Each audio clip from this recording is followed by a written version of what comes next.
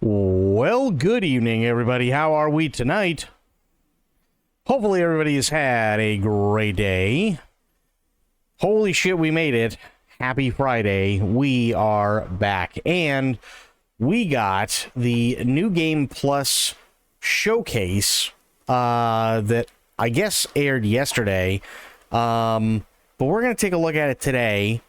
Mostly because I didn't even realize that it was a thing yesterday. I'm gonna have my camera off for this though. There we go. But yeah, I didn't even realize this was a thing yesterday. Go figure. So yeah, we'll check things out, see how things are going. Also, Aelin, Alpa, Bleached, how you guys doing?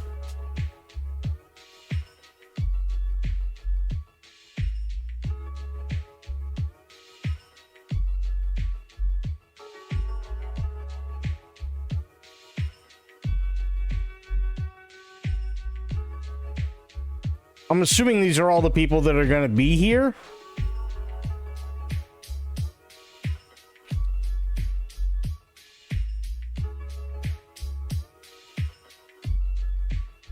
No worries, Bleached.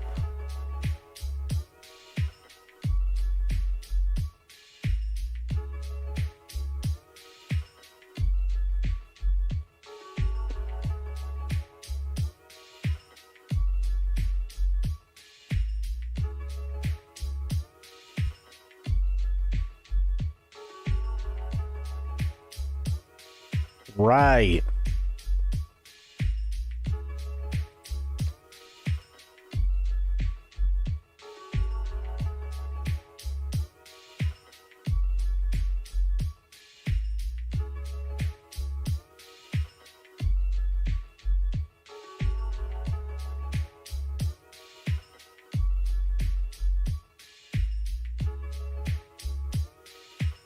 Well, I can confidently say that the only person I definitively know of from the people that they showed is Jake Lucky. That's it. I'm pretty sure I might have seen Luality somewhere before. I know I've heard the name. And that's about it. Other than that, I have no idea who these people are.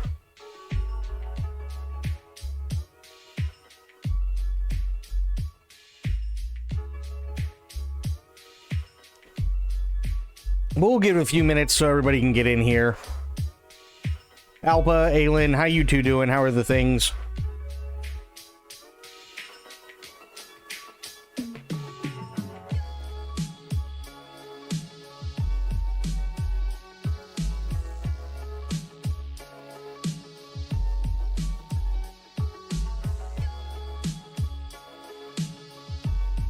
Oh, did she? I honestly have no idea. You are doing. That's fair.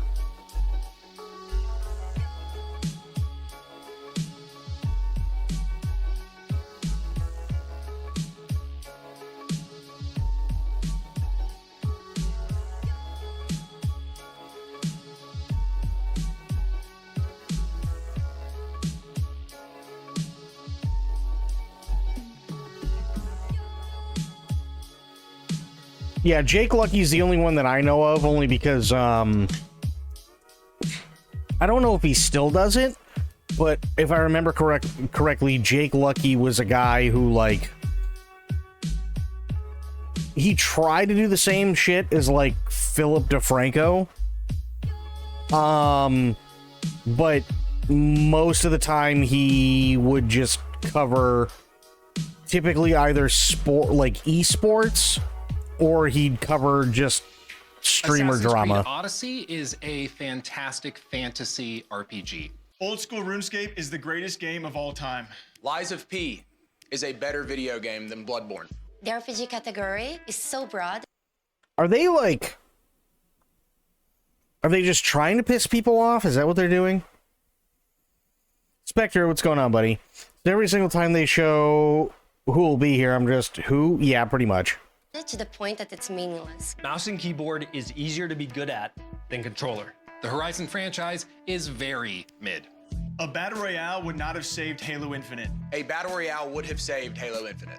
Multiplayer games are held to lower standards because everything you do with your friends is fun by default. If most of our favorite games launched today, people would call them bad. Hideo Kojima writes dialogue like an alien trying to convince everyone else he's a person, and it's bad. Early access is good for video games. Arkham Origins has the best written story in the Arkham series. Nintendo I'm really of the opinion that they're trying to get a rise out of people. You know how like you every once in a while we might have somebody that like pops into chat and they just start saying shit just to get like reactions out of people, and it happens all the time, right? And it happens in most streams. Every once in a while, you'll just have somebody who just tries to give hot takes, and they're trying to be edgy, and they're trying to be controversial. That's what they sound like they're doing. Like, it's not even something that, like, pisses me off. It just, so far, all it's doing is coming off as people trying way too fucking hard. is held to different standards than other companies. Marathon is a more fun game than Arc Raiders. PC or console? PC. PC. PC. Console. PlayStation or Xbox? PlayStation. PlayStation. PlayStation. Your mom. Mouse and keyboard or controller? Mouse and keyboard. Mouse and keyboard. Depends for what. Controller. Single player or multiplayer? Single player. Multiplayer. Single player. Single player. Competitive or casual? Competitive. Casual. Casual. Next. Call of Duty or Battlefield? Battlefield. You bastard. Battlefield. Call of Duty. Ugh. Counter-Strike or Valorant? Valorant. Counter-Strike. Counter-Strike. Apex or Fortnite? Apex. Fortnite. I can't gritty with Master Chief and Apex, so we'll go Fortnite. Whatever. Overwatch or Marvel Rivals? Marvel Rivals. You say neither or neither? I'm from Iowa. Either. Neither? No. You can say, if you pronounce it either way. He said either. Neither. Marvel Rivals. Ooh. That's a good one. Mmm. Yeah, Like, it release just sounds like they're Overwatch? trying to Arc be Raiders edgy. Or Escape from Tarkov? Arc Raiders. Arc Raiders. Arc Raiders. Escape from Dukov. Grand Theft Auto or Red Dead Redemption? Red Dead Redemption. Red Dead Redemption. Red Dead Redemption, Arthur. Mmm. Red Dead. Elden Ring or Sekiro? Elden Ring. Elden Ring. I haven't played Sekiro, but I'm gonna go Elden Ring. Both. Dark Souls or Bloodborne? Bloodborne. Guys, what should I answer? Dark Souls. Dark Souls. No, I'm sorry, Bloodborne. Change my mind. Would you choose which children you love more? Oh. Arcade shooters or tactical shooters? Tactical shooters. Tactical shooters. Arcade shooters. What? Battle Royale or Team Deathmatch? Battle Royale. Battle Royale. Battle Royale. Baldur's Gate 3 or Expedition 33? Baldur's Gate 3. BG3. Expedition 33. Baldur's Gate 3. Witcher 3 or Cyberpunk? The Witcher 3. The Witcher. The greatest game of all time, The Witcher 3. Yes. Both. Witcher. Skyrim or Fallout? Fallout. Oh, that was her, Alpha?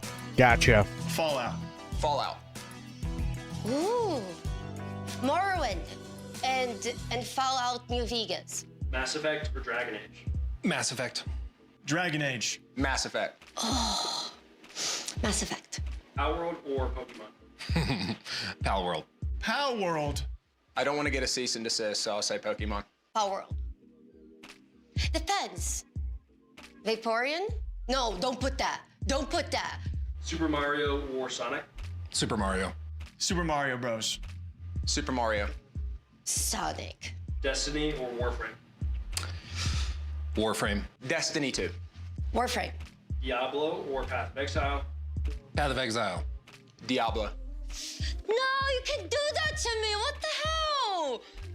Oh, man. Diablo is my childhood. Path of Exile is a lot better now. Ah. Breath of the Wild or Ocarina of Time? Breath of the Wild. Ooh. I have a long story about Ocarina of Time. Pass. Ocarina of Time. Roguelikes or Metroidvanias? Roguelikes. Roguelites. Metroidvanias. I love both. Roguelite? Metroidvanias? Castlevania. Achievement hunting or multiple playthroughs? Multiple playthroughs. Multiple playthroughs? Achievement hunting. People who only play games for achievements are so low on my totem pole. What was this? Sorry. Achievement hunting or multiple playthroughs? Multiple playthroughs. All right, you're good. Sorry. Assassin's Creed Odyssey is a fantastic fantasy RPG. Old school RuneScape is the greatest game of all time. Lies of P is a better video game than Bloodborne. The RPG category is so broad to the point that it's meaningless. Mouse and keyboard is easier to be good at than controller. The Horizon franchise is very mid. A battle royale would not have saved Halo Infinite. A battle royale would have saved Halo Infinite.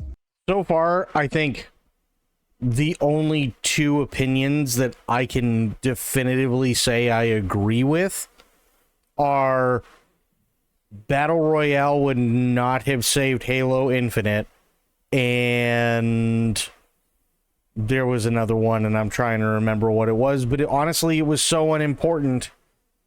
Like, the hot takes thing is just like, what is going on? Multiplayer games are held to lower standards because everything you do with your friends is fun by default. If most of our favorite Wait, she said multiplayer games is held to a lower standard because everything you do with your friends is fun by default. No. games launched today, people would call them No, bad. it's not Hideo my stream, Kojima Spectre. writes dialogue like an alien trying to convince everyone else he's a person, and it's bad. Early access is good for video games. Arkham Origins has the best written story in the Arkham series. Nintendo is held to different standards than other companies. Marathon is a more fun game than Arc Raiders. Wait. How is Nintendo is held to different standards than other companies a hot take? How is that even remotely close to being a hot take? That's literally just the truth. PC or console? PC. PC. PC. Console. PlayStation or Xbox? PlayStation. PlayStation. PlayStation. Your mom. Mouse and keyboard or controller? Mouse and keyboard. Mouse and keyboard. Depends for what. Controller. I agree. Single player? Depends on what. Single player. Multiplayer. Single player. Single player. Competitive or casual? It would be a hot take to people who blindly hate on Nintendo. No, it wouldn't. It's still just the truth. They're held to different standards regardless. That's kind of the whole point. They've always been held to different standards. They were held to different standards when it was Nintendo versus Sega. They were held to different standards when PlayStation came on the scene. They were held to different standards when Xbox came on the scene. They've been held to different standards since the very, very, very beginning. Like, they've always been that way. And why? Because Nintendo is one of the few gaming companies that you can point to that, for the most part, publishes and develops every single game that it has. Or I should say, almost every single game that it has, right? If you look at all the games that Nintendo publishes for their consoles, 99% of every single game that is on one of their consoles is done through, especially nowadays, done through them. They typically don't have a whole lot of partners or in-house development companies that they purchased or anything else anymore. They've always been the different one. Competitive. Casual. Casual. Next. Call of Duty or Battlefield? Battlefield. You bastard. Battlefield. Call of Duty. Ugh. Counter-Strike or Valorant? Valorant. Counter-Strike. Counter-Strike. Apex or Fortnite? Apex. Fortnite. I can't gritty with Master Chief and Apex, so we'll go Fortnite. Whatever. Overwatch or Marvel Rivals? Marvel Rivals. You say neither or neither? I'm from Iowa. Either. Neither? No, you could say, you pronounce it either way. He said Neither. Marvel Rivals. Ooh, that's a good one. Mmm. Like release Overwatch? Arc Raiders or Escape from Tarkov? Arc Raiders. Arc Raiders. Arc Raiders. Escape from Dukov. Grand Theft Auto or Red Dead Redemption? Red Dead Redemption. Red Dead Redemption. Red Dead Redemption, Arthur. Mmm. Red Dead. Elden Ring or Sekiro? Elden Ring. Elden Ring. I haven't played Sekiro, but I'm gonna go Elden Ring. Both. Dark Souls or Bloodborne? Bloodborne. Guys, what should I answer? Dark Souls. Dark Souls. No, I'm sorry, Bloodborne. Change my mind. Would you choose which children you love more? Oh. Arcade shooters or tactical shooters? Tactical shooters. Tactical shooters. Arcade shooters. What? Battle Royale or Team Deathmatch? Battle Royale. Battle Royale. Battle Royale. Baldur's Gate 3 or Expedition 33? Baldur's Gate 3. BG3. Expedition 33. Baldur's Gate 3. Witcher 3 or Cyberpunk? The Witcher 3. The Witcher. The greatest game of all time, The Witcher 3. Yes. Both. Witcher.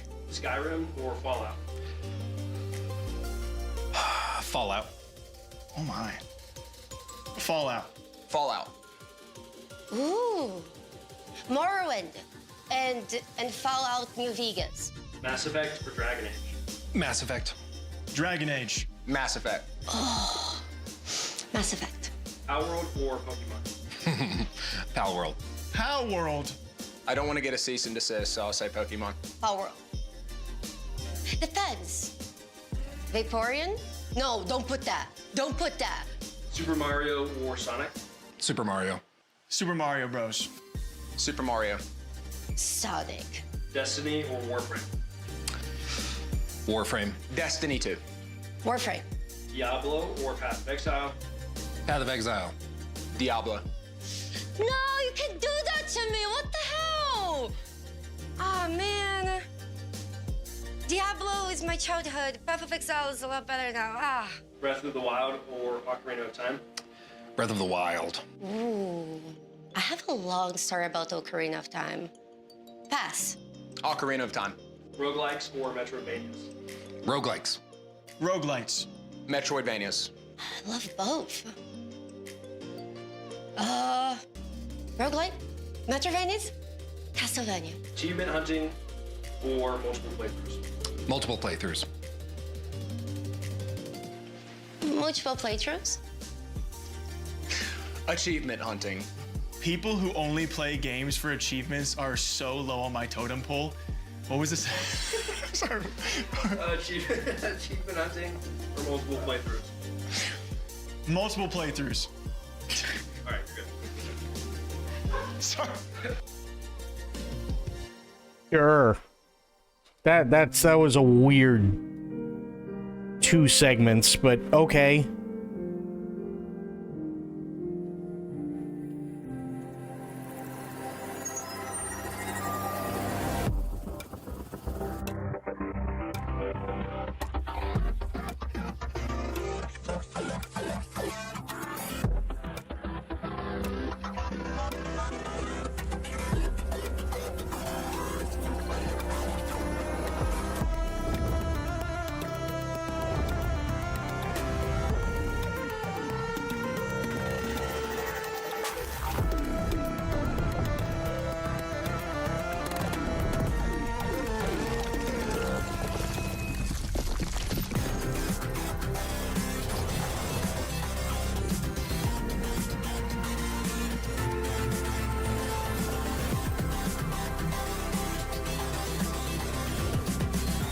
Okay.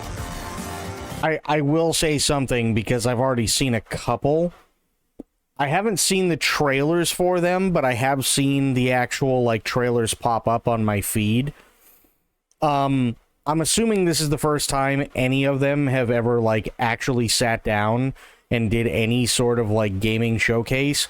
So I'll give them a little advice for free.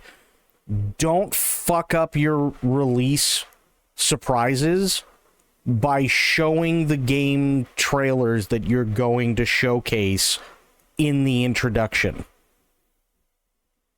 That's absolutely stupid.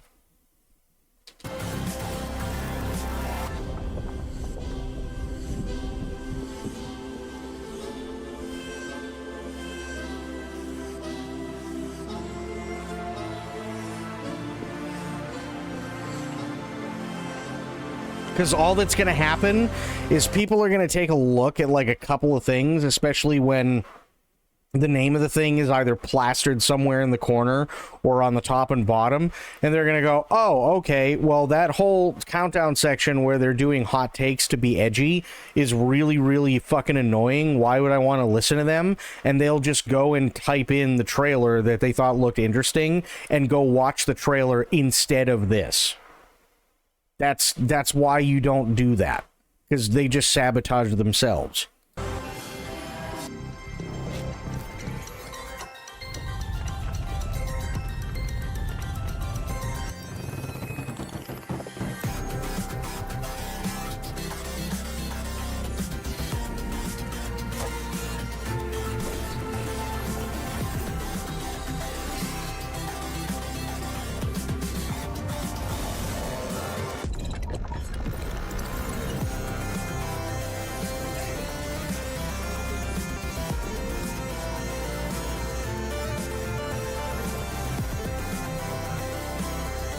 Maybe better internet and reset it. So hopefully that'll help. Sounds good, Bleached.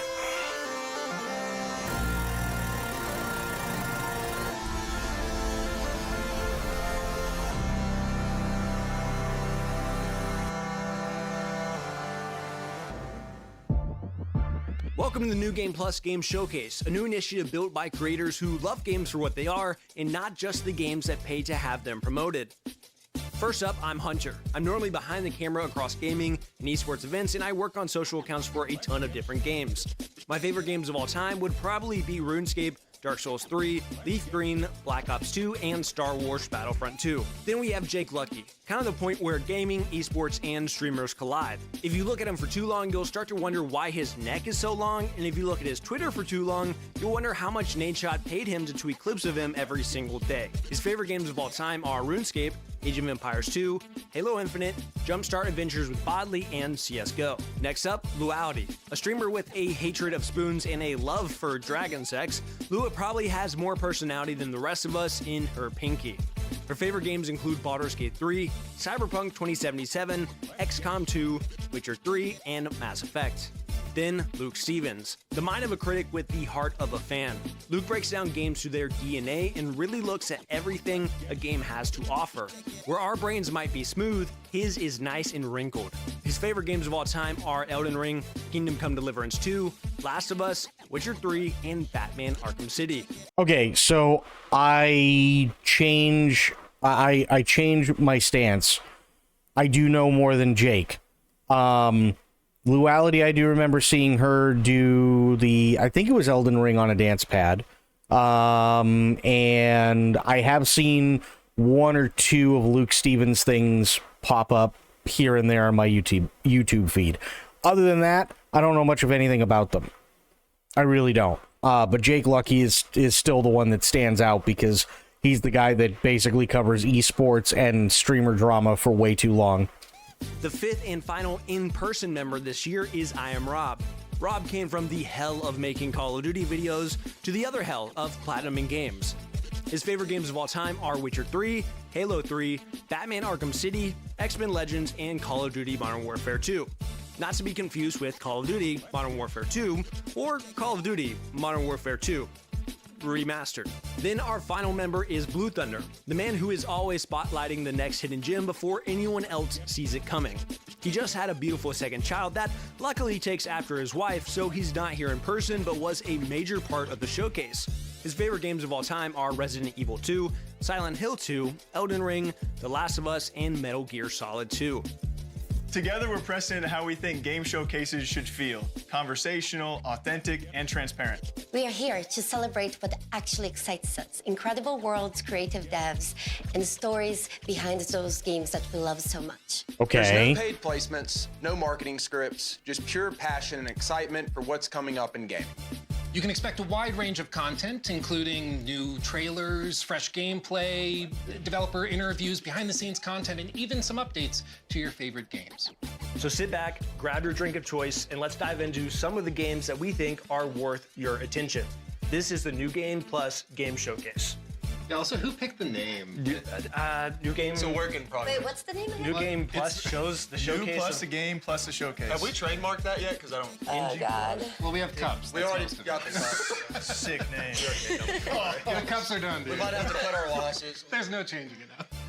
Cheers. Perfect. I like it. And it's great.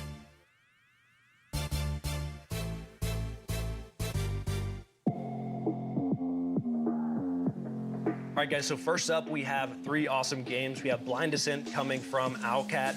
We have Deep Dish Dungeon coming from Behold and Raw Fury, as well as an exclusive interview with the Don Walker creative director.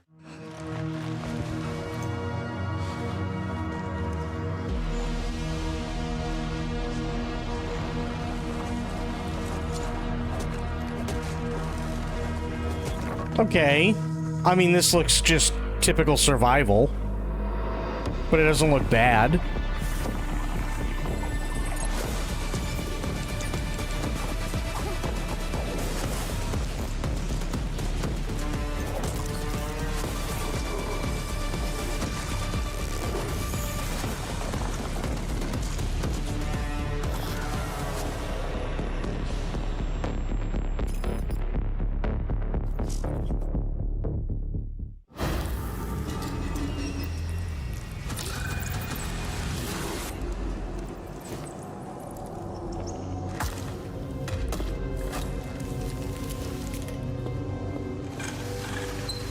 Okay, this looks kind of interesting.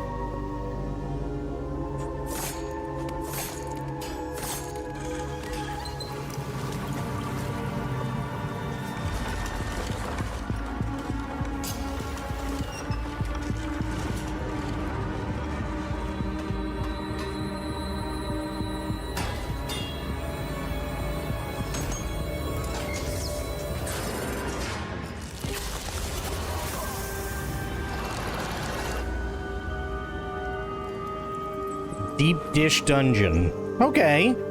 That doesn't look horrible. Medicine, what's going on, buddy?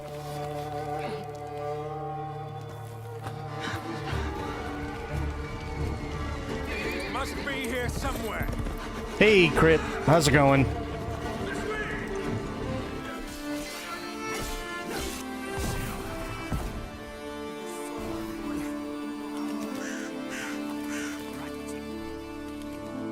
A Dawnwalker is like a special kind of being in our IP. It's neither fully a vampire nor a human. It's something in between. What this means is basically that you, as a Dawnwalker, you have underwent a transformation. You used to be human. And now, during the nighttime, you do get all the powers and the difficulties of being a vampire. So you get the blood craving and so on. But during daytime, these powers are dormant and you still have to eat. You have all the weaknesses of a human, right? But also the perks of being human. One of the things that is unique to humans in our IP is being able to use magic, so casting spells. The Dawnwalkers are not very commonplace in that IP. They are very, very rare, rarer than vampires. So you as a Dawnwalker are kind of special in this regard. I would say the short-term things that have immediate impact on the character development are you have to feed on, you know, either animals or humans on blood suddenly, right? So you get these cravings, you get these like weird, eerie experiences that you didn't have as a human. Brentsis and his clique of vampires actually caught him on his low point when he was vulnerable. He has used a specific traits of vampiric blood in order to cement his position in the valley. Because, you know, as you might imagine, having a bloodsucker as your lord might be a tough sell. However, if the alternative is getting sick and, you know, dying in thousands, actually it doesn't sound as such a horrible thing. He tries to kind of distort the religious beliefs in order to install himself as a savior of the valley. We do explore this in the game, so you might see, like, for example, statues erected to Brentsis, new iconography shown in the local cathedral, for example, and in the castle and so on. There is this whole cult of personality he builds around himself. So he basically shows himself as something better than the old order, right? We do have a mechanic tied to shrines that are erected across the valley, and Brentsis puts a lot of attention to kind of twist them to his own image, and these do have a functionality. When you play the game, we have assigned specific functions to them. Generally speaking, one of the things we wanted to achieve in this game is to have Brentsis being this active antagonist. You know, in a lot of games, the antagonists are out there to be defeated, but generally speaking, you have free reign, you do your own thing, and it doesn't really, you know, change much in how they approach you. In this game, what we wanted to do is to have Brentsis react to your actions as you know, complete different activities throughout the valley, as you maybe undermine his operations and so on. It's kind of like his seal of approval. Exactly. So it's like, so basically the way you can think about it is like the more you do in the valley, especially if you undermine Brentsis, you will gain notoriety. The more notorious you are, the more edicts Brentsis will pass in order to thwart you. So for example, he might send out more soldiers to patrol roads and villages, right? He might, in some extreme cases, maybe even initiate a lockdown of the city to basically hamper your ways of traversing it, right? There is a number of these edicts we have prepared, and each of them is designed to kind of twist and change the general open world gameplay. It also has benefits. There are factions in the valley that dislike Brentsis, so the more notoriety you gain, you know, the better standing with them you get, like they actually like that. There is a number of plot lines that you can follow if you want. You can also cut them off because we have added these systems where, for example, you might lose control over Cohen when he's a vampire if he was hungry. You might kill off some important NPCs, and then the plot line just cuts off basically, or you get some alternative version. There are some ways to enter the castle in the open world. You can ignore these side plot lines. You can level up Cohen and decide to attack the castle on your own, right? Out of curiosity, is there romance in the game? Romance, yes, of course. We do have romance options, yes. We didn't delve deep into like with whom yet. Okay. The only thing I'm getting from so far, the only thing I'm getting from this interview is the longer you play the game, the tougher it gets.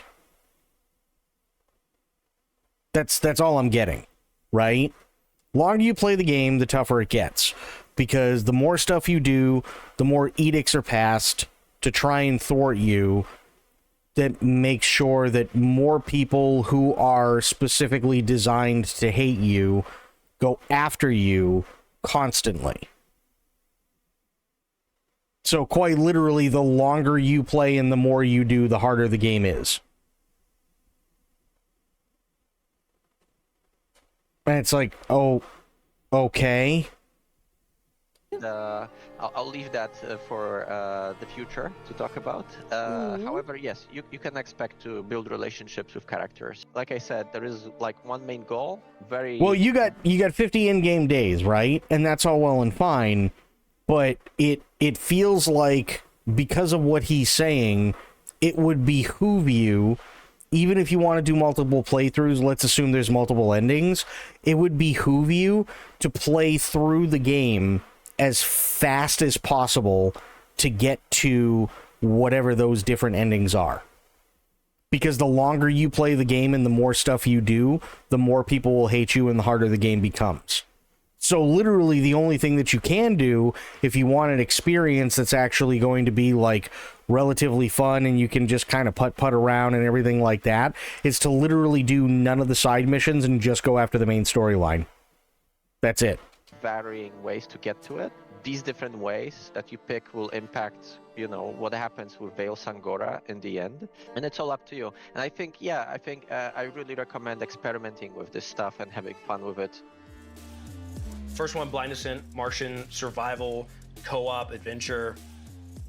Gives me Subnautica vibes, and in the best way possible. I really like it, but like more with land exploration, which is really cool. I honestly can't wait to try it. We're also going to see a lot of survival games today. So I think it all comes down to what the ultimate depth of the game is. But my first thought when I saw Martian land was No Man's Sky. That's obviously like maybe a reach for expectation-wise, and definitely a tall task. But when I heard Martian, I thought No Man's Sky-esque. Like you said, a lot of survival games, but I think it's... Dawn Walker could be fun, but IMO not sure. I think that's kind of the thing. And I'm not saying that the game won't be fun, but I feel like anybody who's talked about it previously or is trying to talk about it hasn't necessarily done the best job with like bringing about why it's worth playing, because they're trying to like talk too much about all these different systems and all these different things and so on and so forth. And hey, all the different systems are cool, but at the same time, if you're not focusing on what the main gameplay is and you're more focused on trying to go, oh yeah, no, we have this total open world and you can do all these things, and depending on how much you do them, then there's this edict system that comes into play, and depending on which edicts pass, because of, you know, they're all dependent on what you do, some things are going to get harder and you may come across different factions and this, that, and the other thing, which may or may not help you, and other factions which definitely won't help you. And then on top of that, you still worry about hunger because you're a human, and then on top of that, at night you have the vampiric powers and you still have to drink blood, but you have the choice of drinking animal blood or human blood. And if you drink human blood, especially when you're in a fight, you get to tell people to, it's like, it's just word salad. It's literally just literal word diarrhea. That's what it feels like.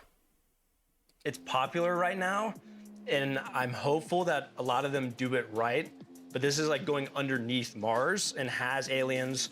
It looks interesting. I like it. I'm intrigued about the variety of ecosystems and aliens and plants that they bring up. Well, like you said, it's popular right now because people like them, and so I have no idea why the video did that. But for me, it's usually the vibe, and this one has a vibe. Yeah, it's a good vibe. That's why I wonder how that gameplay loop goes. Like, how far down can you go? What kind of biomes are you experiencing as you continue to go down? And like you said, with survivals, we see like a lot of the same loops. So how can they? Are there trees you can cut? Yeah, like again, we're gonna talk about it a lot, but if you can cut a tree down, I'm good for survival games. I'm like at that point. I'm the target. I'm the target audience. Then we have Deep Dish Dungeon, co-op dungeon crawling, a survival game, handcrafted dungeon. You gather resources, cook to strengthen your party. You can party up with friends. I'm excited for it. Speaking of vibes, this thing is a vibe. Who are these people? Jake Lucky is a guy that got famous on YouTube for, I guess you could say, trying to take himself seriously, by kind of being like the next Philip DeFranco, but focusing solely on esports and streamer drama. Luke Stevens, I guess, has some decent stuff on YouTube. I've seen a couple of his videos pop up in my feed. I think I've actually watched 2 of them, where he's got a couple of different opinions that are no different than anybody else who has like a middle of the road opinion. Luality beat Elden Ring on a dance pad. I guess that's how she got famous. There's another guy who's literally like behind the camera, and yeah, that's about it. There's another guy who just had a baby, so he's not here.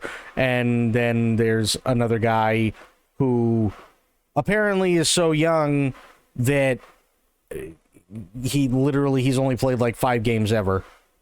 Like, I don't know what you'd call that art style, but whatever it is, like injected into my veins. Retro, right? It's like pixel art, but then they also have like some It's voxel not type tech for. It's not Oh God.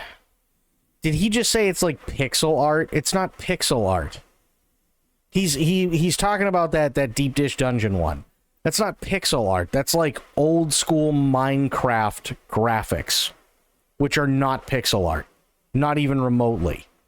for digging and breaking things. I don't know, whatever it is, I like What's it. voxel type tech? Okay, so when Luke said voxel, that's big word count number 1 of the day. When I see that, I'm very basic. I'm like, that's got to be some form of pixel art, which is definitely coming back. I feel like we're seeing more games kind of pull back that old view, that old like Minecraft pixel art, whatever you want to call it, voxel view. I will be honest with you guys. While you guys are talking about pixels, I'm thinking I hope I can kill my teammates in funny ways. So sure, we'll go for the pixels. Yeah, we were watching the trailer together, and the first thing she was saying was like, hey, how do I kill those I'm with? I mean, I have to imagine it's a dungeon crawling game about cooking in the dungeon. Surely you're gonna be able to accidentally poison yourself. Do you think you can get like bad ingredients on purpose to murder your? I bet you're. I bet you're gonna have to Why find are out. you going there? So I wonder though, with it being like in dungeons, like if they're gonna have an in-game proximity chat kind of thing. Actually, you know what? It's a really good question, but I have a really good answer. Because that dude like looked at her and he goes, "Why are you going there? Why is she going there?" Actually, really simple answer. Because she's got content brain. And it's really, really fun content to be able to go into a game where you're supposed to be cooking, but there's also like poisonous stuff and so on, and it's supposed to be team-based, and it's really, really funny when you have somebody who either A, unintentionally, or B, intentionally fucks with people. That's why. Like, I don't understand how that guy doesn't get it. It's one of my favorite things in games like this when you're like walking through and you can hear your friend off in the distance. I wonder if they'll do something like that. The Lethal Company effects where they're like, It looks like a you can game hear that's them meant to screaming. be Like enjoyed screaming, with right. friends, for sure. Yeah, like at least Me and Jake gonna be in their edition in that dungeon. like at least a co-op. He's across the world. I'm like, Rob, you there? I'm dishing, baby. I'm dishing. I'm dishing. Making Can you bring the carrot? What are you making? Lasagna. Yeah, no, but it looks very promising though. Next up, we have Dawn Walker. Lua had a crazy conversation with her creative director. Single player, vampire, RPG. It looks incredible. I think the 30-day system is awesome and, like you said, gives weight to things. And then the whole, like, there's so many decisions you can make. What I find really interesting about the game is that Cohen, the protagonist, is half vampire, half man. And even though, like, all of that sounds great by itself, there's even another layer where at night, of course, he can use vampiric abilities that he doesn't get to use during the daytime. His combat's different. He's not using a sword, he's using claws. And then in the daytime, of course, there's NPCs walking around and there's, you know, maybe patrols going around. Wow, so what you're saying is that it's basically medieval Blade. That's, wow, holy original idea. There at night, but then there's different ones at night. So And you can use magic as human. You can use magic as a vampire. Yes, and basically what they're trying to do is to not just have the time be an element of certain actions to take it forward, but also whether you're playing in day or night, quest lines play out completely differently because people are in different spots. I don't care whether Blade comes from actual lore or not. That's not what I'm saying. What I'm saying is that this guy is passing off these ideas as if they're wholly original, and they're not. That's the point.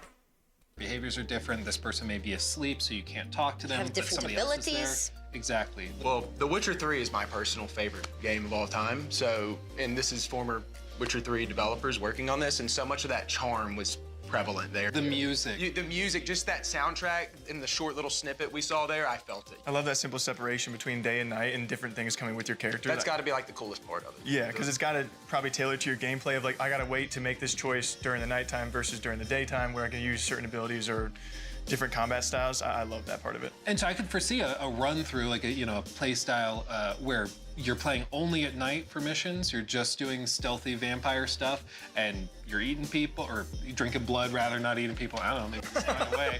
But Whatever you know, you want. the dark run through versus like the light run through in the daytime, the vegan run through. The vegan run through. Which has one of those vegan sped run, Don Walker. Yeah, vegan achievement. Sponsored by Beyond Meat.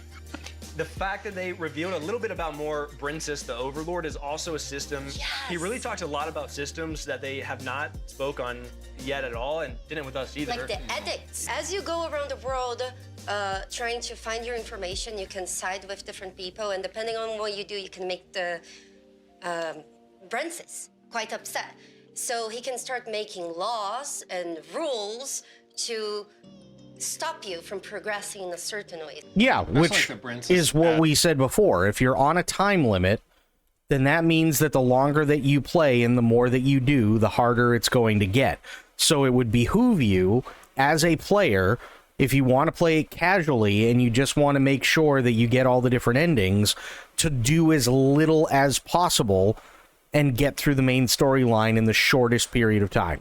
As an antagonist is not just like pure evil, doing all sorts of horrible stuff. Like he is helping the people in some ways in order to, get control of them, but he's like curing them of the plague. Like he offers them something they aren't getting elsewhere. So he's doing bad stuff, but there's nuance. And that typically makes for really, really good stories. Harder choices to be made, perspective, and never a clear-cut good or bad. Yeah, because I bet you there's gonna be a moment where it's It's like one you of could the stop charms. it, like his influence in an area. That means they're gonna die of the plague. So it's like, do you let the bad guy do the thing that you're trying to stop him to do, or? And it's also about perspective. Well, they had an interview, I think about a year ago, that went better than the one that they just did.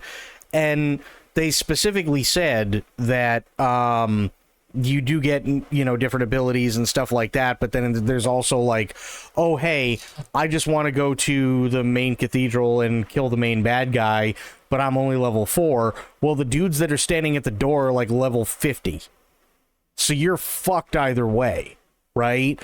Like, if you try and go in as fast as you possibly can, you can physically do it, but you may be spending the better part of 4 hours trying to kill one guy, right? But that still doesn't take away from the fact that you still, by the way that everything has been described so far from these guys, you still want to play as casually as possible so that the bad guys make the least amount of decisions possible against you, so that things don't inevitably just become so difficult that you might as well just be playing everything on hard mode. These people were ruled by a very tyrannical leader before. So even though Brent is a vampire to them, he may as well be a savior, right? For the next section, we have 3, again, I'm gonna have to not say incredible games every single time, but we have Prologue, Go Way Back from PlayerUnknown, Beautiful Light from Deep Worlds, and Project Shadowglass from Starhelm Studios.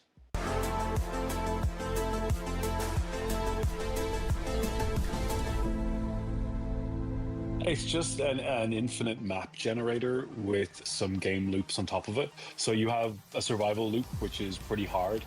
Get to the weather tower, we give you a map and a compass and not much else. Some basic survival mechanics, and it's a game against yourself more than anything else, and kind of the decisions you make. Then we also have just Objective Survive, which is just see how long you can last in the world. Okay. And Free Roam for those that just like a hike. The differentiator, or the thing that makes a difference, is that we can generate essentially infinite maps of 8x8 scale. Like, we have a map. I mean, I'll be honest, those different playthroughs, if that's all you want your game to be, I don't think that's a bad thing.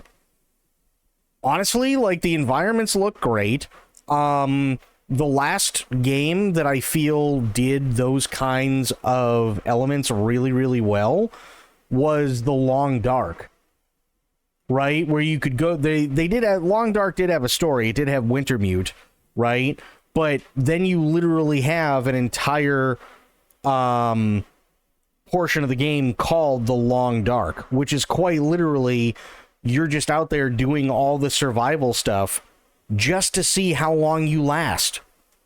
And a lot of people really, really, really love it. are in the game and stuff like that, but we want to be able to give you the ability to give a deep link to someone. So I can just send you like a HTTP link that starts up the game, loads a map and a seed, and I can share stuff I've built with you with just a link, right? So that's cool. Go Way Back is just, it's a technological experiment or proving some technology we've developed. It's no longer an experiment, it's in production, so it works. But it's also going back to my love of survival games and those kind of emergent, I'm not giving anyone missions to do, it's just get there, and how you get there is fully up to you. Basically, if you play the same seed, you get the same weather, I'm pretty sure you get the same cabin layout, and you maybe get the same loot.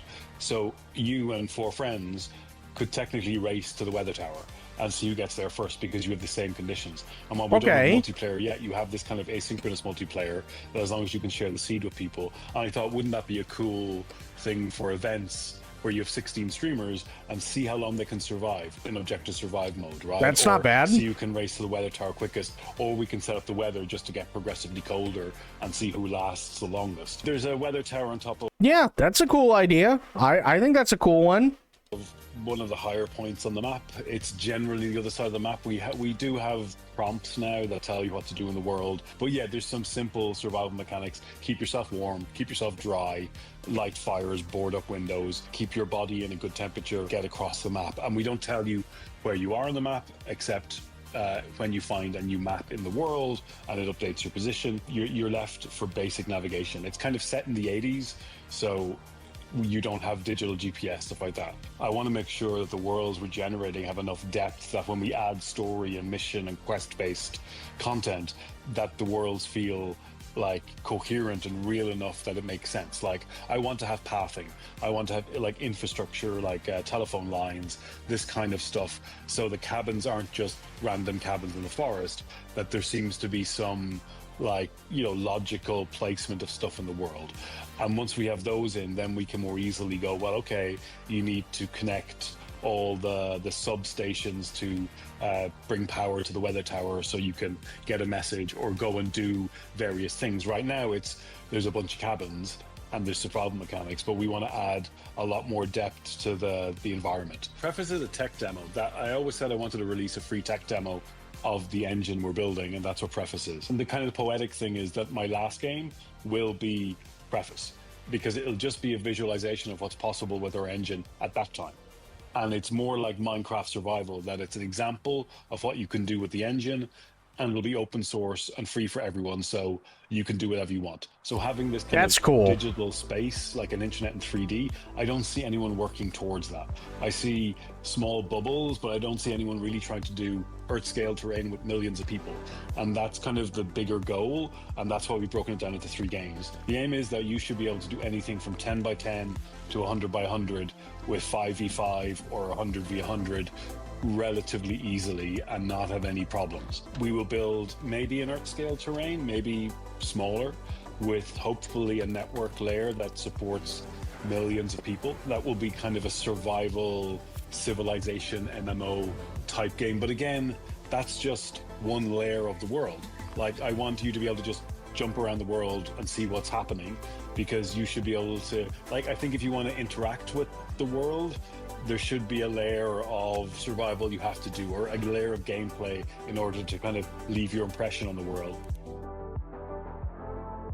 Okay, I don't mind that. That sounds pretty cool. Quebec Charlie to Quebec Romeo Foxtrot. Did anyone ever play an 8086 game that was survival? What I don't understand the question, Crit. Your location report. We are monitoring you in the operation zone. Good luck. Over.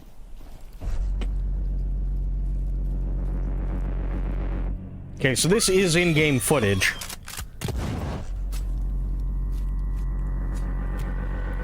Oh no, it's all good, dude.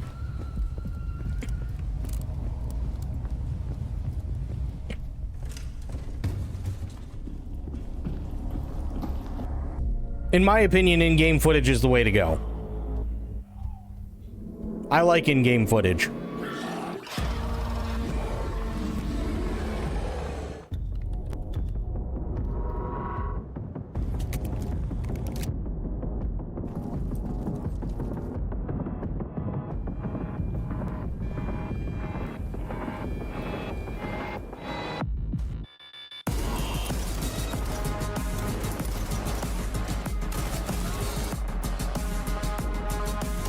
Okay, so far, this to me comes off as a cross between Stalker 2 and GTFO. And maybe a little Hunt thrown in there.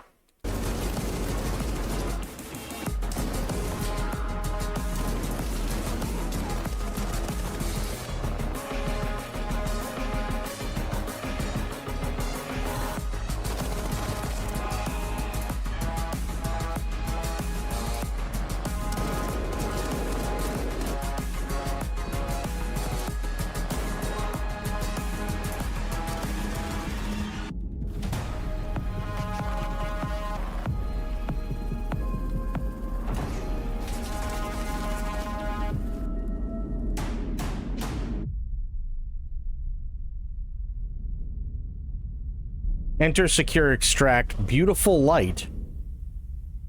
Okay, looks interesting. In a world where pixel... I'm gonna be honest, this looks cool. You typically don't see games within this art style in first person, so I like this shot. Were once only 2D. Now, they're 3D. Oh, I'm just with you. I'm Dominic John, the dev behind Project Shadowglass, a 3D pixelated RPG that's a love letter to classic immersive sims like Thief and System Shock. Okay. This video is a series of prototype rooms that I've been working on some of the core systems in.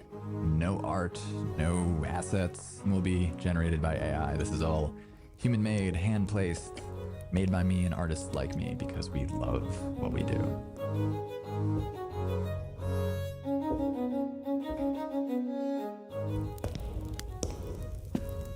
This looks cool.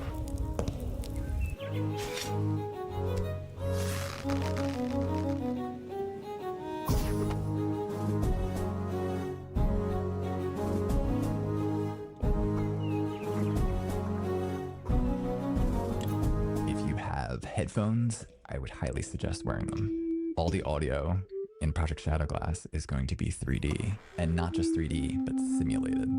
The music emanating from this orb is going into the left ear and the right ear, but as I change the size of the space, you can hear the character of the sounds change.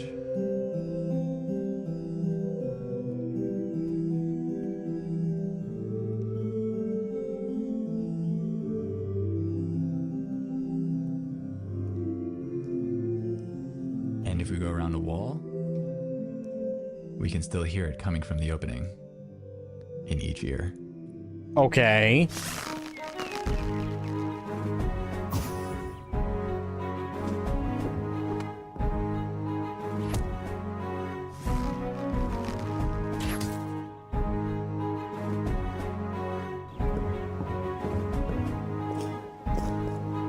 I actually think that's cool though, doing ray tracing with sound. It's creative, and I can't think of one other dev that's ever done ray tracing for sound. I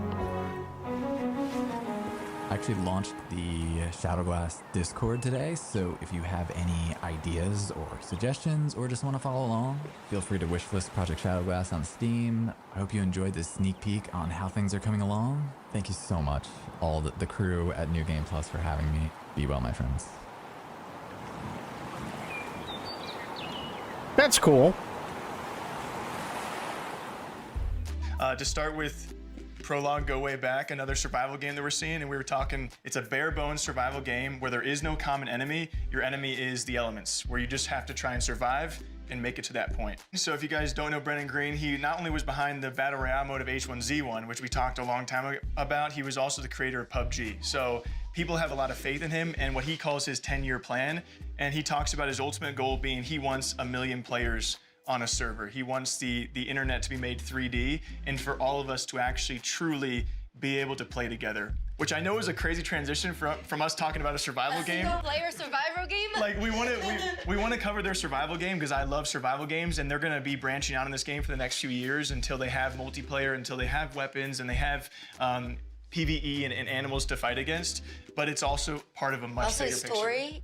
He mentioned they will be adding also a story to the Things to world. do, yeah. Yes. That's got to be like one of the most ambitious projects out there right now. Yeah, I mean, it's crazy What's to so think funny about. about him is that he's like, yeah, I want like millions of players to be playing together on like a gigantic map, but you know, not to undersell it. Shoot for the stars, brother. Shoot for the stars. No one's done that yet. Next game we talked about was Beautiful Light by Deep Worlds SA. That's a PvPvE tactical extraction shooter. There are 6 3-person squads, and there's also a lot of anomalies and monsters and stuff that we saw. Okay, so yeah, I was right. Hunt is definitely in on that formula.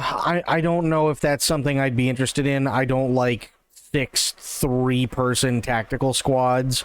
I know that a lot of people really like Hunt, and I think that's cool. But PvPvE just isn't my thing, if that makes any sense. And it looks like I'm gonna be scared. It looks very scary. I mean, I appreciated that it was very immersive. Like he had Yes. the sort of Pip-Boy looking thing over there. Yeah. And speaking of big words, I actually looked up what that's called. It's called diegetic UI. Oh, did you say diegetic? Diegetic. Thinking the same. Diegetic. Write that word. But it's really, really cool in games like this, especially because Oh, wait, I get the joke, because streamers and content creators, there's no way they could ever use diegetic in a sentence. Because they're stupid. Ha ha ha ha ha ha ha ha ha.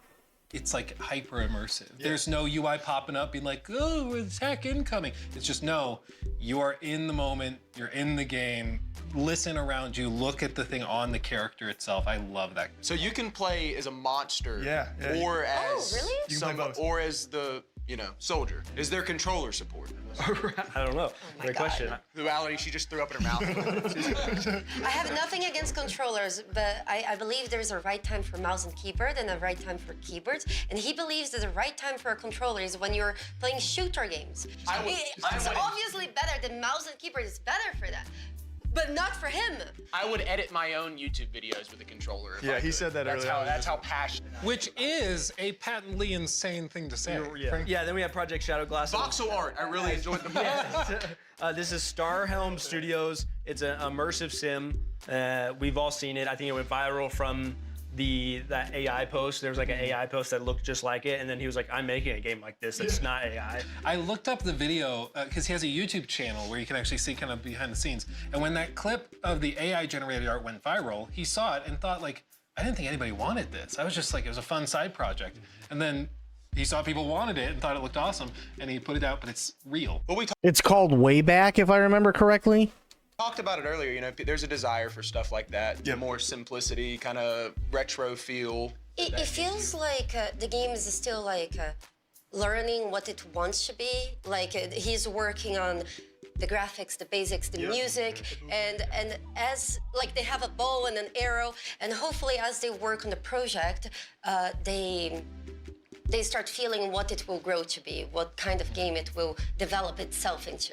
Yeah, my understanding is right now it is just Project Shadow Glass, and it's going to eventually become like Yeah, a video Prologue, game. Right go now, way it's back, just yep. Kind of proof of concept that the art works, the crazy math behind it works, and like it can grow to a game, but it's certainly very, very Well, I wish him nothing but success. Yeah, he seems like because it seems like I awesome just dude. love a good passion project. You can tell there's a lot of heart in that. And I feel like I initially, like everyone else, why I went so viral, I got attached to that same artwork, but then when he further explains and shows you some concepts that you weren't expecting out of a game with that artwork or that design, when he's showing that you said the R6 lean in there. And Oh yeah, that threw me off. The little bow it's like, behind. whoa. Is that a Rainbow Six You threw that, Siege? you threw that in there, and then of course they got the wall grapple, and then with The fact that he goes, is that a Rainbow Six Siege lean?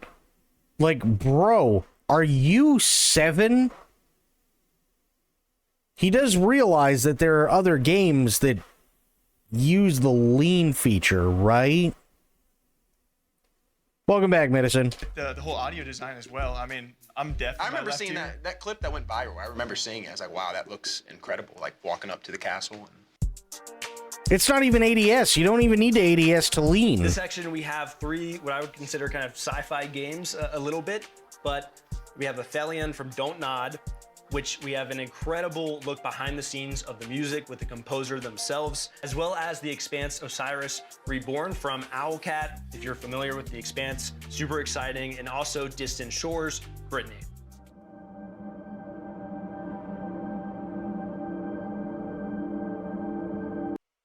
Yeah, lean was way, way, way before. Yeah, leaning left and right. I mean, using Q and E to lean.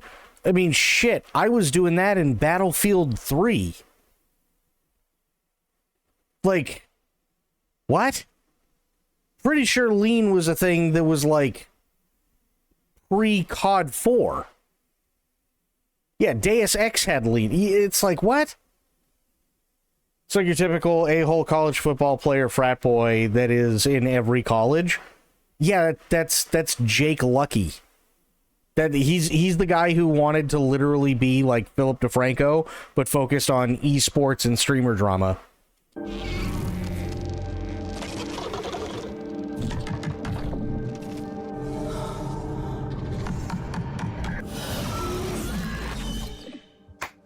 My name is Amin Bouafa. I'm a film music composer. A musical journey. Okay, I'm interested. I am the composer for Aphelion, the video game. I remember having a message from Talal saying that he loved the score of Summit of the Gods and they are working in a new video game and inviting me to come to the studio and to meet the team. It was very important for me to understand how the music would be interactive. So how to compose, how to write music that would be interactive with models, with stems, with separating the different 2008 was when the original Deus Ex came out, I think in like 2000.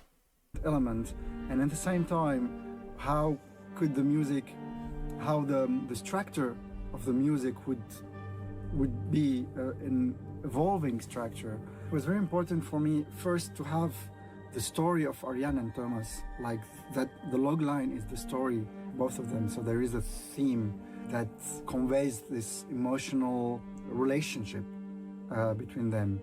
And then the frozen aspect of the music. I mean, for me, it was very important first to feel the cold in the music, to feel the wind, to feel the ice. It's an instrument that had been invented by the Bachet brothers in the mid-20th century. For me, it looks like an alien instrument. When you see it, cannot even predict that it's a musical instrument. To play the instrument, you need to get your hands in water. Yeah, it's like a glass harmonica. And then rub crystal buttons that are in this metal structure. Yeah, it's like a glass harmonica, except you don't have glass bowls that you have to press against that can literally shatter and just like cut your hand off. That's basically it's literally just a glass harmonica that's using instead of doing it the way an harmonica does, it does it more like the way a xylophone would work. But still you're using water, and you're using probably glass or crystal. Convey this frozen identity of the score, and at the same time having this magical. Yeah, in order to make it work, what you have to do is you have to have water on your fingertips and your hands. Because think of it like the wine glass, right? You want to have a wine glass make that sound, especially if it's crystal. You wet your fingertips and then you rub the rim of the wine glass at a certain speed, and the vibrations will pick up, and then it'll make whatever sound is needed. It's the same kind of idea, right? And that was the idea that the glass harmonica had. Problem with the glass harmonica is that it's also a belt driven thing, and it's all these different like glass bowls. So the problem is is that you have to put enough pressure on all these different bowls in order for the vibrations to work the way that they're supposed to. But if you put too much pressure on it, now you have literally a belt-driven meat grinder that has just taken off your hand because the glass shatters at like 350 miles an hour. Sense of in the score.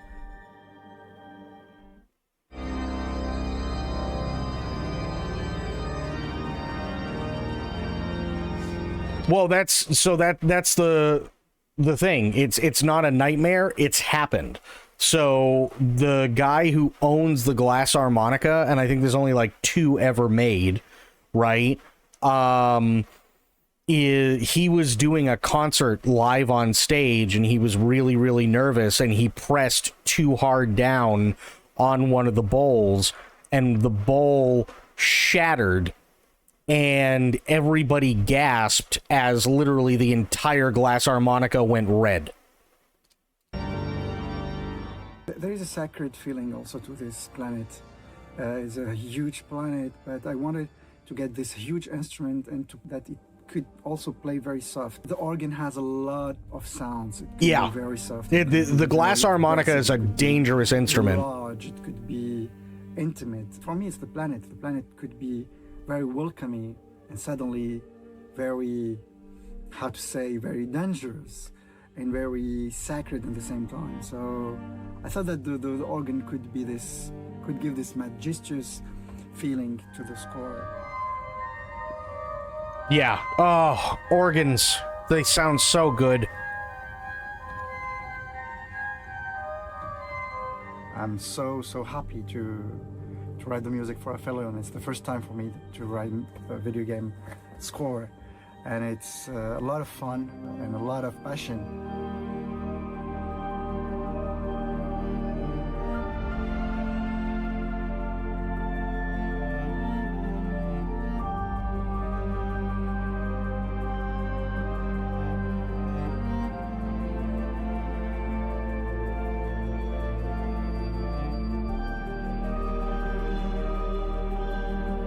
No, this looks cool.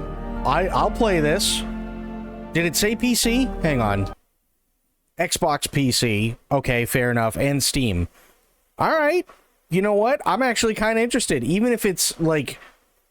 from what I've seen, because they haven't shown much in terms of gameplay, but just for the music alone, and the musical creativity, I'd play this.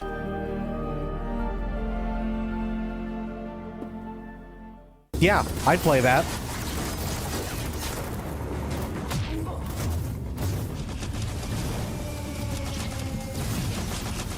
Here's The Expanse. We had some discussions at the early stages of the production, to be honest, whether to go fully class system or something else. And again, we started with sitting down and lining up what are possible ways that the player might perceive the game. The power fantasies, how he can express himself in combat. So he might want to be a sniper, he might want to be a hacker, maybe an engineer, something else. As we designed those play styles, we thought how to mix it up a bit, how to let player to experiment with what he encounters during the game. So, for example, when he finds a neat shoulder cannon, as we've shown in the announcement trailer, even if he's a sniper, he might want to experiment with that. Why not? It fits the universe, it fits the playstyle. He might want to see how it works. And so we decided why not to give him the possibility to do that. That was the idea behind the playstyle. So playstyle is basically the starting preset that kind of gently guides you towards the certain direction of your power fantasy of how you play the game. Okay. At some point, the player will need to commit to his choices. So again, it's an important part of the choices system, you know. If you just can switch everything on the fly, that kind of makes your choices less important. So at some point you need to stick to particular guns, particular gadgets, and you just build around them. We give you some time to experiment, but you will need to commit. During the character creation, you will have to choose between three major factions. Your origin, so you will be either Belter or Earther or Martian. Okay. Facial customization, appearance, you can choose your body type.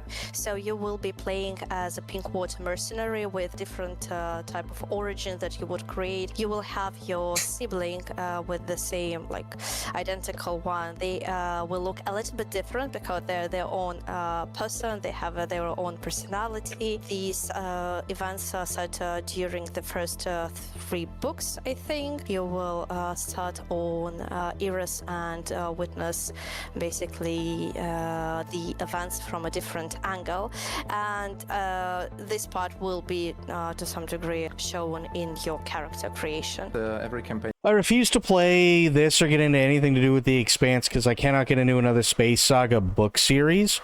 Honestly, The Expanse for the TV show was really, really, really good. I had a blast with it. It was, with the exception of the last season, but I think that's because they were trying to like wrap everything up.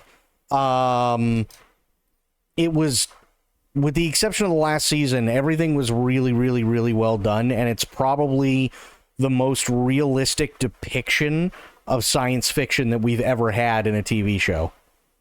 And should belong somewhere in the universe, and they have their own background consisting of their affection and their acquaintance. They have some background story, their own struggles. All this stuff will influence how they perceive the situations, player encounters. So there's nothing wrong with that. I honestly, like, there's not a whole hell of a lot of books.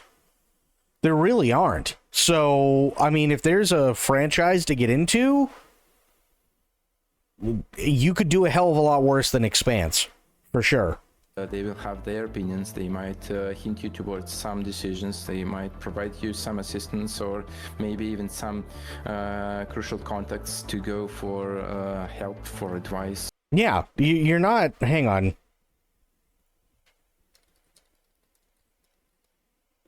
The Expanse books. This is it. 1, 2, 3, 4, 5, 6, 7, 8, 9. That's it. There's only 9 books. That's it. There's only 9 books. That's actually really, really, really good. Yeah. That's not bad at all. And the TV series is already done. So, like, the TV series is done and over with. So, yeah, I mean, if there is a sci-fi series to get into, this would be it. Because everything's already said and done. For military support, maybe. Of course, they will have their own stories, their own struggles, and you can choose to help them, or maybe to ignore their own stories, totally depending on how you want to be invested in this particular companion. The choices you make for those companions also will matter in long term. Yep, some of them will have romances, and you can see on our background companions. Perfect, we cannot thank say who is going to have romance, but there will definitely be romance in our game. It's a small crew on the small ship. When they're walking, it definitely seems like this is probably in game. But you can definitely tell that like 90% of their stuff is like cutscene stuff for sure. You know, the Expanse, it's a universe where everyone flies in very tight spaces for a very long time. So there is a dynamics in the crew as well. We have a few layers of the combat system. First of all, it's obviously the gunplay, a few classes of weapons that you can use, and mostly you do it from the covers. So it's a cover-based gunplay game. And okay, cover-based, so is, probably along the lines of like Mass Effect 2 and 3. That's not terrible. That's your abilities. That they might be more like offensive ones, maybe something like a grenade or a shoulder cannon, or maybe something more defensive like a shield or maybe a protective drone. A lot of gadgets that you can choose from depending on your play style. And as Julia mentioned, there are some play styles that are mostly focused on using your gadgets rather than using your weapons. Third layer, but still very important, that's obviously your companions. They have their impact on the combat. They have what we call combat opportunities. That's particular situations when you can order your companion to use an exploit in the arena, in the environment to gain a certain advantage. Nothing bleeding edge, but if you like the world, you'll probably have a blast, is my take. Yeah, I think you're right. I think you're totally right. I think if they do the world itself justice, like the environments, and they actually like pay enough attention to the types of weapons and the characters and the character development, it may not be anything that's like on the cusp of becoming the new way to make a video game, but yeah, I mean, if you like the franchise, you're probably going to have a blast with it. And if you're new to the franchise, that's okay too. It's probably going to be a solid game anyway. Side against the management, the gameplay part of the survival stuff. So you won't be counting your gallons of reaction mass or how much water you need to recycle before it dries out. Nothing like that. But still, the expanse universe is very dangerous. So in terms of narrative, the survival will be a part of the game. You will have a tremendous enemy. You will have a lot of very dangerous situations that you will have to get out somehow. There will be a lot of survival in terms of your player experience, just not as a particular mechanic. You will be able to. Well, you're right. It doesn't make any sense to have a bajillion different kinds of guns, especially in the Expanse universe, because again, it's probably the most realistic take that sci-fi's had in a long time. For instance, if you're on a ship and you fire a gun and you miss at whatever the hell you're supposed to be hitting, congratulations, you just shot through the hull. Right? You don't need a bajillion different ways to blow a hole through the hull. You just need to blow through the hull. That's kind of the take that you get from the TV series and the books. You will be able to visit various planets. We mentioned it before that we have Luna, Mars, Ceres, Io, and some other cool places to visit. And some of those places will be like major social hubs where you can just walk around, meet other people, drink at the bar, shop for better equipment and stuff like that. So you will have plenty of places to go and to visit and to look at. The Expanse universe is cruel, and some characters might die because of your choices. Okay. For more. I like that. Some characters might die because of your choices. That's always a cool thing to have. In the Expanse, I can tell you right now, there's typically only 3 kinds of weapons. They have regular guns, so projectiles, right? They have missiles / rockets. And they have railguns, but railguns are like very rarely used, and those are on like massive capital ships and stuff like that. So you only see them, I think, maybe like 2 or 3 times in total throughout the entire series. But those are the only kinds of weapons that you have, aside from like, you know, knives and pipes and shit like that. It will show more very soon. Have something cooking. I hope you will like it. Welcome back, Aaron. We trust your flight was smooth.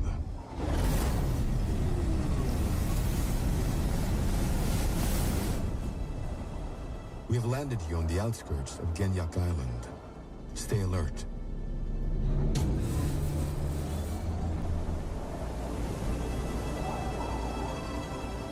Hey, Aaron, it's Thomas. You know, your brother. You said you would visit me here, but you never did. Look, bygones be bygones. Just find me in the West Zone. I'll be waiting.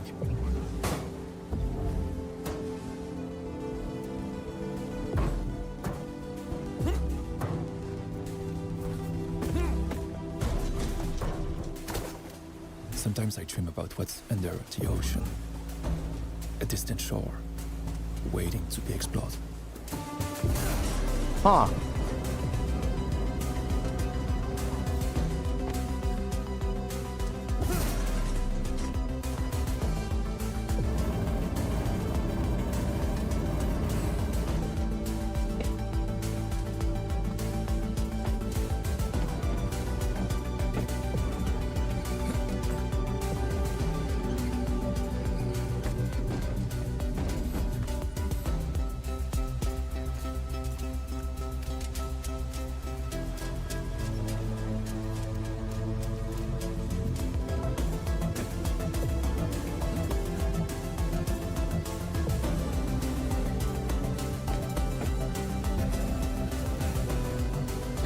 Yeah, I'm not sure what to make of this one. It is interesting, though.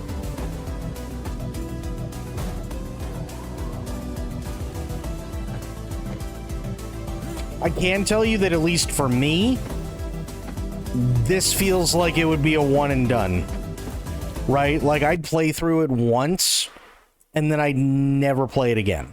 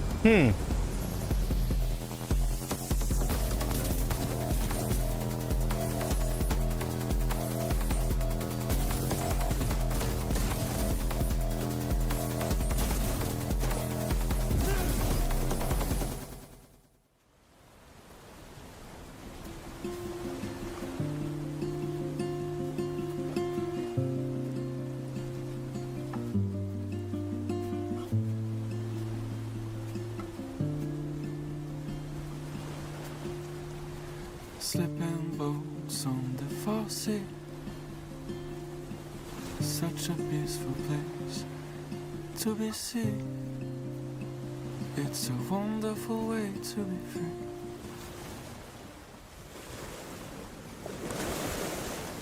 Huh. Yeah, I mean, for me, that looks like it's a one and done.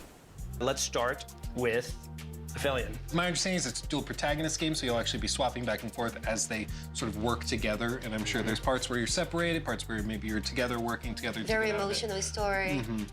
There's so much world. potential for stories like that. The dual protagonists, seeing feel it like- converge in the end. You know it's going to be an emotional game, especially when they put so much emphasis in the music. I Yeah. feel like music is a tool to catalyst emotions, so it's definitely something that We were actually talking about that earlier today, music and video, and not just video games, and art in general, and media. good music changes. Wait, these guys are probably what, like mid to late 20s, and they're just figuring out now that music is a way to capture emotions?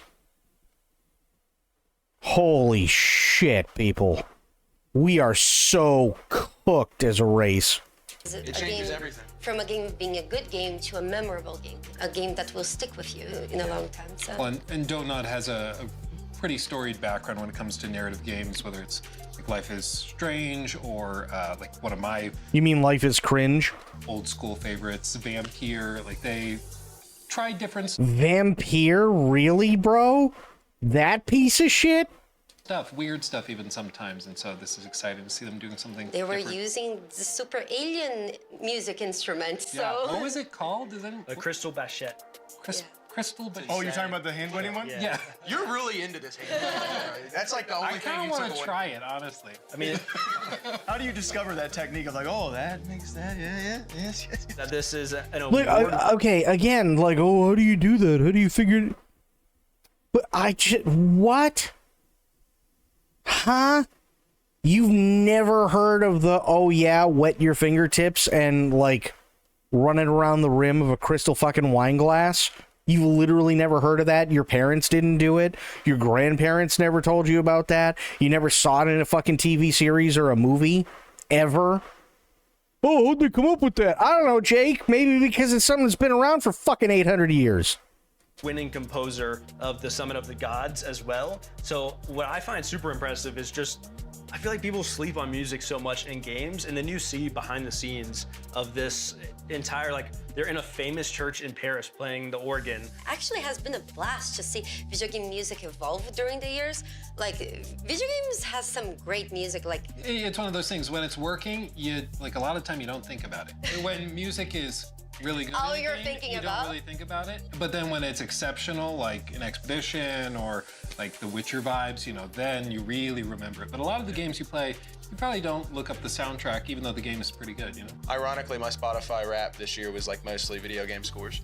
I think there's often correlation though whenever a developer does take the music very seriously in a game. It often reflects I'm sure in they're taking other parts it out. reflects in every other. I mean, think about it. All the games that have, like, you think about the games with the best scores ever, like you just said, The Witcher 3 or whatever. I mean, it correlates to everything else. Every other aspect of the game, they take it seriously. So. Another sci-fi game that is probably one of the most anticipated sci-fi games for a very long time is The Expanse: Osiris Reborn, which is from Owlcat as well. It is a third-person action RPG, obviously set in the Expanse universe. The Expanse is a book and a show, so they're taking inspiration from both, but at the same time, it doesn't require previous knowledge of either for you to be able to enjoy this. In this game, you're going to be Which, living by the more or way, less- is a really, really good thing that you don't need to have knowledge of the books or the TV series, but I feel like if you wanted to get into the series, it would probably be a good, like, gateway. I also kind of feel like the other two ways would also be a really, really good gateway into the game itself. through what happens in the show. However, from a different perspective, from a different side, with your own group of people, with your own environment, that you got to make your own choices. I think an important thing to frame all of the Expanse game with is that coming from Owlcat, they are a studio that did like Rogue Trader, for example. Their bread and butter is intense, gritty narratives with unbelievable levels of roleplay depth and choice and consequence, complex systems that interweave. And so seeing them go into this, which is of course a third-person cover-based shooter with many, many RPG mechanics. It's a different road. And I asked them about that in our interview and was like, how did this happen? Because typically they do sort of an isometric thing. And they just said when we decided we wanted to tackle the Expanse, it required that cinematic flair, and that's what they tackled. And they're doing a phenomenal job. I mean, the game looks beautiful. It looks very interesting to me. It looks kind of like Dead Space meets Gears of War, It's kind more of like Mass gameplay-wise. Effect, It did. Yeah, Mass Effect. Holy shit. He took 2 sentences to come up with, it's like Mass Effect? Oh my god. Fafo, what's going on, buddy? Effect as well. The choice and the reputation you have with your companions will change, because your companions, they told us, will disagree with some of the stuff you do. They'll get upset or They will have their pissed own about opinions. Dead Space meets Gears of War in terms of gameplay. Or you could just literally say Mass Effect, which is what everybody else said. have their own opinions, and they also, one interesting tidbit they mentioned was that when you are making choices in the game, they're not necessarily going to tell you if that was a big moment, if that what you just said to them is going to seriously affect this thing over here. It will, but that's all behind the scenes. Third game was Distant Shore, Brittany. This is what went viral as almost a portal with magnets, and I think it looks like a lot of fun. It's such a unique concept. I could see it being big time. You know, Like, it's really one of those is. games like you didn't know you wanted, but then you see it, you're like, oh, that looks like it Who tickles doesn't a like part of my brain. magnets? Yeah. Okay, wait. First off, who doesn't like magnets? Are we really going down the ICP route of magnets? How the fuck do they work? Second, this does not feel like a gaming showcase. This feels like a podcast that's being interrupted by games. But I wouldn't say that's necessarily a bad thing if they keep going with it, because if they keep doing stuff like this, I think it'd be fun to make a bingo card out of this and be like, okay, here's one on your bingo card that, like, you know, what's his name over here, you know, Captain Oblivious, says something like up and coming 5 times, or the next big thing. You know what I mean? Like shit like that, because it's all the same canned crap. You know what I mean? I think part of the issue with this one is they don't have a lot of chemistry together. I don't even necessarily think it's they don't have a lot of chemistry. I think it's they have no idea what they're doing. I think that's what it is. They just have zero idea as to what they're actually supposed to do. Like, we've seen versions of it before, but with everything it combines, because it makes everyone think of a different game when you see it, because we've heard Half-Life, we've heard Portal. I thought of Only Up during some parts of it. Yeah, I had Only Up. And other I thought puzzle Mirror's Edge a little bit with like the parkouring while moving stuff. See, it makes us think of so many different things at once, so I think it's going to do Just really watching some of that gameplay, I could see the rage already. Oh, yeah. When you have a show with a group, you need to have them be able to interact. It's not even necessarily that they're not interacting, though. They are interacting. The problem is that they don't know what they're supposed to be interacting about or how. That's the issue, right? This idiot on the right is like, oh man, it looks so big, I think it's going to be the next big thing. And then everybody just kind of goes, yeah. And that's pretty much it, because they have no idea what they're doing with this format. That's what I'm saying.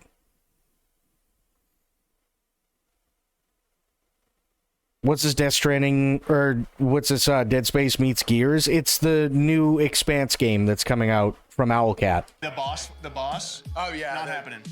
Well, and I think it's also really cool that they have boss mechanics, because like you can tell it started with the idea of using magnets to like manipulate the environment, but then they're like, okay, well, we could raise the stakes, take it up a notch with these boss fights that are organic in the space. And It also mixes up because it's not just a puzzle game, so there is more to it and more that you. Yeah, there's a world that he even showed as well. It's more than just a puzzle game, like there's a narrative behind it. Exactly. Like they could have just stopped with the puzzle game. I think a lot of people would have been perfectly happy with that. But then they go and build on that with a story, boss fights, all sorts of stuff. Yeah, if it's not just reach a destination or do a final thing, but it's actually a narrative, like you said, that's really cool. I think it's one to keep an eye on. Yeah. Avowed. Next up, we have 2 very exciting updates coming from Obsidian, that being some updates for Avowed as well as Grounded 2. We also got exclusive time with them and had some interviews, which were very exciting.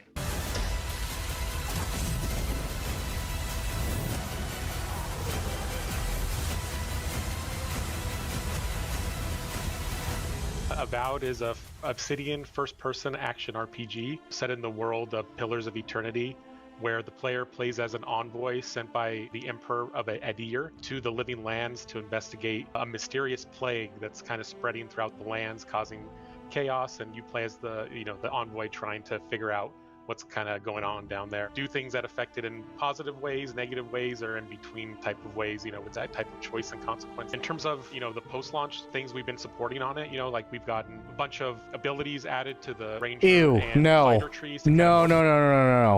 No. Anybody who ever played the original World of Warcraft past Wrath of the Lich King knows this bullshit system. Fuck you. No, absolutely not. This is horrible.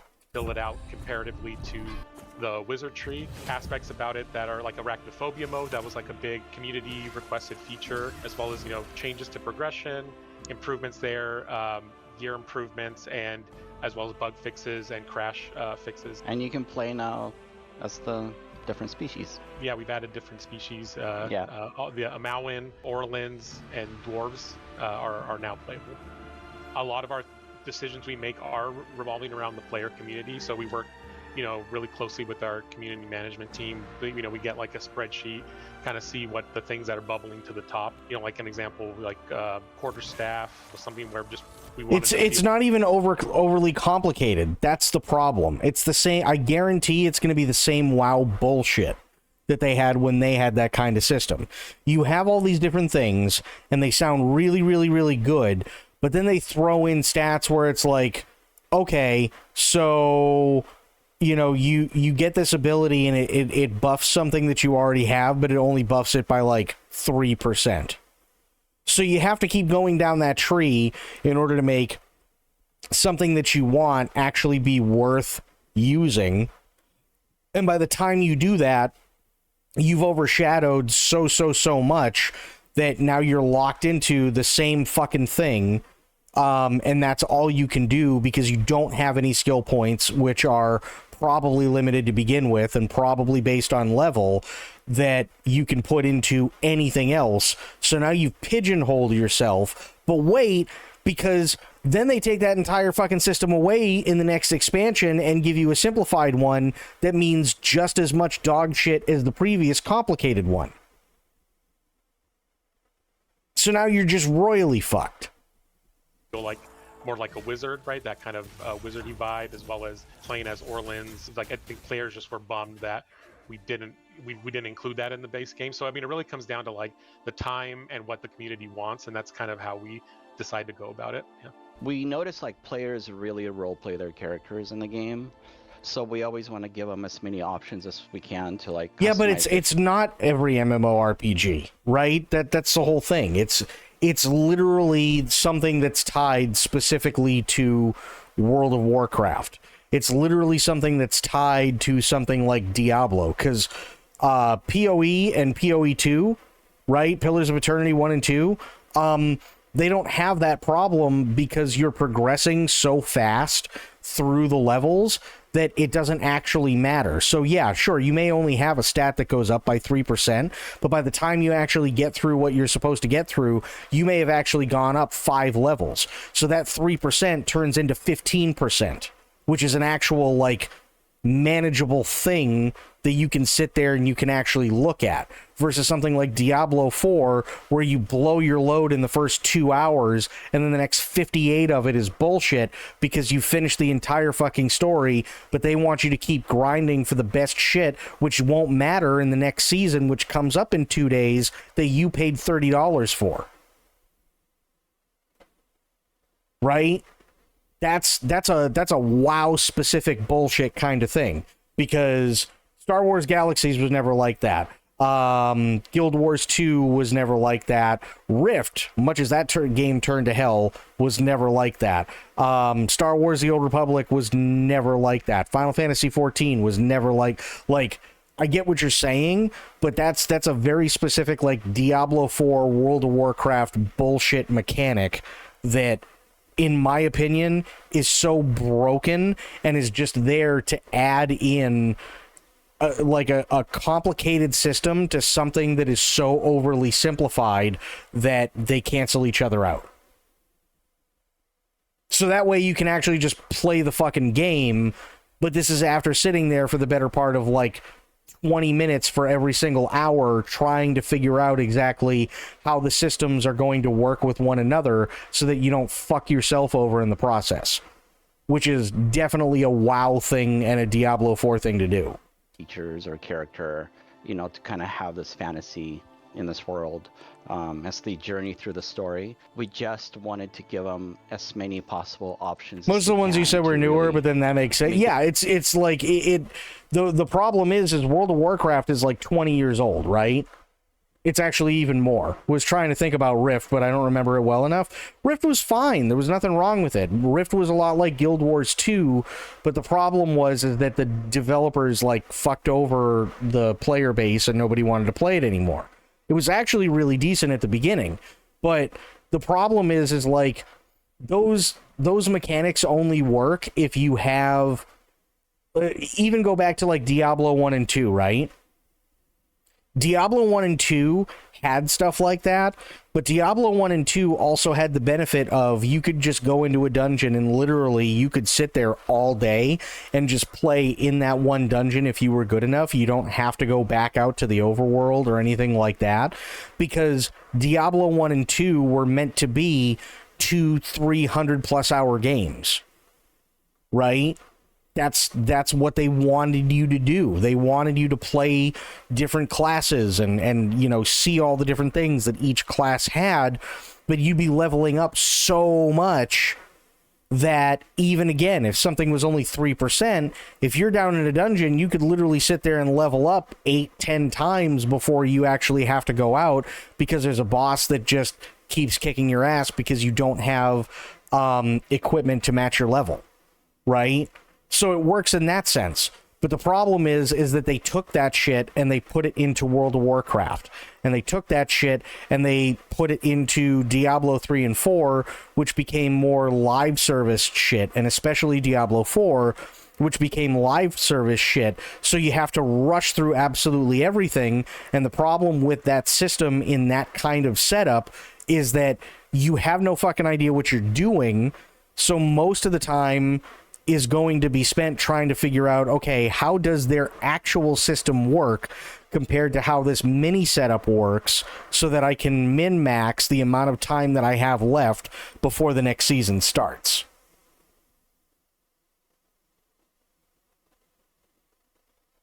You know what I mean? Like it's so they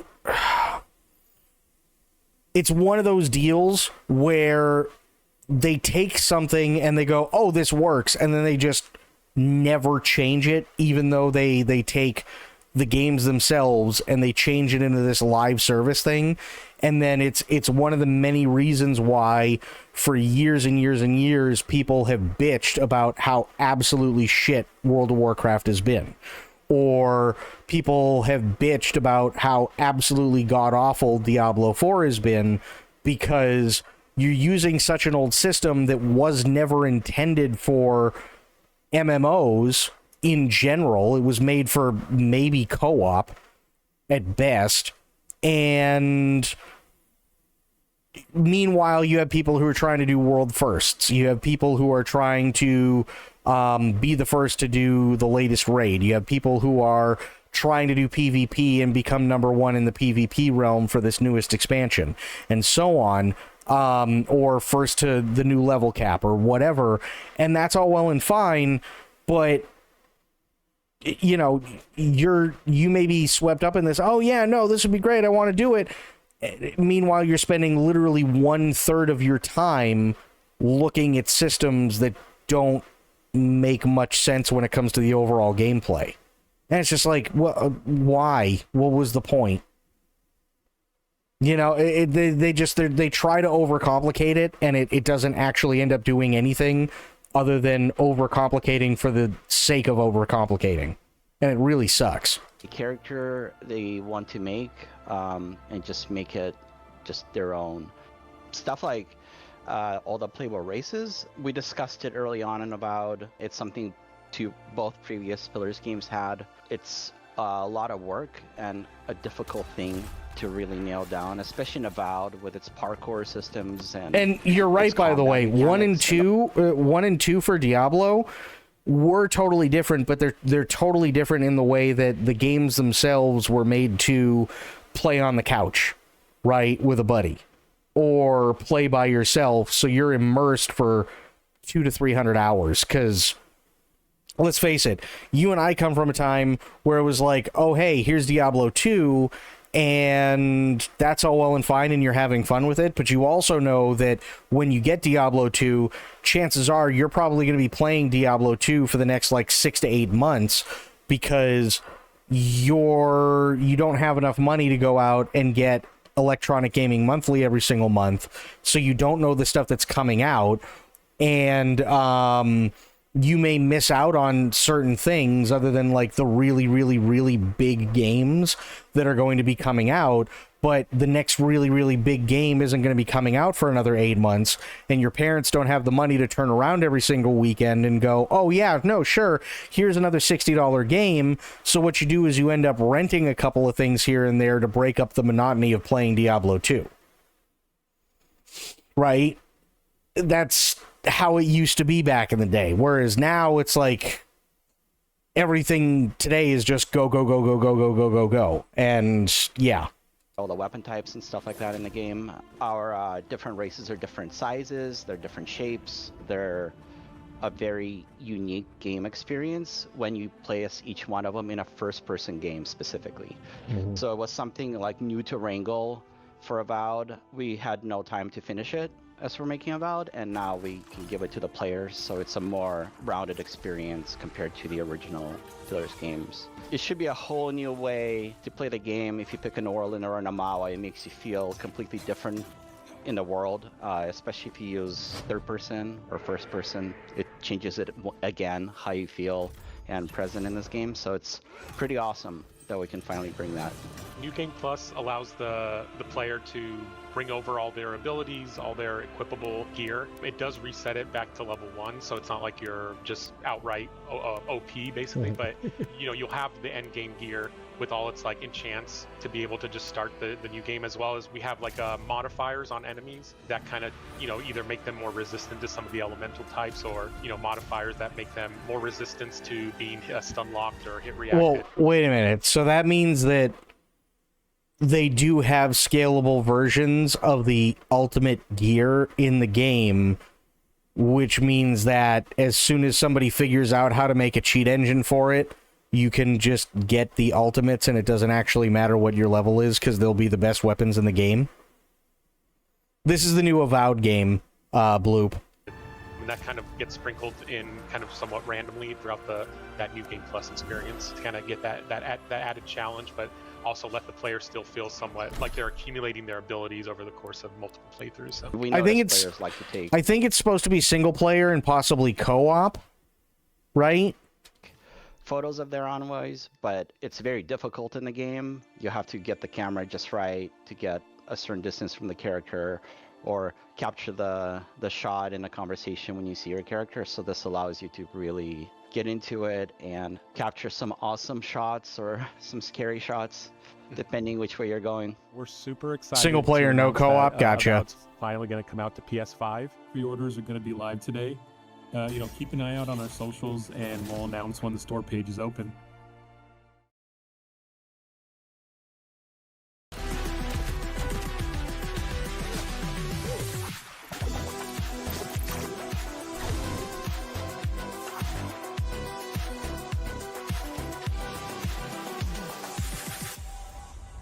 Grounded 2 is a survival game. It is set in a gigantic city park.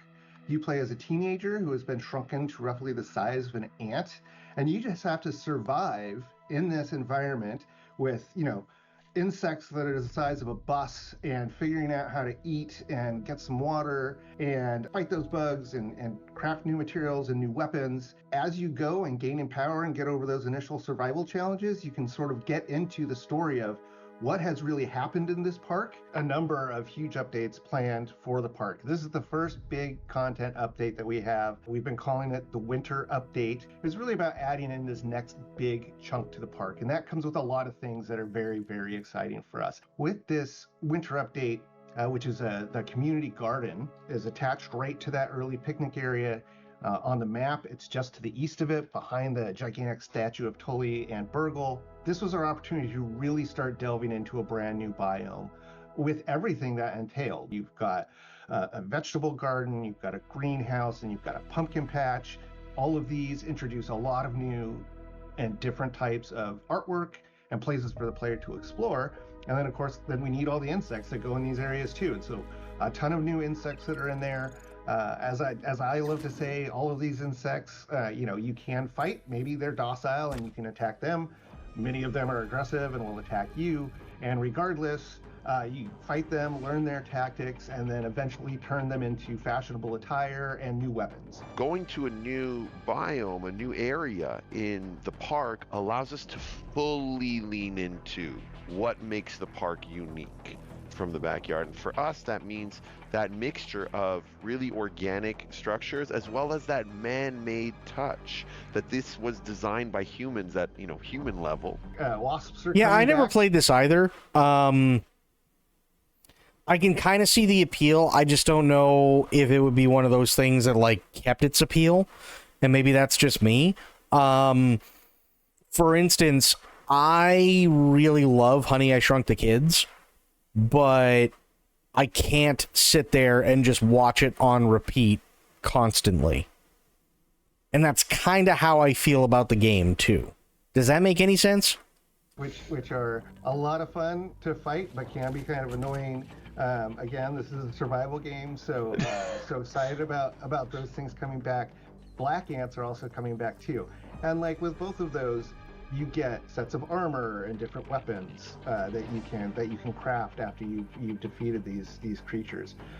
We're more excited about the new creatures that are coming in the Garden Update, though. So we developed a brand new creature in the cricket.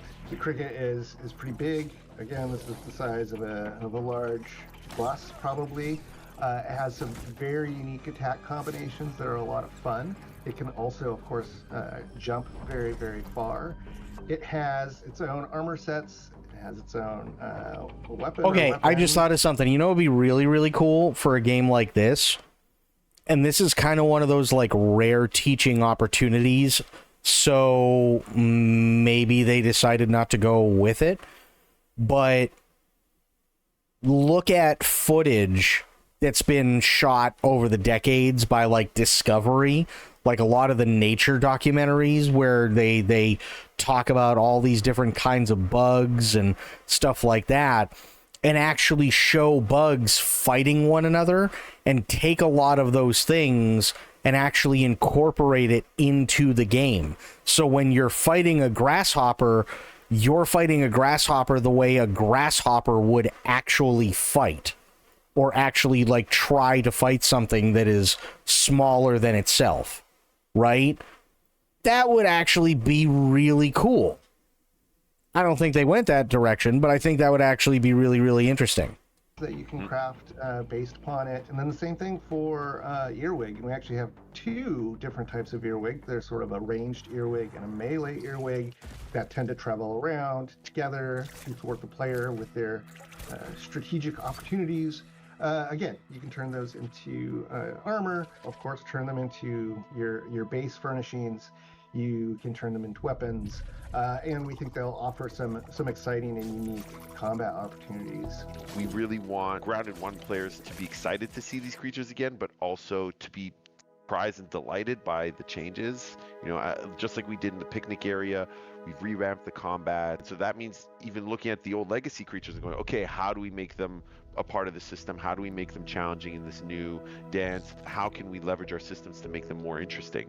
And so hopefully there's a couple of twists coming, even with the old favorites, that will keep veteran players on their toes and will surprise and delight new players. We have a brand new buggy, the Ladybug buggy, which you'll be able to get and raise and hatch and then ride around in the yard. And we're pretty excited about all that stuff. I think all of it is coming together just really well. I think every single Grounded player from Grounded 1... Or some hidden insect territory faction war where some biomes might be fought over by some insect. I mean, yeah, that'd be kind of interesting, right? I don't know what's in the game, but I could easily see something you have, say, mites, right? Leaf mites, and they're trying to, say, take over a tree or something like that. But at the same time, you have mantis, this is where mantises live, right? So you have a praying mantis or something like that, and it's trying to defend its territory from essentially leaf mites, which is actually kind of an interesting concept, right? that I could actually kind of see being pretty sweet. At some point jumped on the ladybug and let it transport them around, and we often joke that that was the original buggy prototype. And there's something so iconic about the ladybug and getting on it and wanting to ride it that it felt like an inevitability for us. But what's important for us whenever we do introduce a new buggy is we don't want it to just be another one or just a horse, you know? And so it really boiled down to what can the ladybuggy bring to the table that the other ones weren't? What can make her stand apart and bring a utility and an experience to the player that the other buggies aren't? How can we carve out her own little niche in the game? She's That's the cool. Tank, she's, you know, the one who can get into those really tough fights and withstand those large swarms of insects. And Yeah, no, where that's the a cool idea idea. of the water cannon on her back. I like that And- idea. She's using like you would see with a regular ladybug, right? You start fucking with a ladybug while it's walking around and it just curls up and goes underneath its shell and lowers itself, and that's it. There you go, right? That's a cool little feature, honestly. I like that they added that in. And you know, players being able to shoot at their enemies, and that ended up, you know, providing a ton of gameplay opportunities and a really unique experience. Being able to shoot down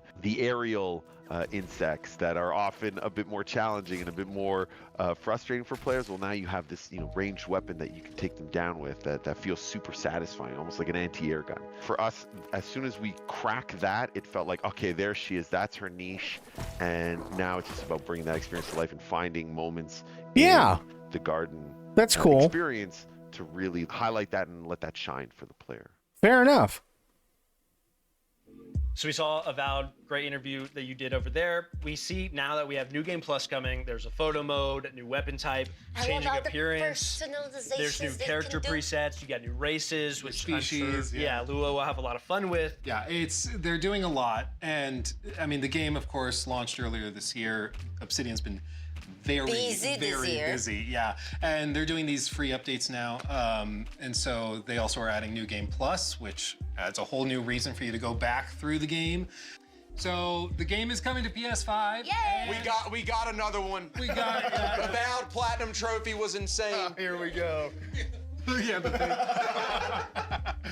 it's coming, and it's available for pre-order as of this Right now? show going live. So right now, so check it out. And when I talked to them, they were saying how important the community is to them, how they've listened to a lot of their feedback, like adding arachnophobia mode on Grounded. I was gonna say, Luke, if I'm scared of spiders, what do I do? Yeah, there's arachnophobia mode. But they that's kind of their driving force, is looking at the community, what the community is saying, communicating. No. See what you, Luke. Luke, are you scared of spiders? Oh yeah, no, I'm terrified of spiders. What do? Put in arachnophobia mode and literally have it so every fucking enemy is a spider. Period. Fuck them. They're like, hey, we'd like more species and more customization options in Character Builder. Okay, we'll do that. And it's just really nice to see them do that. They could put it in a paid package, but they're not. They're just, it's a labor of love, and that's... I really like how, as you're going to New Game Plus, you can also change your character's appearance. So you keep some of your skills and stuff, but if you are tired of how your character looks or you want to do something new, try a different race, you can do that by just going to New Game Plus. You don't need to go back to the beginning. Besides that, we also had Grounded 2, which is bringing the Garden of Brook Hollow Park that is now going to be open. So it's a new biome. They have new... You're the one that only wanted to dip balls in acid. Yeah, but there's a difference, right? The difference is that literally I don't have to do anything in terms of watching people suffer. It's like, oh man, I got arachnophobia. Well, okay, first off, if you got arachnophobia, why the fuck are you playing a game that deals with bugs? You know what I mean? Like, if I have like a crippling fear of heights, why would I be playing a game in which I'm skydiving? And what are they going to do? Oh, well, man, I really love the game, but I hate the skydiving part. Meanwhile, the game is called like fucking skydiving, and then they put in a skydiving filter. And it's like, well, then what the fuck was the point? Why? Right? in all honesty, I really, really wish that somebody would have the balls to just be like, yeah, but I mean, I hate spiders. Okay, there you go, arachnophobia mode. But arachnophobia mode is, no, literally everything is spiders. Just to, like, spite them and go, fuck you, dude. You're playing a game about bugs. Go eat a dick. Creatures, new tools, a new mushroom brick material that you can build more stuff with, and also a new ladybug buggy. A ladybug buggy. A lady buggy. So sweet. For those of you watching, it's a play on word. Allow me to explain. Ladybug E, because you can mount it and ride it like a buggy. Yeah, and speaking to listening community, they also take a lot of Wow, he got it in one. Holy shit.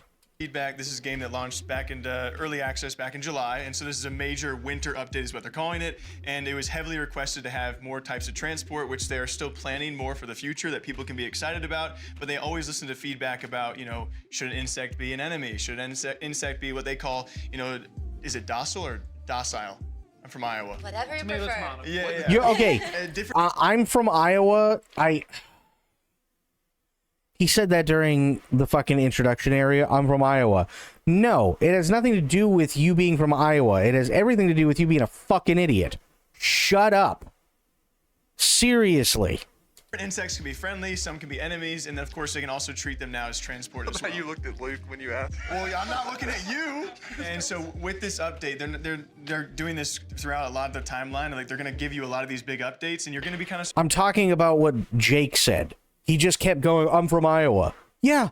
So? I'm from Iowa. And? What, does everybody in Iowa have an IQ of 6? Is that what it is?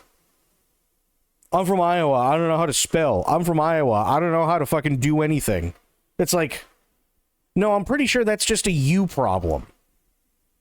Surprise of like when it first released early access, there was still plenty to do. It was a survival game, but if you were a fan of Grounded, the original, you knew they were still going to have a great winter update for you like this. And so they have a lot on their roadmap, but because of the way the game is oddly like scaled down, you know, it's from Honey, I Shrunk the Kids, like the way it's shrunk down, they have so much they still want to do and will be doing for a long, long time. Well, and that cricket. Yeah, the cricket thing looks that thing's terrifying. horrifying. It turns around and like. You're like, wait, what's he doing? What's he doing?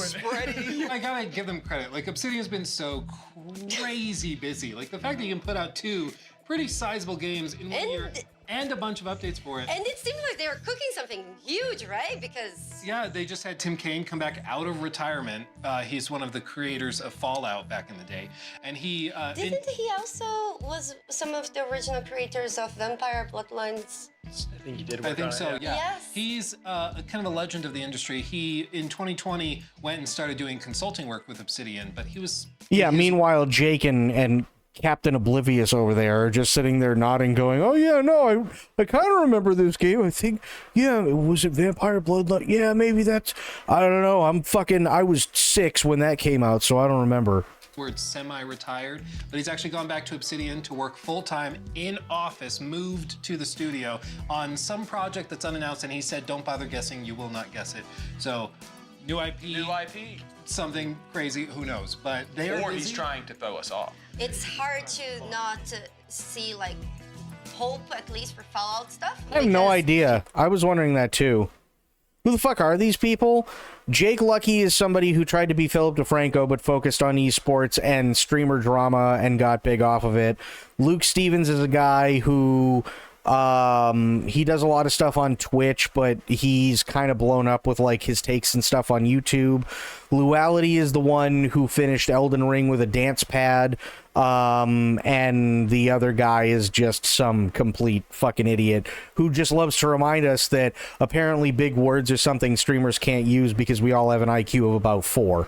You know, the TV show being excellent and everyone itching for more Fallout, so. Next up, we have 3 fantasy RPG games that are looking very cool, as I would say. This is going to be Outward 2. Brazilian French, okay, fair enough. Follow up to their other survival game, Outward, obviously. We have Baron's Call by Titan Rock, and then we also have Dragon Twin by Draconic. Oh yeah, and the guy in the center is usually a camera guy, but he's been doing this stuff for a while. But apparently he doesn't really have much of a personality, so he's only there to be the host. Interactive.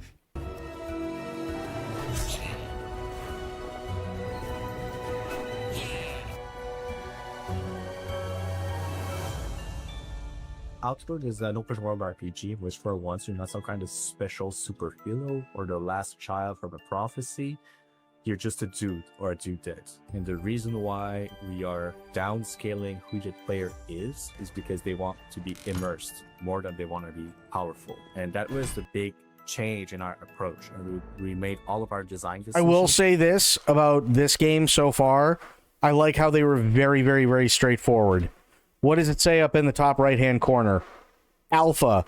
Everything may change. Like, they're not even going the legalese way about it, going, oh, certain aspects of this may change in the future. And no, they're literally just like, bro, everything's more than likely going to change. And that was the big change in our approach. And we made all of our design decisions to be in alignment with this vision. If you were just a regular person and you wanted to think like a human would, but in a fantasy world, it's when you are aloof, when you're just like, that's not so dangerous, I've done it before. And that's when life just snaps back at you, right? In real life, that's like that. It should be like that in the design as well. So one gigantic thing is the character creation. In Outward 1, like, we had very ugly protagonists. Okay, we fair. Had a lot of options. You know, you had like 3 skin colors. We had very handful of ugly faces, protagonists. I like that. Handful of haircuts, and that was it. It feels like really drawing yourself into an RPG. Okay, but question. Boob and butt sliders, are they a thing? You choose a background, you choose traits, you have a very granular system to modify and customize your character to your liking. One of the big thing is you choose one of Yeah, I three like these guys so far. locations. So as a regular person, what justifies throwing yourself into danger? How do you become an adventurer? Well, we have 3 different quests, depending on which city you choose. So if you are in Simeon's Bastion, Yeah, that's the next question are a for sure. homeless person. You're desperate. In Tramontaine, you are a miner and you're trying to like improve your status and your quality of life. In Haboob, you are just a clerk who just bought a house. What I could like that possibly go name. wrong? You know, and very mundane situations, like you're not special or anything, but something special happens to you, and then you have to live up to the situation. We want a weather system that is very dynamic. So now we have a year-long calendar with seasons, and you just go through all that. So it's going to be winter, and then it's spring, and then summer, and does change like what kind of stuff. I cannot think for a serious game with those sliders that actually seems to change a lot on the... Wait, say it again, Bleached? I don't think I picked up on what you're trying to put down. What kind of armor you need to wear. Dual wielding is gigantic. So now you can combine anything that goes in one hand, and that opens up a lot of possibilities. In Outward 1, like, you had your offhand, you could only have a set amount of things, and you had your main hand. Now you can just interchange. You can have 2 shields if you want. It sucks. I don't recommend, but you can. Okay, you know what? I like it. We allow you to do anything and everything. Fuck it. You want 2 shields? You want to dual wield shields? Go for it. It sucks dick, but go for it. I think that's fantastic. Cannot think of a serious game where the butt and boob sliders really change the bigness or smallness. Yeah, that's fair. Of course, like, just visually, and the fact that it's much more lush, it's more filled, it's more visually vibrant. That's going to be something that people will notice very quickly. Just like in Outward 1, we have 8 skill trees, and all those skill trees have some exclusive skills. So if you take one, you can't take the other, and you have a maximum of 3 breakthrough points. So there's only 3 skill trees that you can learn from to the maximum of the capabilities. Otherwise, when you have like the first few layers of skills available. One thing we added are the attribute points, the core stats. So strength, agility, constitution, willpower, intelligence. We added those. We're gonna track a lot of different things that you do. They're all gonna have like different thresholds. So let's say you dodge attacks successfully a certain number of times, you unlock a note that will give you a passive trait and increase your agility.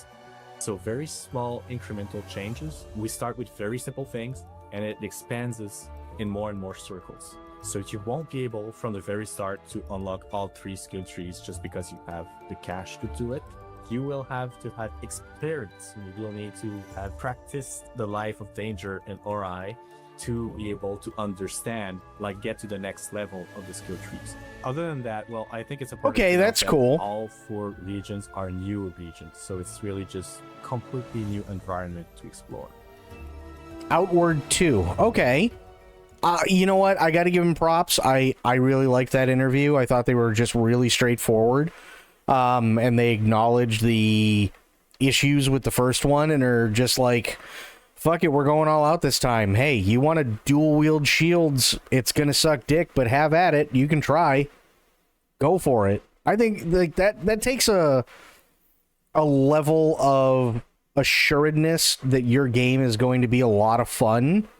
That most people, or I should say most devs, especially when doing interviews, don't have. I think that's really, really cool. Today we're going to be taking a deep dive into our upcoming action RPG, Varen's Call. The world of Leda is entirely shrouded by darkness on one side, while scorched by endless sun on the other. These incredibly hostile areas are known as the Forsaken Realms, which, as you may have noticed, is the name of the universe we are meticulously crafting. Your first steps within the Forsaken Realms will take you to the Vale of Varen, a city on the brink of collapse, and the first of our narrative-focused adventures. You'll step into the boots of a lone mercenary, seeking to answer Varen's call for aid, and maybe earn some gold and glory along the way.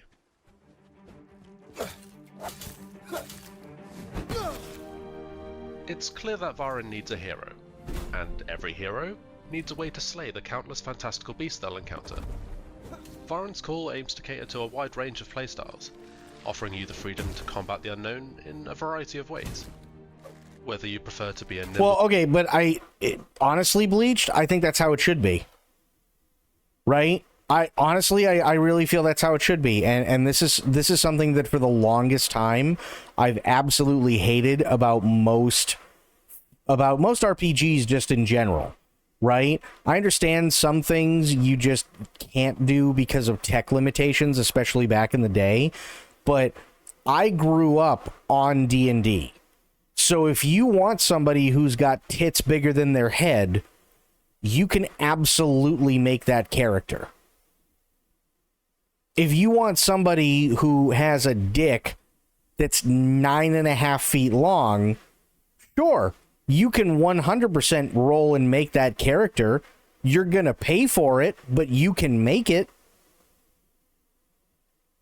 And that's something that a lot of RPGs just, especially when it comes to video games, a lot of RPGs just don't have, right? Again, I understand there are some limitations, especially with, software and how the engines work and yada, yada, yada. And that's all well and fine. And I understand, sometimes you just have to wait for technology to catch up with creativity. But, yeah, a lot of the time they skip over so much and give you just very generic shit. And it really sucks. Footed archer, flinging fireballs between arrows, or face your foes toe-to-toe as an axe-wielding whirlwind of death, the choice is yours. The game's classless system means you're never locked into playing a specific way. You have the ability to adapt, alter, or completely switch playstyles midway through your adventure. Unlock and spend perk points. Well, yeah, but at the same time, Bloop, think about it this way, right? There are certain things where it's like you can... you have the what's the word I'm looking for here? The suspension of disbelief, right? You have the suspension of disbelief. So, for instance, if you look at, say, like the Arnold, Conan the Barbarian and Conan Destroyer movies, right? He's literally a walking fucking monolith.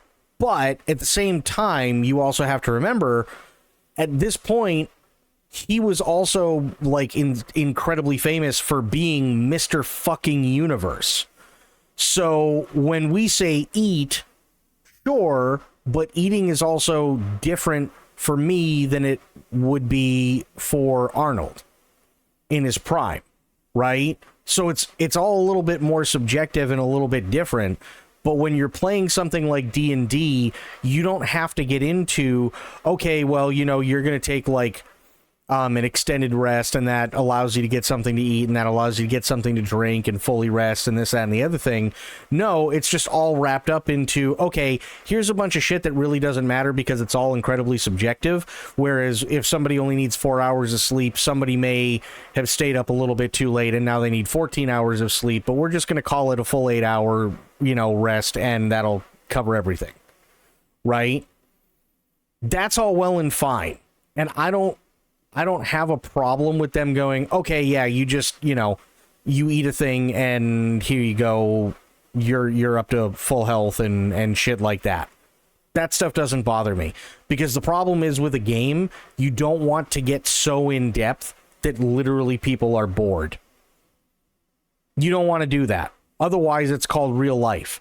Do you really think somebody's going to want to sit down and just like plan out their fucking macros for a week in a video game? And I don't mean macros as in keybinds.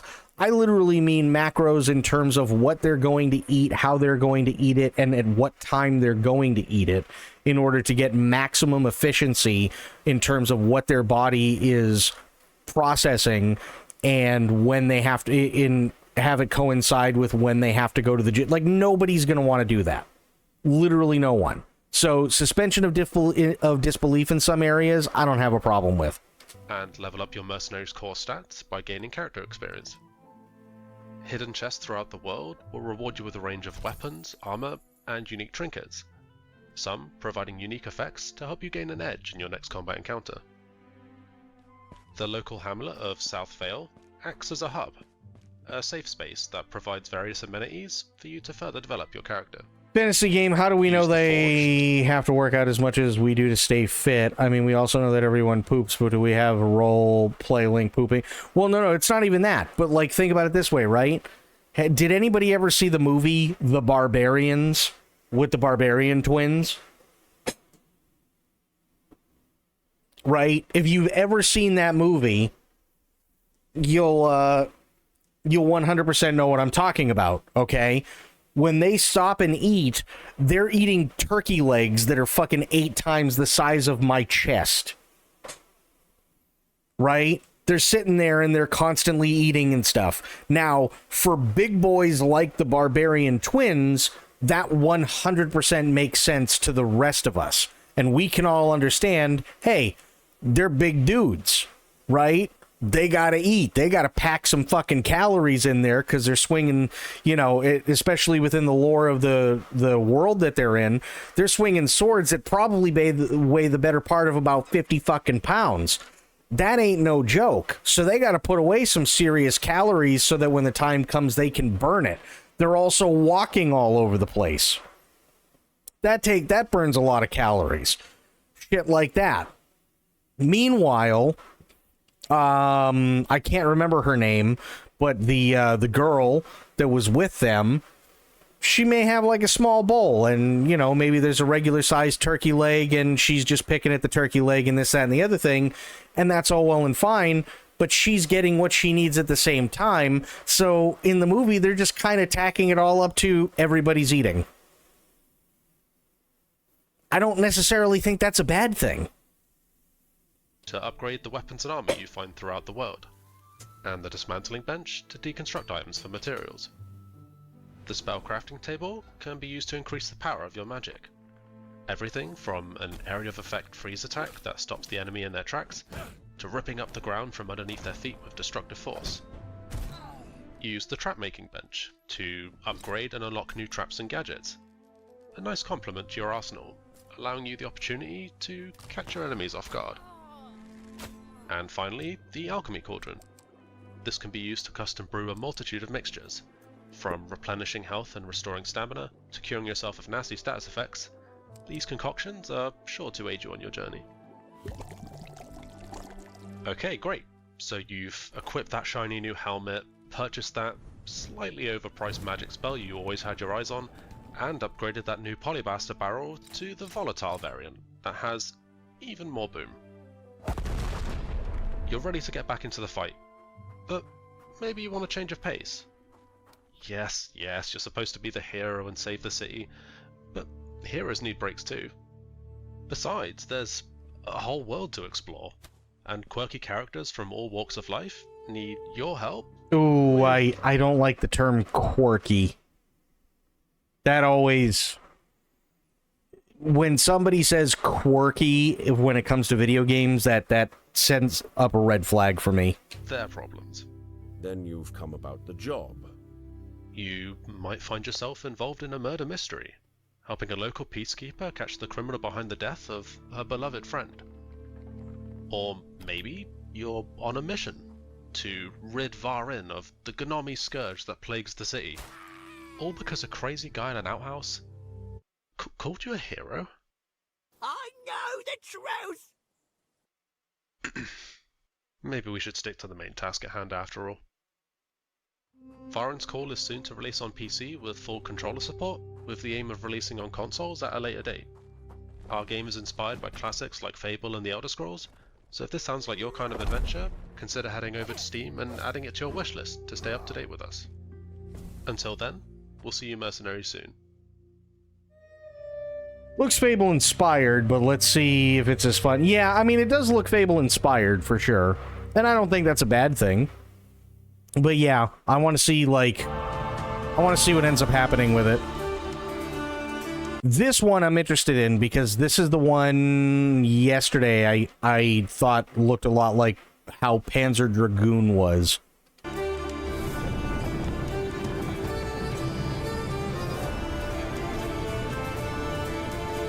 Yeah, this is very Panzer Dragoon. Hey, Sophia, how you doing?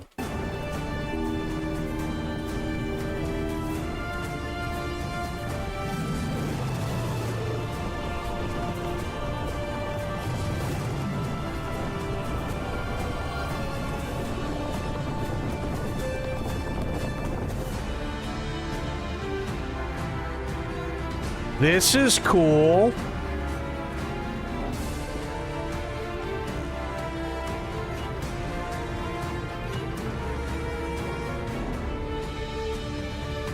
I like this. This is something like, okay, I played Panzer Dragoon on the Sega Saturn, and it was such a cool way of playing the game. Now, granted, you could typically see your character on the back of the dragon, but it was still a really, really fun way to do things, and a really, really just awesome concept.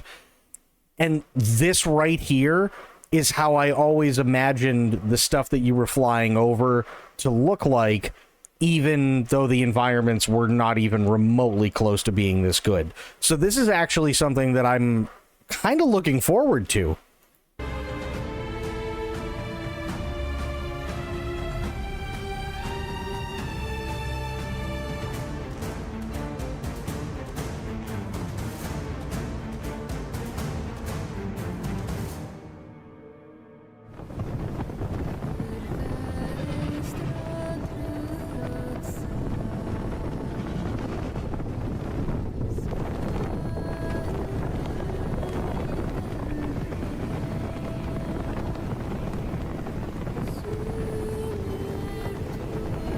I mean, yeah, this looks great so far.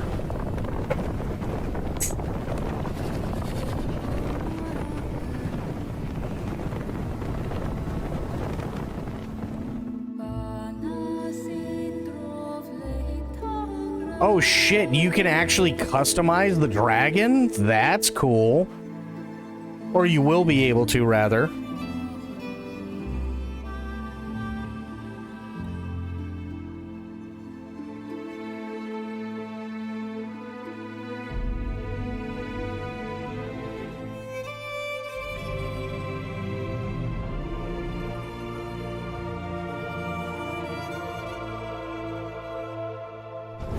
I like that.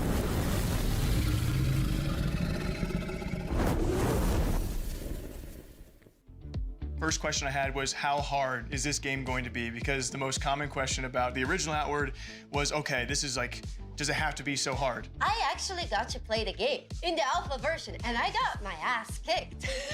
I'm glad. Deserved. But it's actually amazing. Like, I actually really enjoyed it because exploring this game felt very rewarding, and there's like a camping system, so you can camp like right outside like the enemy zone, and then you prepare like your weapons and everything to wreck the enemy, because if you don't prepare, oh, you're in trouble. It's known to be a very, very hardcore survival, and when I was talking to Guillaume, he was like, if Why you is it die, doing that? It is likely your fault. Oh, And that's he also why, heard okay. him say, like, it's not hard, but it is demanding, and they always at all times want to live up to those words, which is really awesome. And they will have a pack mule, which he said, of course, shocker, can die if you don't take care of it. Of course.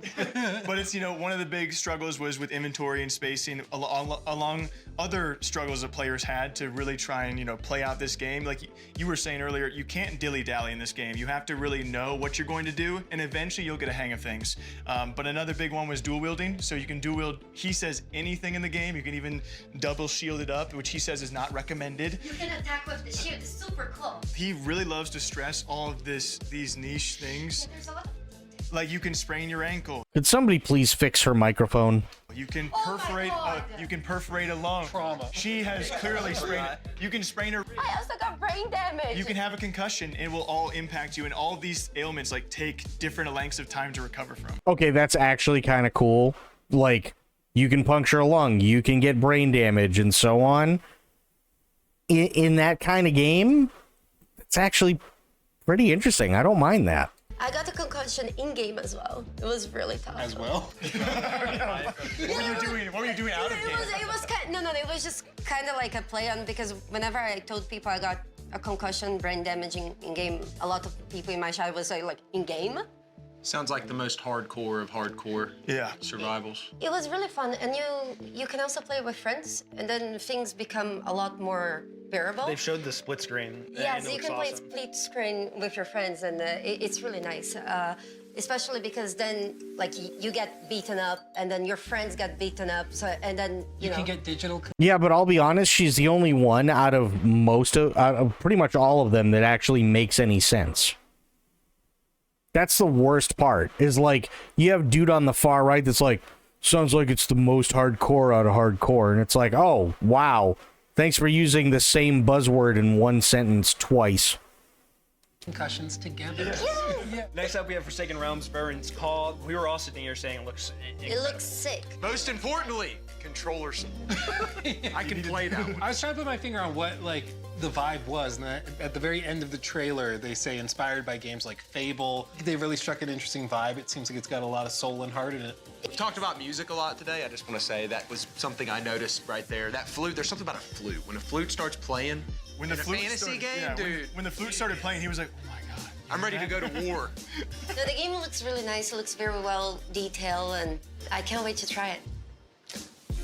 They angled it that like, hey, you can do this thing. You can really focus on combat and the main quest line, the main story, but this is also an expansive world where there are a bunch of little side stories where you can go to these individual side characters and like help them catch their chicken. Yeah, or yeah. murder mystery or whatever it is. And I feel like that's what builds out a world and makes it feel more full. So I think it looks great. Third, we had Dragon Twin. You know what? Honestly, Crit, I think you bring up a good point. I think you bring up a really good point. You're old enough to remember the days of when you had like the morning cruise on radio stations, right? Like the big like when I was a kid in New England, right? We had like the Jammin' 94.5 Wake Up Crew. Right, you had Romero, the freaking Puerto Rican. You had his crew. You had stuff for the Wake Up Crew for Kiss 108, and like everybody had like their own like thing to do, right? And then after noontime, you would have like Mistress Carrie, and she'd be on WBCN, right, based out of Boston, and she kind of like had like her own vibe going on and everything like that. this feels like everybody is trying to fit that specific role for like a late 90s, early 2000s like Zoo Crew radio show format.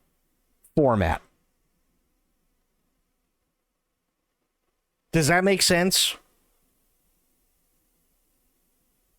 Right? So you got the guy on the far left, right? And he loves to hear himself talk, and he loves to be the leader and everything like that. You got this dude, and he's just like, I'm from Iowa. I don't fucking know anything, because apparently everybody in Iowa only has an IQ of like fucking 2, right? You have this dude who's dumber than a bag of hammers, and he's like, oh yeah, controller. And then you have like her, and she's sitting there and making the most sense out of every single one of them. But because she's the only one that's making sense out of all of them, she's what would be considered the whole, which would basically be like the woman on the show that sits there and goes, oh, come on, guys. Come on, stop that. I don't even know if we're... Let's ride! Dude, you can make your own dragon. There's a character creator for your dragon. Did you see the neck customizer? I mean, like, Jake was like... To be fair, is very early in production. They're working on all these systems for Dragon Flight, and as they mentioned in the trailer, it's still a work in progress. They're like finding the game and what it's gonna be based on funding, Patreon support, things like that. But I mean, just like imagining the vision of a kingdom builder where like you're in command of dragons like Khaleesi, like inject that into my veins. It's another one of those games I didn't know I needed or wanted. Like Khaleesi? Holy shit, dude. Could you please give us another example as to how fucking young you are? I don't know. How about Dragonheart? Just for, you know, shits and giggles. Which was better than anything we saw in Game of Thrones when it came to Khaleesi. Like, holy shit, bro. Come on. But Never even came across your mind. You're like, wait a second. well, you see, and you're like, of course. Of course I need that. I can't wait to see. Like, oh yeah, you get to command dragons like Khaleesi? Oh yeah, really? Can we like completely dislodge the entire fucking storyline too at the end? Like Khaleesi? Can we do that too? Can we make it so that literally at the end of the game we just shit all over everything that we've done for God knows how many hours and derail it till it becomes a giant pile of smoldering shit that nobody wants to talk about, like Khaleesi?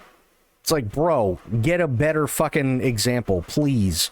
Don't show us how young you are. How it progresses, because it already looks amazing.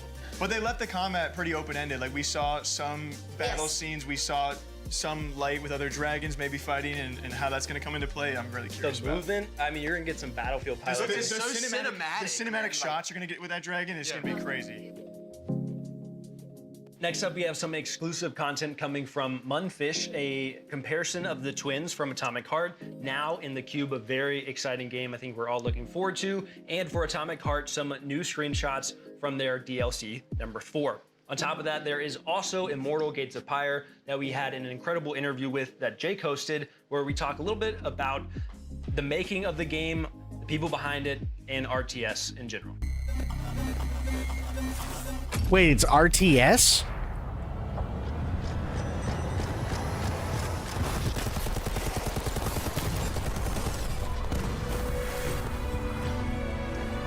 Oh, lesbian robot. I forgot about her.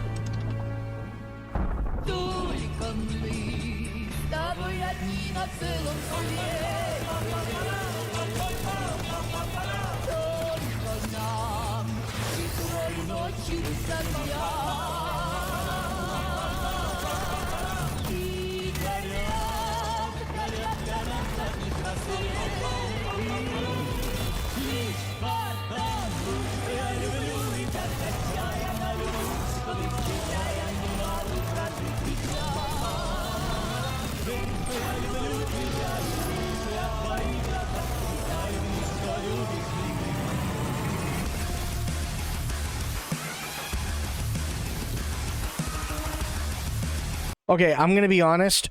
I feel this is something that I saw the other night, and I'm seeing it now again in this trailer. right?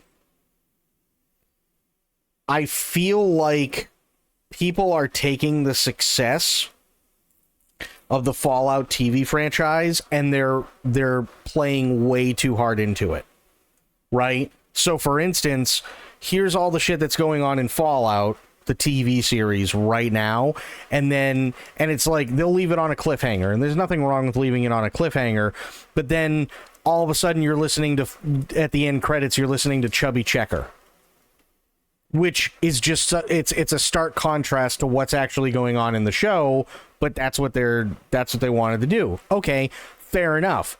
Now here you are, and you have this massive action sequence and everything where the main character of Atomic Heart is blasting at robots, and then Lesbian Robot comes in, and she grabs his hand, and now they're floating, and it's just a massacre, and this, that, and the other thing, and yada, yada. And now all of a sudden they're listening to a Russian folk song while doing it.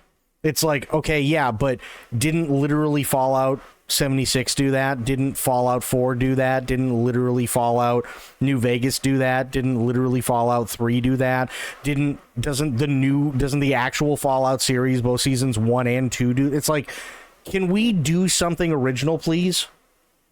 For the love of God, can we do something original?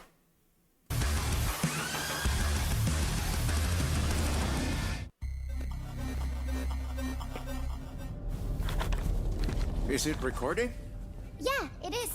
It's in the sky, a giant cube. I can still barely believe it myself. When it showed up, I was in the lab. I didn't even see it. You know, I felt that same fear, though. A terrible sense of my own powerlessness.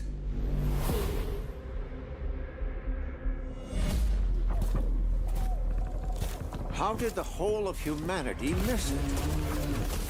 And did we actually miss it? I want to say we saw a teaser about this a while ago. Revealed itself. What if it was always there and we've only just started to see it?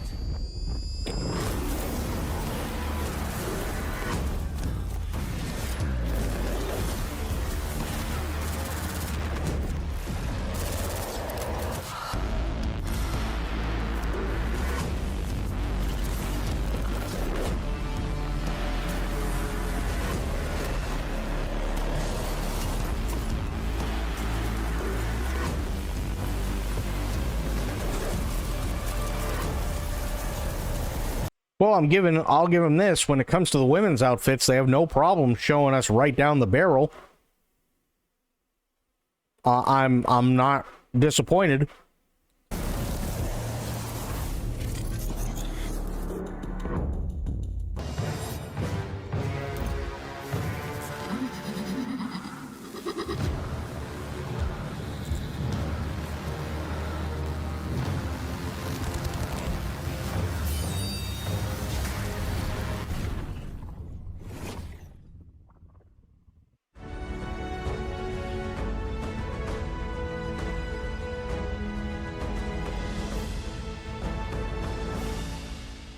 So Immortal Gates of Pyre is an attempt to modernize and make more accessible the RTS genre while simultaneously keeping all of the complexity and the opportunities for mastery that have made RTS so popular over the years. So it's I would refer to it as a Blizzard-style RTS, the fast action, big battles, very tactical, kind of very rapid-fire chess. We realized that RTS, in part because it was dominated by a few big players, never really went through the kind of indie transformational experimentation. Some of the companies that tried to do so did so by stripping away features or losing some of the things that really made RTS great. In the early days, we surveyed a lot of players in both MOBA and RTS communities and found that they really loved the fantasy of commanding an army. RTS, at the end of the day, if you were to strip it all away, is just you're commanding an army, another guy's commanding an army in real time. Yeah. Right? Because you get individual unit control, it can be very overwhelming. And because you're also building those units, because you're building a base, because you're having to do so much macroing along with the microing simultaneously, that for most players, it just gets overwhelming and complicated. And so we worked through it kind of line by line, trying to figure out what are the rote tasks, what are the things that players are required to do that are not really decisions, that are more just chores, right? And how do we make more and more of the complexity in the game, but optional, opt-in. We refer to it as opt-in complexity. And then simultaneously, how do we create a world and experiences and game modes that people want to be a part of? We want to take this genre and show people this genre isn't dead. People want this fantasy. They want this experience. A lot of it has to do with things like the UI and the UX, the unit design, and a lot of that opt-in complexity. So, for example, in most RTSs, you always have to be building workers. If you're not building workers, you're falling behind on your economy and you're screwed. The correct move, with very few exceptions, is to build a worker every chance you get. So we made that automated, but have a toggle. If you want it turned off, you can. So if you're trying to do a specific timing attack, you can, but we took that complexity away. One of the other things Okay, but what if you require more of SP and gas? is how in MOBAs you have a unified... What's going on, command, True? Right? All of the abilities and castable abilities on your hero are easy to reach. You can hit all of those buttons very quickly on one hand. We redesigned the UI UX to be the same way. So you can select your whole army with one button by default, and then all of the abilities, castable abilities of your army are also on that one unified command card. One of the things that people often tell us is that when they watch our game, it looks like an RTS, but when they play it, it almost plays more like a MOBA in terms of how they're commanding their army. Our early idea was I don't like that. We bring the top, 10 modders within generally the strategy gaming space. If we bring them all together and we say, if we were to come together and build a game that truly is the next generation of RTS, what does it look like? And that's what we set out to do. The 1v1 or 2v2 PvP experiences, they're similar to a StarCraft or a StarCraft 2. Maps, we did redesign the maps and we redesigned the mechanics in a way that 2v2 is actually really, really fun. It's a core support gameplay mode.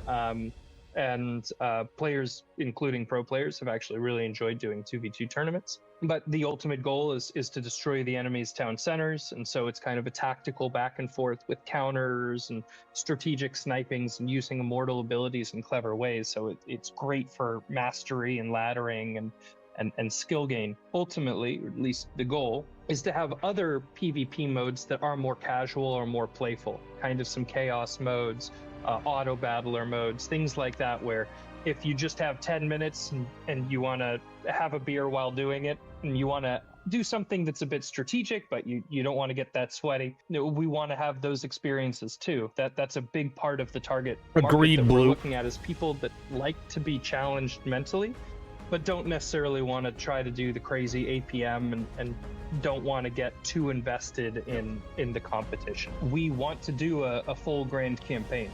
The inspiration for how we kind of want, or how we see the ideal campaign, if we can build it, is very similar to Dark Crusade. It's a grand campaign. You can be kind of any of these different factions and conquering territory and building new and unique stories.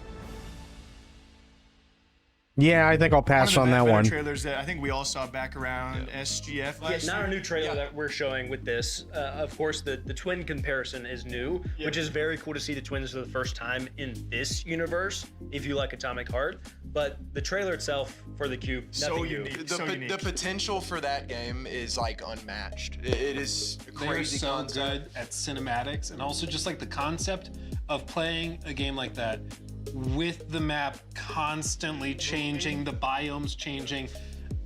It like breaks my brain to think about, but in a fun way. I think. Like different terrains, different weather. Yeah.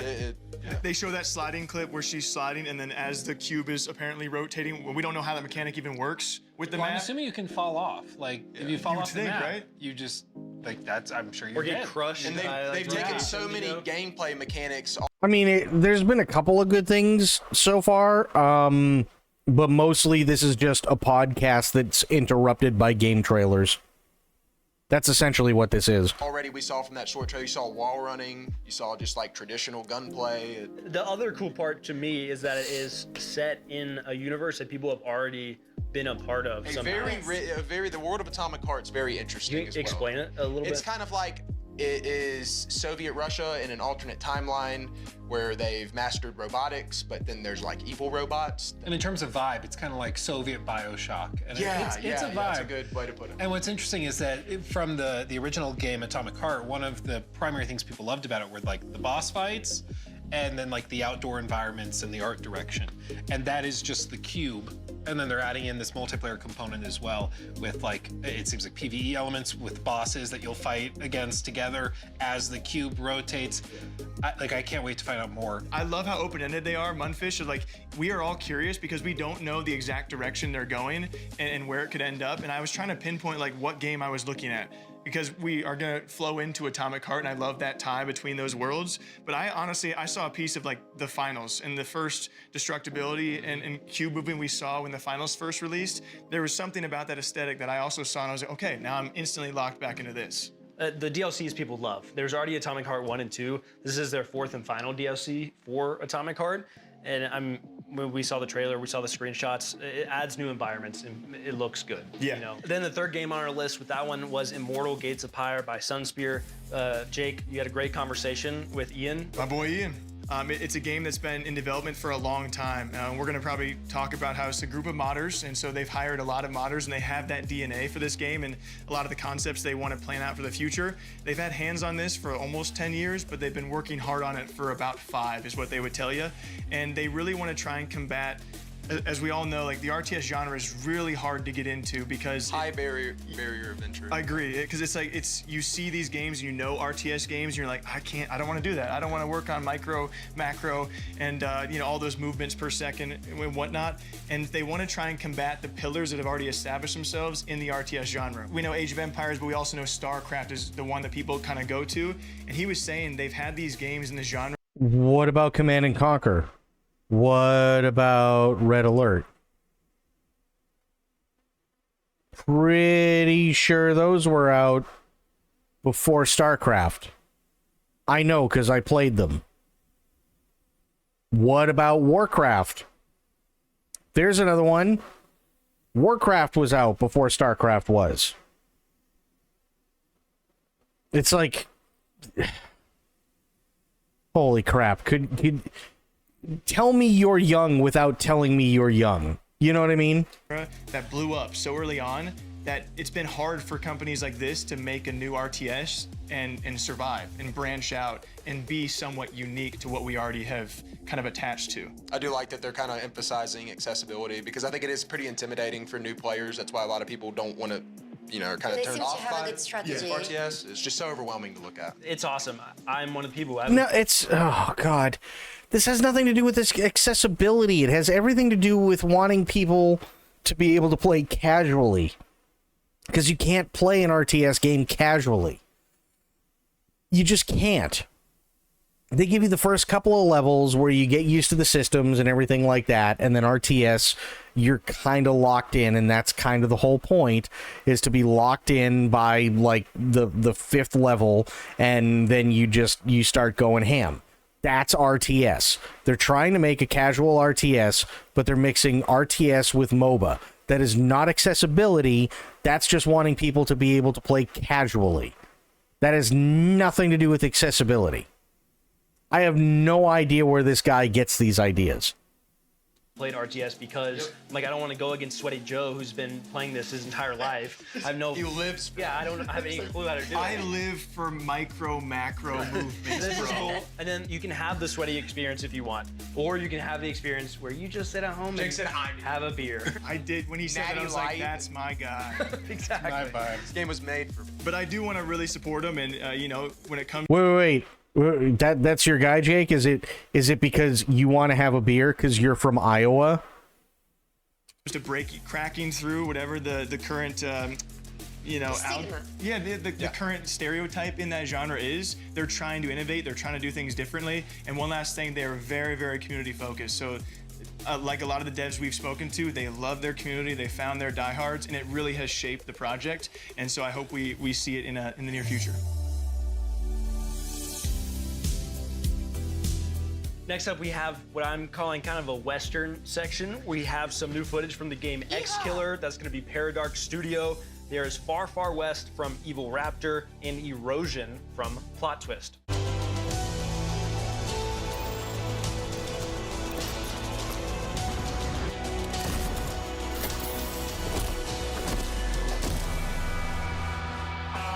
Welcome to the world of Execular.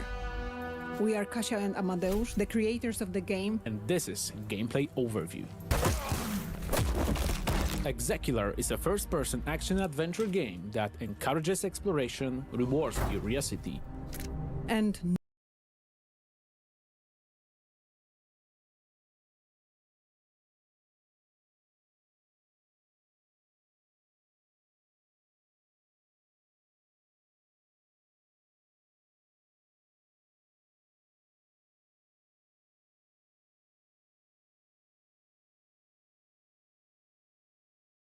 Somehow I ended up muted.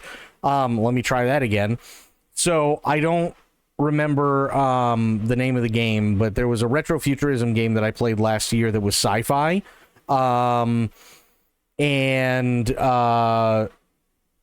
This looks like retrofuturism meets Western meets Pacific Drive, which I don't necessarily think is a bad thing.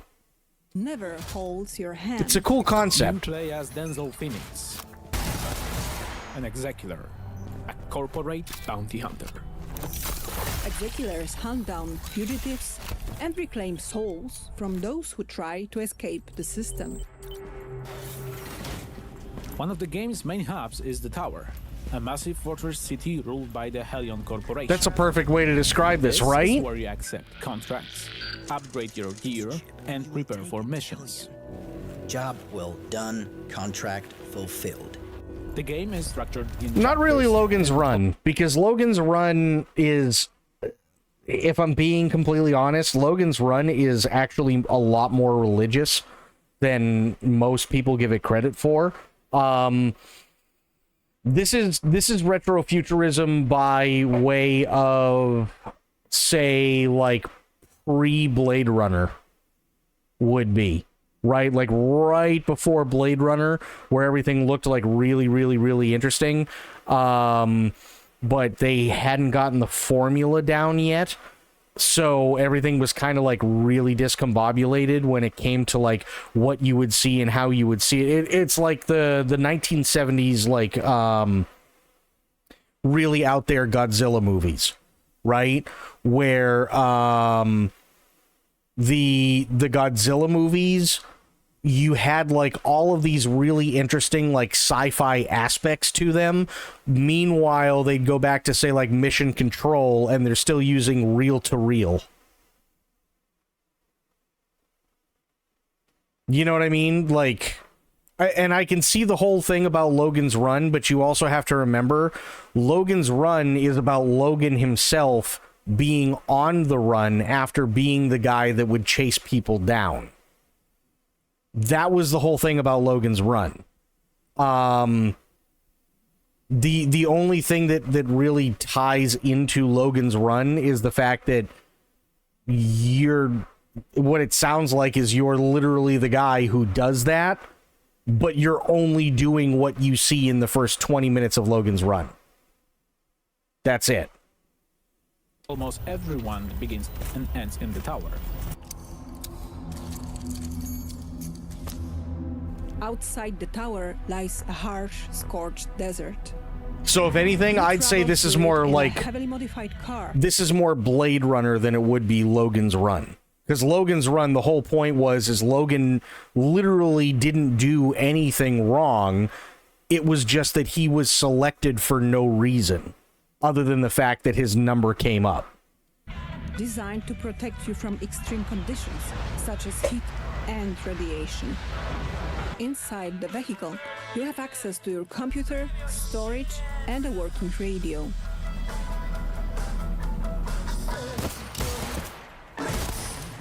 Yeah, but saying that, you're not really spoiling anything by saying that, because that's even in the trailer, right? The whole trailer for Logan's Run is basically what happens when you're the guy who chases everybody down and all of a sudden you're being chased.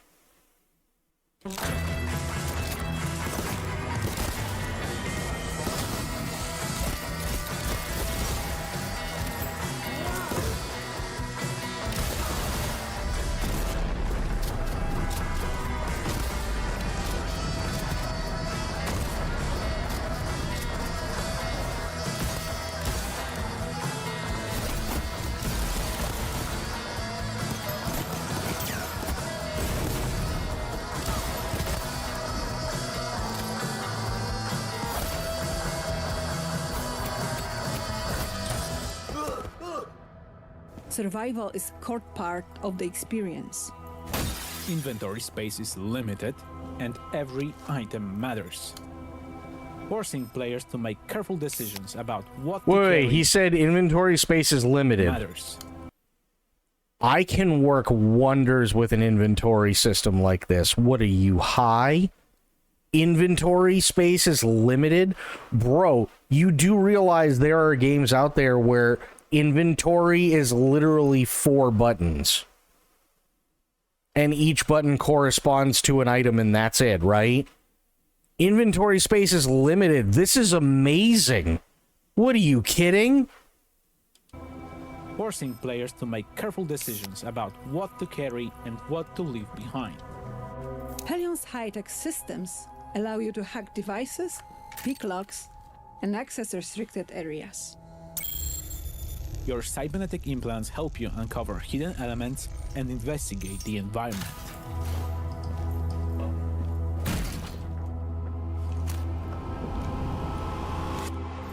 Missions and level design are fully non-linear. There's no single way to complete a contract.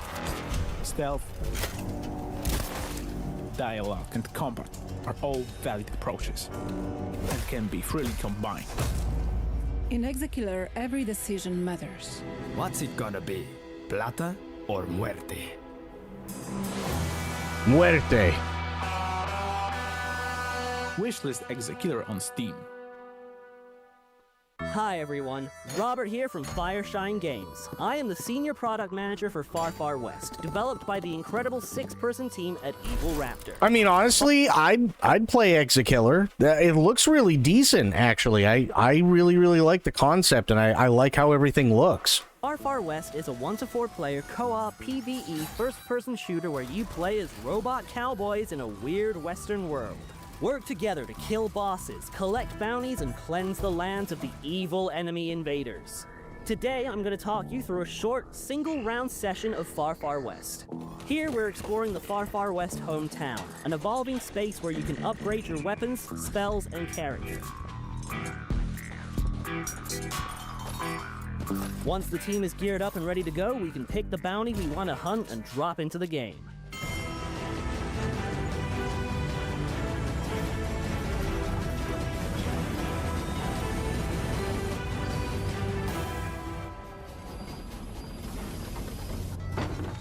Now that we have dropped into the map, it is time to head to our first objective.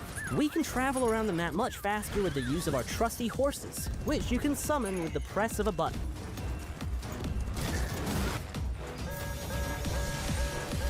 When fighting enemies, I can use different firearms and a variety of spells to do damage or heal myself and teammates. So this is basically COD Zombies meets Overwatch.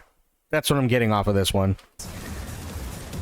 Spells and guns can also be comboed together to make their effects more powerful, spread their damage further, or even create new spells. To summon this boss, we need to do the obvious. Launch a nuke at its nest.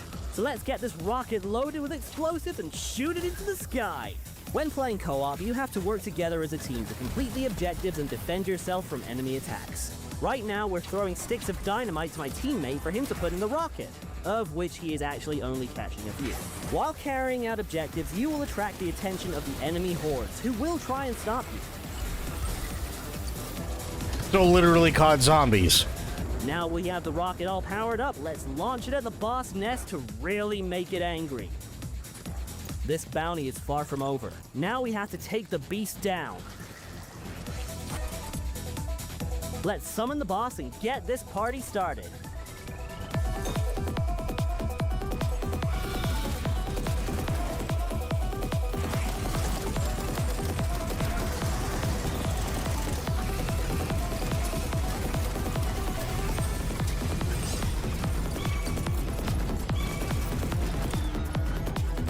We won and the boss is dead, but we aren't safe yet.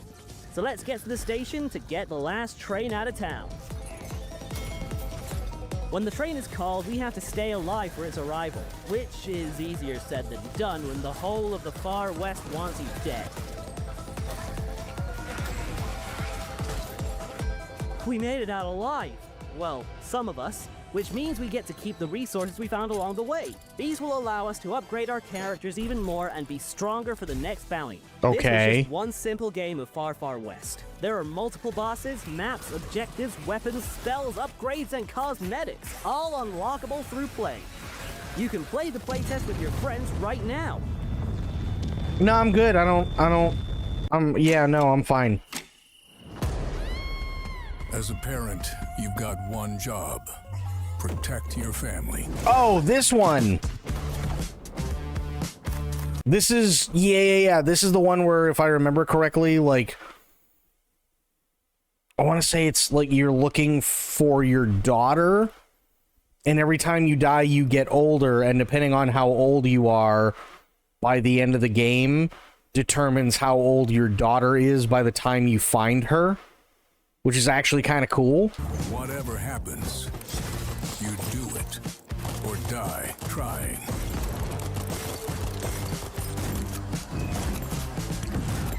But even if you kick the bucket, you don't stay dead for long.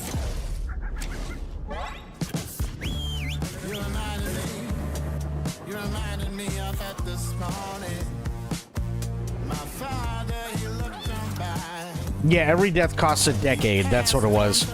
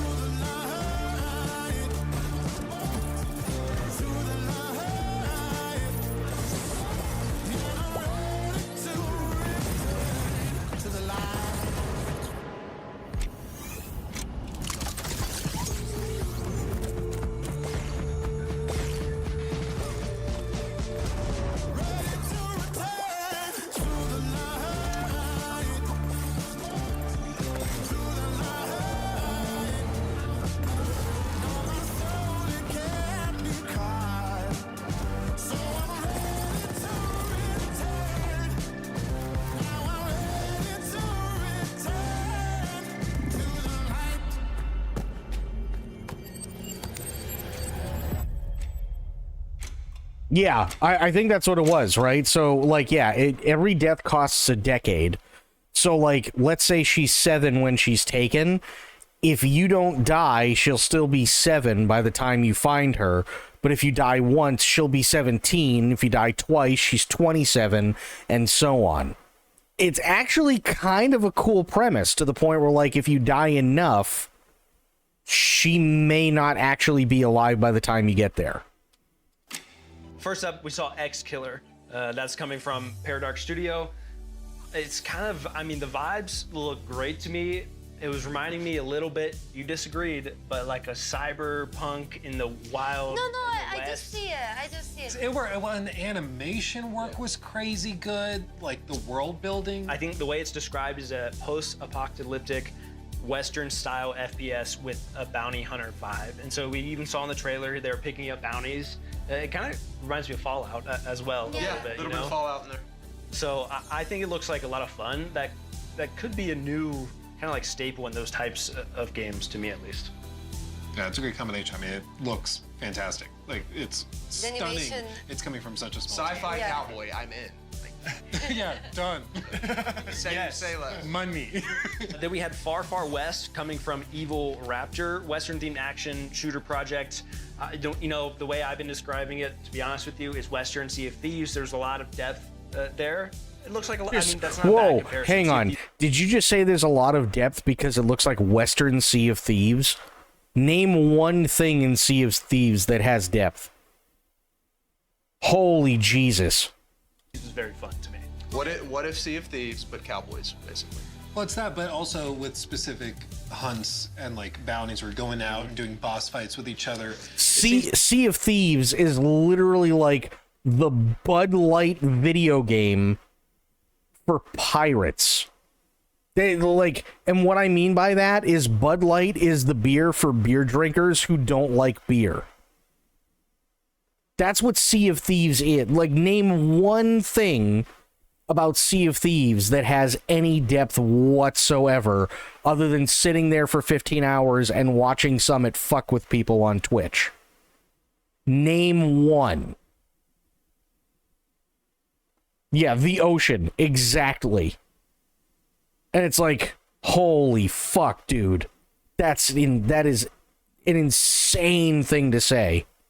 Absolutely insane thing to say.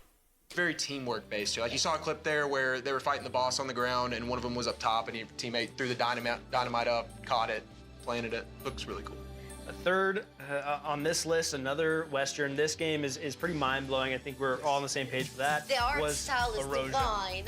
I could see this one being like... This is going to be a big one. Yeah, a big one. Well, like the most compelling aspect of it to me is the time passing affecting not just the world that you're exploring, but also like, literally your daughter. She grows older every death that happens. I think it's a decade goes past. So the worse you are... Well, yeah, that's the whole thing, right? Yeah, you sail around, kill things, sink ships, maybe look at islands, but with no story or reason. And that guy is saying that game has depth? What kind of depth? Is that like somebody, you go into a bar and everybody's drinking Bud Light and you go, I want a Zima? Is that the depth that he's talking about? And everybody, and like, maybe, you know, the 47-year-old woman in the back with like one and a half teeth who's been through about 18 packs of cigarettes that day alone and coming off her meth high looks at you and go, he's so complex. Like, holy shit, dude. The game. If you die 20 times, like, she's not gonna be there when you get there. You're gonna be talking to a gravestone. But it's just a very captivating art style, like you It's also open world. Open world roguelike. Yes. We're going to have people that, you know, are going to want to go deathless runs of this. I hope that maybe there's a glimpse of hope of, like, if you have a deathless run or maybe a That's death like run, the true ending or something. there's a happy ending. Yeah. But I imagine that most other endings are not going to be so happy, or at least a bit sadder. Exciting stuff. Yeah, It looks exciting. really good. We're going to see a lot from that game. For sure. Okay, so we got Division 2, Alpha Response, Last Man Sitting, and Raiders of Sophie. So, Bleached, if you need to pee, it looks like now might be the time. Next up, we have a very exciting section for people who like competitive games, shooter games. We have an awesome interview that Jake did with the executive producer of the Division franchise. We also have Alpha Response, a game coming from the original creator of Counter-Strike, Min Lee, or Gooseman, whatever you know him as. Last Man Sitting from Pixel Pizza, and Sand, Raiders of Sophie by Polygriff. Oh boy, whoa, hang on, let's go back. This right here is your typical Ubisoft UI. You've got 7 different things going on showing you what buffs and debuffs you have. You have like 1, 2, 3, 4, 5, 6, 7, 8 different counters in a very small area. You have something with an arrow. You have a bunch of white squares that don't mean much of anything other than possibly what shield it is that you have. You have an orange bar underneath it that shows you its life. Plus, you also have your shield and your life up in the top right hand corner with a bunch of numbers that probably correspond to when your next level cap is. You have a map that never gives you much of anything. Then you have your main objective, and then you also have your sub objective, and then in the bottom right hand corner you have your 3 other friends that you're... This is literally every Ubisoft game that has come out in the last 20 years.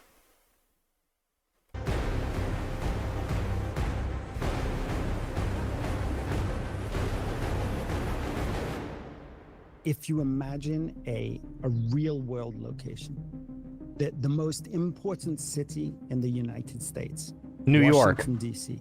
Oh, Washington, D.C. Bro, I'm pretty sure there are a lot of people who would disagree with you on that, especially right now. Ravaged by a pandemic and struck by the strongest, worst blizzard of all time.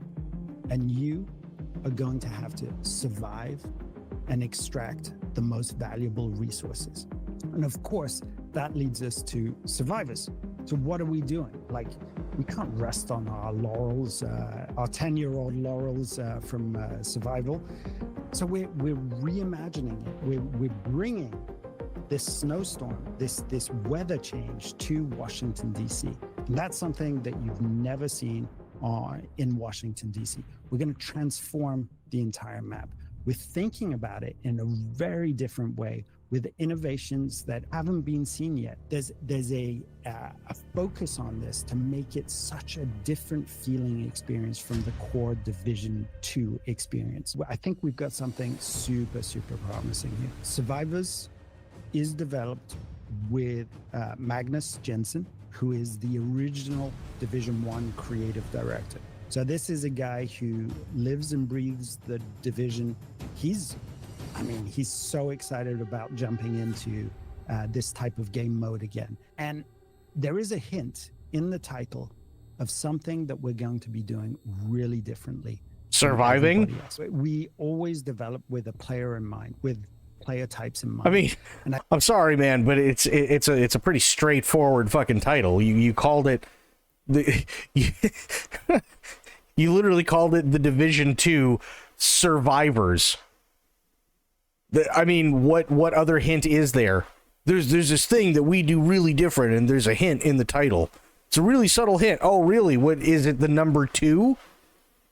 I think here we have to acknowledge that the Division 2 has a large player base of passionate gamers. And one of the things that we want to do is really lean into the sort of comfort game of the Division 2. People are happy to jump in, know their way around the controller, know their way around the map.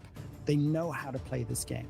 So we're going to take that and subvert it a little bit and change the map and make sure that the weather has an impact on you, which it doesn't have in Division 2. So there are lots of little things that we're doing to surprise our core audience. Veteran players, they're going to be surprised. All of these locations that they know by heart, they're going to be transformed. So the Division 3 is in production, right? This is not a secret. It's been announced. It's shaping up to be a monster. I can't really say anything more than that, but this is within these walls in Massive. We are working extremely hard on something that I think will be as big an impact as Division 1 was. There's a team in Paris working on this, and they're putting the final touches on a mobile execution of the promise of Division 1. I mean, I'll be honest, like, I was never like interested enough to play the Division 1 or Division 2. And I don't think that's necessarily a bad thing. It's not because the gameplay itself turned me off. It's just the whole concept of it was like, it's not really my thing. I can understand why people really, really like it, though. I think it is an interesting concept. It's just not for me. But yeah, you know, I mean, I think I watched Summit for a little while play it, and I was like, okay. All right, I can understand why people, you know, get a kick out of it. Makes sense. Division 1, New York, pandemic strikes, take back New York. This is a brand new story with mechanics that are really fine-tuned to a mobile phone. Graphically, this looks like a PS5.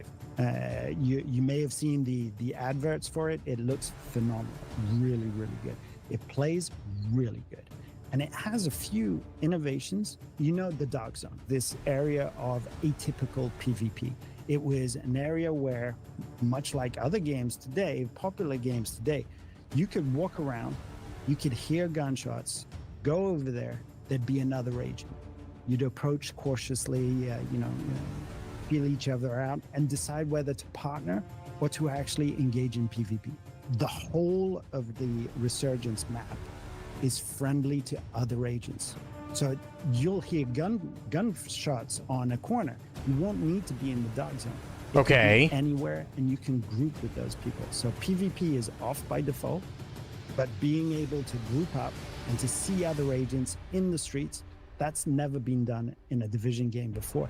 You know what? Honestly, I'll give him that. That's not terrible. PvP is off by default, but you're still able to, like, do it if you want, and you can just turn it on and off. If you can do it on the fly, that's actually not a bad way of doing it, and I think that is kind of cool. Again, the Division isn't my thing, but I can't I can't fault them for that. That does sound actually pretty decent. Let alone a mobile game. Other than the fact that it's a mobile game, apparently.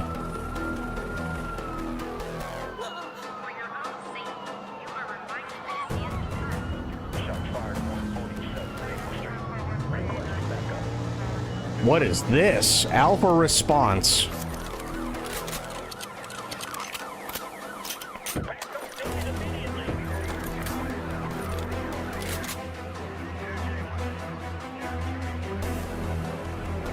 Fight crime. Okay, whoa, hang on. I gotta go back. First off, is that supposed to be a pistol? I'm really hoping that's supposed to be a pistol, because it doesn't really look like it, but if it's future pistol, I'll let it slide, because I kind of know a thing or two about working with the police, and I can also tell you that if that's not supposed to be a pistol and that's supposed to be a submachine gun, that is literally the dumbest fucking thing I've ever seen in my entire life. Those kinds of guns, especially when you're talking about MAC-10s and Uzis and Tech-9s and shit like that, are quite literally not designed to be used by cops. They're spray and pray and kill absolutely everything that's in that general vicinity.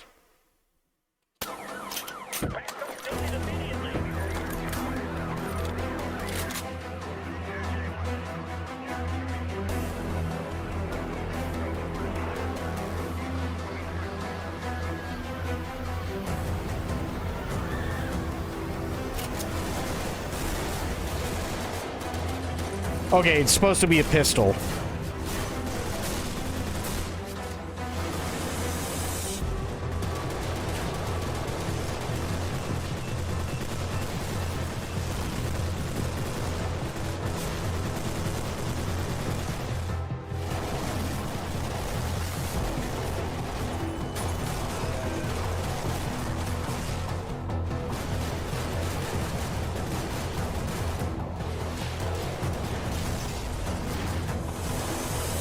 Also, who the F preps their weapons in a moving car unless you are actively shooting? I think, and I'll give them a little bit of credit, I think what they're trying to get, what they're trying to impress upon people is that these are like the last, this is like a last ditch effort team. Shit's gone so bad that they have to call these guys in. Much like you would with, say, SWAT, right? These guys have to get there in a hurry. Maybe, you know, shit's really hit the fan. The entire city's turning into a war zone kind of thing, and you're literally prepping on the fly as you go. I can understand the theory behind it. Does that actually happen? No, but I can at least understand the theory because it's rule of cool. You know what I mean?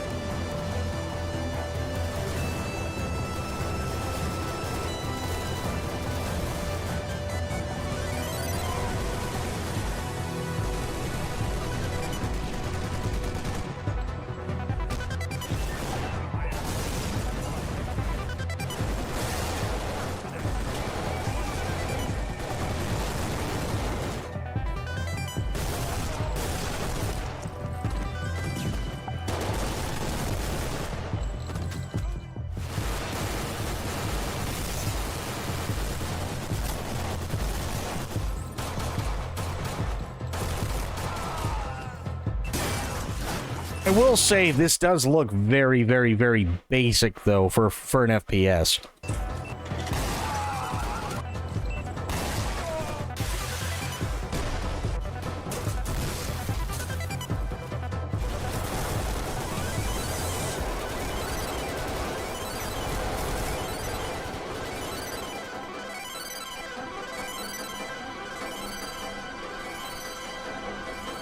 Oh god, it's available now?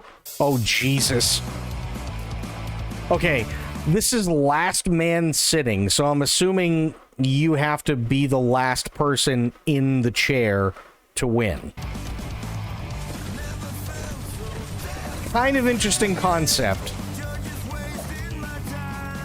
Except I really, really don't like the fact that the music reminds me of being inside of, like, Tony Hawk's Underground.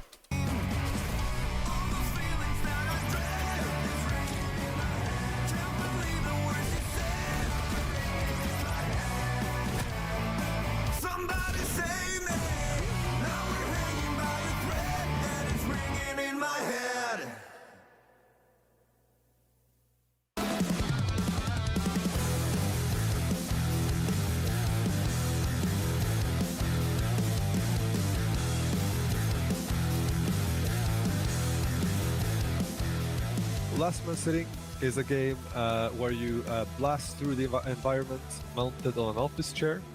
So you're always on an office chair, and you also have a freaking gun. So movement-wise, it sort of feels a bit like you're skating, but it's also most definitely a shooter. And you guys also described the game as a battle royale. So does it lean BR? Is it more shooter? Is it a mix of both? How's that go?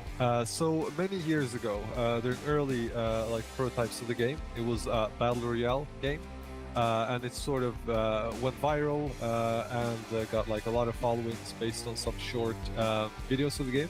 But then as we developed the game more, we found that we wanted to gravitate away from that a bit. So we saw some limitations with the Battle Royale gameplay. Eventually the game became more like more of a 4-player chaotic PvP shooter, more like a shooter version of Super Smash Bros., which is like one of our favorite games at the office. There's like different maps. There's different modes also. We worked on the PvP mode.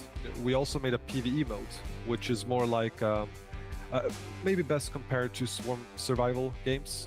So it's more like a lightly narrated story where you go up against your manager and you like go up in the floors of an office building. You have to survive for a certain amount of time.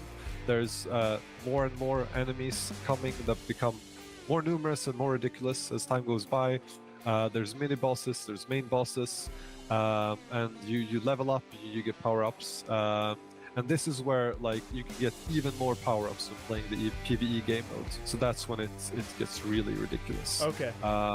Then you can unlock, of course, new weapons, new characters, new abilities. You can upgrade your chair, so you can... That was one of my questions. So we looked a lot at this like early 2000s aesthetic, which we thought was like really cool, especially like when we start designing the user interface. You can tell they really liked the early 2000s aesthetic. Windows Millennium Edition or Windows XP, and you have that those little square windows, and you have the font that we all remember. So eventually the game sort of became more of this like 2000s nostalgia type game.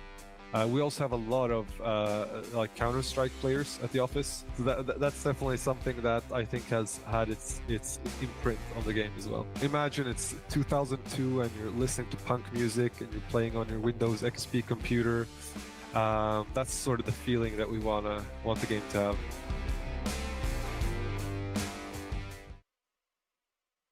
Wait, hang on.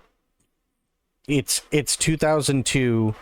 You're listening to punk music and playing on your Windows XP computer? What? That's not how it was in 2002. If you were playing on your Windows XP computer, you were playing anything on your Windows XP computer in 2002, you were sure as shit not listening to punk music. Trust me, you were not listening to fucking punk music. You're not sitting there playing The Sims 2 and listening to the Dead Kennedys. or Toxic Narcotic or Black Flag or Anti-Flag. You're not listening to them while playing The Sims 2. Sorry, I'm not entirely sure where you got that one.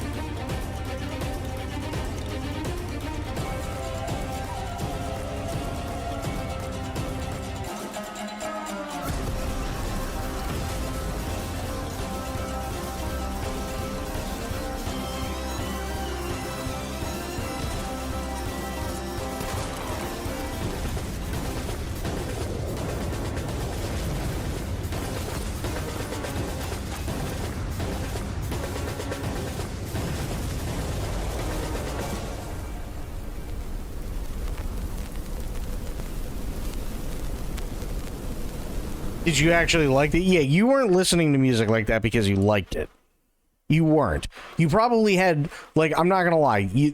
Chances are, anybody who was sitting there and doing anything like that, they might have liked, like, 1 or 2 songs, and then the rest of it, they're just like, well, it's background noise, and that's pretty much it, right?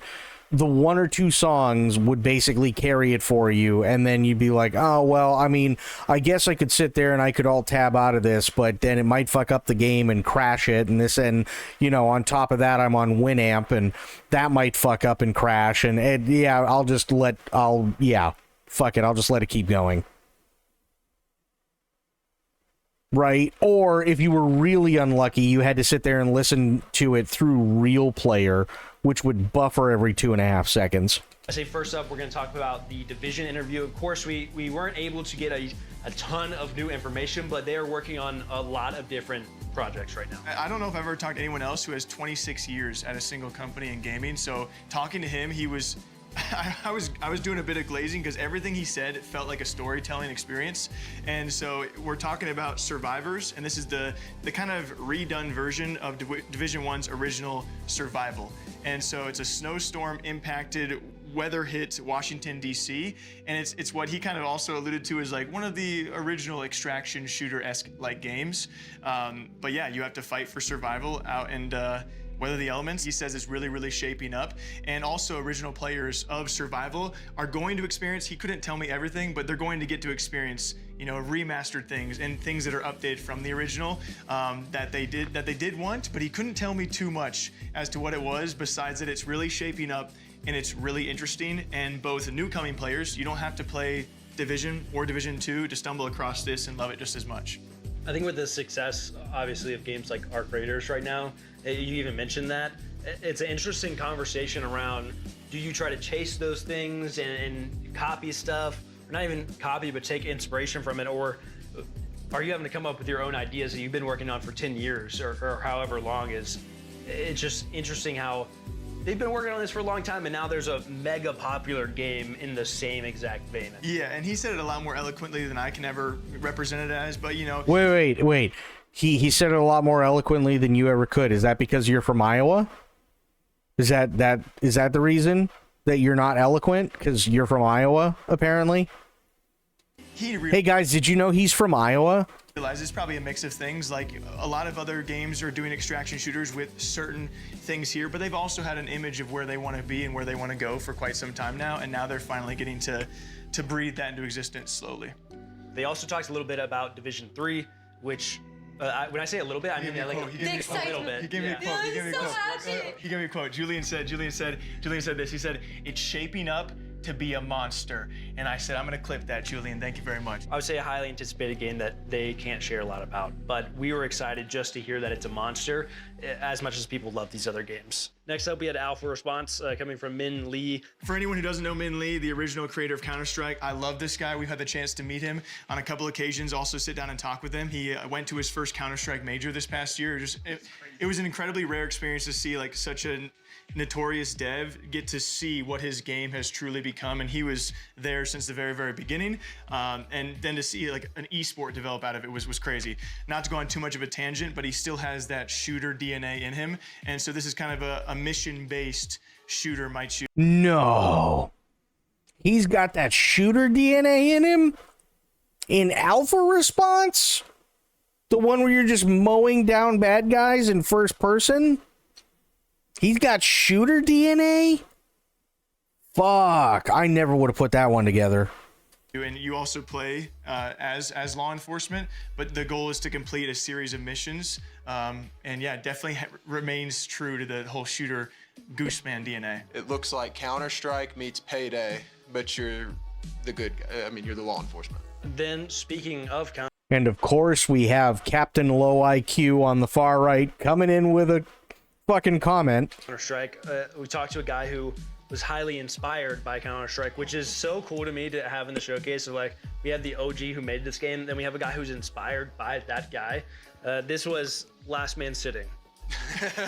It's so ridiculous, and I love it. We need games like this. It feels like a mixture of like Tony Hawk's Skater Pro, but replace the skates with chairs. What did I say? It sounds like Tony. Yeah, it's got massive Tony Hawk vibes. That's exactly what it was. And give them all weapons. And give them some guns. Why not? The clips are going to be insane.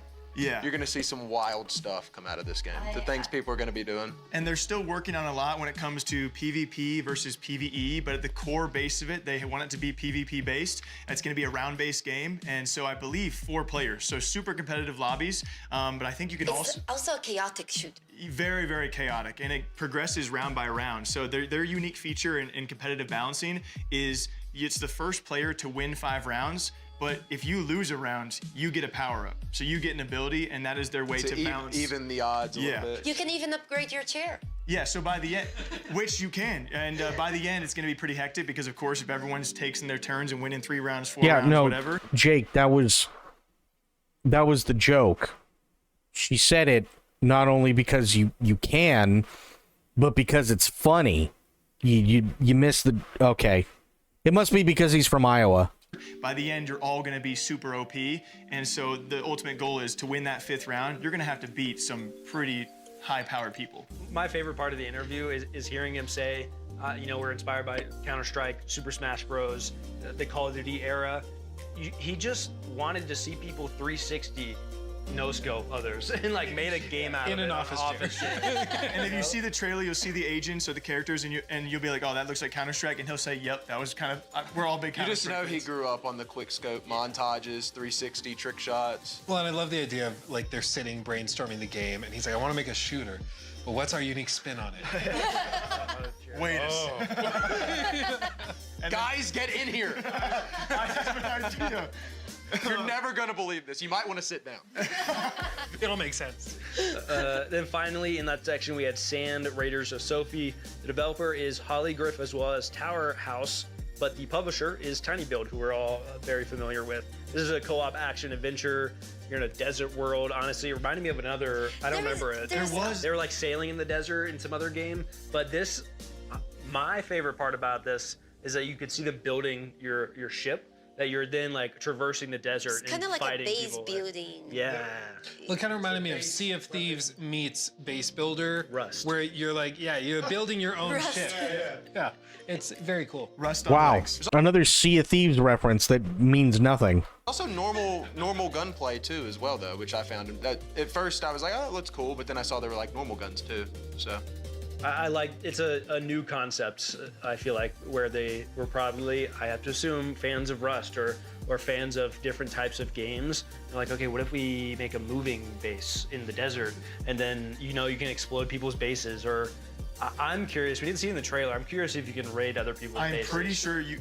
That'd be the coolest part. If you raid their like their jump base. off of yours. Pretty sure you there. can take other people's bases, I'm pretty sure. next up, we have a section that a couple of us are definitely going to be very excited about. This is the 25th year that Jagex has been making RuneScape at this point, which is extremely impressive. I know Jake and I have been playing it our entire lives. We've got old school RuneScape, we've got RuneScape 3, and we have Dragon Wilds. The Trinity! Right, so 3 games, massive games that have been around for a long time. A lot of people have heard of. I think we should just give the room to Jake. I love it here. This Use is the my- bathroom. Yeah, we should totally just give the room to Jake. He's been playing it for so long that his head is now a 56K modem. Favorite part for all you RuneScape fans. When we all arrived here, the first thing I saw was Jake on his laptop and RuneScape was pulled up next to Twitter. Sometimes you gotta do what you gotta do. Did you see how Hunter has like a side monitor just He does this. Really? I didn't know that. That's Yeah. These guys are real Lower level? fans, Yeah. though. Yeah. I'm north of 1800 now. I'm over 2100. I knew so that's why I didn't want to answer because I knew you were going to lead into it. Anyway, Jagex has given us a variety of exclusives across all 3 games. We're super happy to talk about it. They've done a lot of very impressive things over the past year, I would say. They did Varlamore with Jake's favorite, the Gemstone Crab, just AFK there, it's awesome. Has the Delve with Doom. They have the Gridmaster this year, which was super fun. I played that one. They also added Sailing most recently, which is the first new skill ever in old school RuneScape. Had a lot of back and forth. My favorite part about it is the fact that they listened to the community a lot with the release of it. The exclusive they gave us was this new logo reveal for the next league season.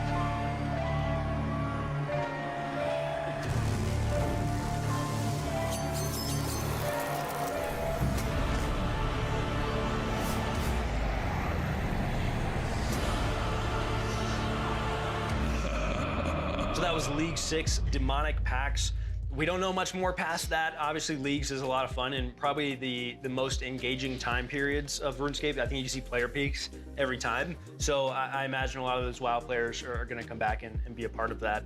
Outside of that, RuneScape 3 was also in the news a lot this year. For a variety of reasons. One of the biggest ones being they've removed the biggest monetization methods they had in the game, which was widely talked about and has been for probably next to a decade. You know, obviously in the MMO genre, you have to make money to sustain such big games and big servers for a reason and to keep these updates coming. They're not small teams. And so it was that community battle of like, we need monetization, but at what point is it too much monetization? And they finally reached that breaking point. I think we also have some reveals of some of the areas they're revamping, which is very cool. They're trying to declutter the entire world because right now the game, if you, as an old school player, log on, you're probably like, what is going on? Yeah. Most of the time. So that's very cool. They also gave us the image of their anniversary cape, which looks fire. Isn't that beautiful? And I actually have one behind me. This is Jake's Avengers Endgame. Oh, man. And then finally, we also had Dragon Wilds, which is a game that we are very excited about. Another incredible game. We are big fans of those types of games. Yep. Valheim, we spent a ton of time on. So when RuneScape announced this, we were super stoked personally and played it. They're in early access, but they talk a lot about their 1.0 release and everything that's coming. For those unaware, Dragon Wilds is the survival game inspired by RuneScape. And so being a big survival game guy and my love for RuneScape, it was kind of the mixing of both worlds. So Dragon Wilds was always going to be a big thing for me. And as you said, it is early access, still developing. They are aiming for that full release though. It's still a great game and getting better and better. If you like games like Valheim or Enshrouded, I would say this is the kind of game 100%. you would like to play because it's just like that. You can spend a ton of time building your house and making it better and better. And then they're also adding iconic RuneScape things. Again, we talked about that with like the cube.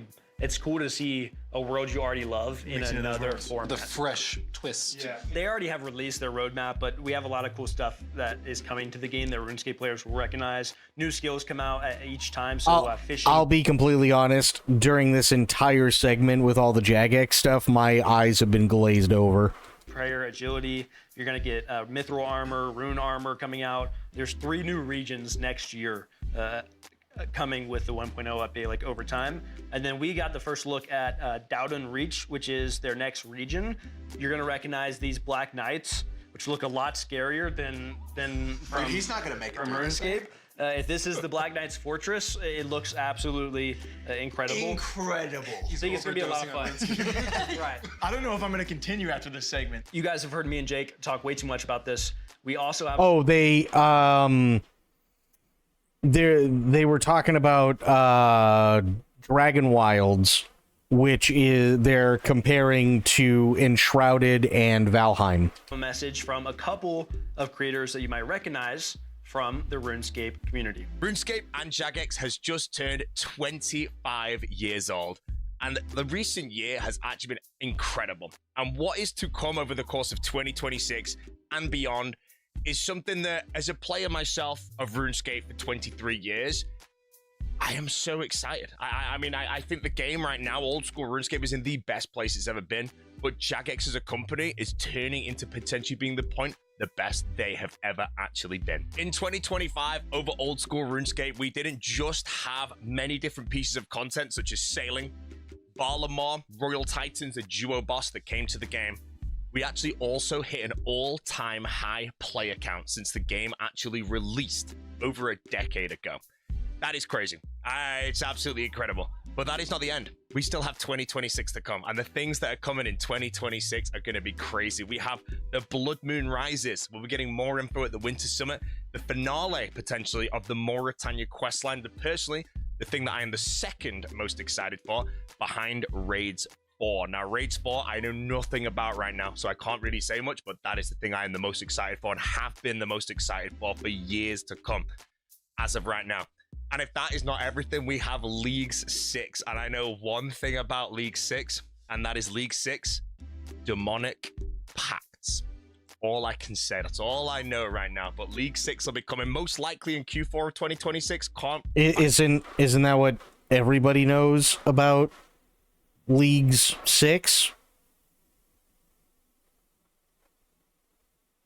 Is it like... That was kind of the whole thing, right? He's like, that's all I'm going to say about it. It's like, okay, but isn't that what literally everybody else says about it? Because they don't know shit. Check that. I do not know. But that means League 6 may contain Blood Moon Rises and Raids 4 inside of whatever League 6 is going to be. Oh, is your internet crapping out? I just about killed myself laughing because someone posted an image of their tabletop minis with googly eyes. Oh, fair enough. RuneScape 3, I'm not a huge player or ambassador of RuneScape 3. I am more on the old school side, but there is a massive update that occurred earlier on that I was able to get behind, and so did all of the old school RuneScape community and basically anybody inside the community. And that was the removal of a microtransaction called Treasure Hunter. And finally, RuneScape Dragon Wilds. I played it when it first came out with Ashenvale, I believe it was called. And then the most recent expansion, Fell Hollow. I recently have played that one as well, and I have completed it. And Dragon Wilds is a game where it's not even fully released. Is my Teespring still a thing? I mean, technically, yes, but I have not had very good luck with them whatsoever. So I would not recommend that right now anybody do anything with it. The link didn't work. Yeah, I can completely understand that. I'm not surprised even in the slightest. Yeah, Teespring sucks. They just do. There's nothing good about them whatsoever, and yeah. I'm looking, I'll put it that way, because there is stuff that I want to do. There is merch that I want to get back out there and everything else.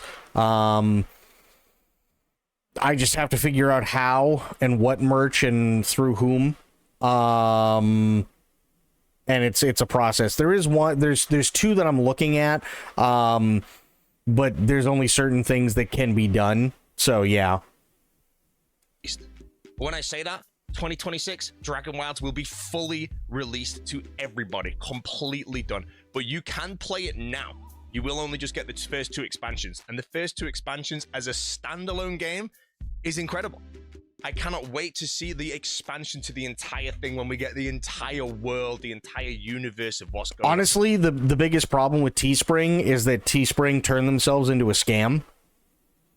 That's the biggest issue. It's been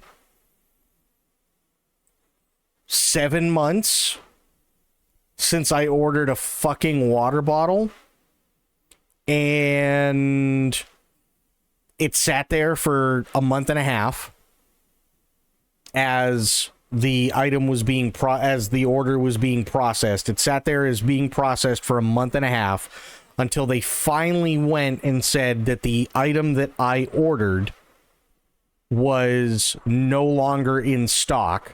So then I sent them a bunch of emails really pissed off because they have my fucking money and they haven't returned it. They haven't refunded anything. They never contacted me whatsoever. And then 6 months in, somebody finally returned my fucking emails and said, oh yeah, no, well, we can work something out, but I don't know if there's any sort of refund that can be given. So I told them that they had 3 days to give me my money back, or otherwise I was taking my business somewhere else, and they never responded. On that. So far, the gameplay is incredible. Whoever's working behind that team, honestly, I feel Dragon Wilds, when it's released later this year, I don't know when, again, it's going to be a masterpiece when it's fully done, when you can start a new character, go through Ashenvale, go through Fell Hollow, and then go through the next third, the fourth, the fifth, the sixth, whatever level of different realms there's going to be. But you can still play it now, early, and you can play the expansions as they release. Right now, we have Ashenvale, we have Fell Hollow, and we will be getting another expansion fairly soon into 2026, and that will be the release of the Mithril, and I think the Fishing Skill. Honestly, Jagex, 25-year anniversary, the game, the company, everything, it's looking good, and I'm very, very excited for the future. And if you guys haven't yet, make sure to go play RuneScape, one of the greatest games of all time. Okay, what do we have here? We got Darklight Survivor, Tape 101, Unawake, and Nested Lands. Okay. Next up, we have a group of 4 games, that being Darklight Survivor coming from Mirai & Co., Tape 101 coming from Subversa, and Unawake from Reality Art Studio, Nested Lands from 1M Bits Board. Okay. They got my attention. What is this?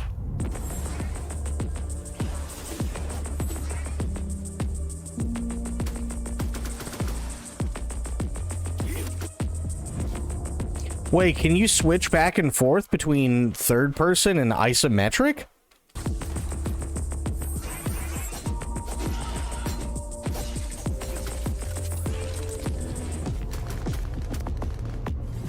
That's kind of interesting.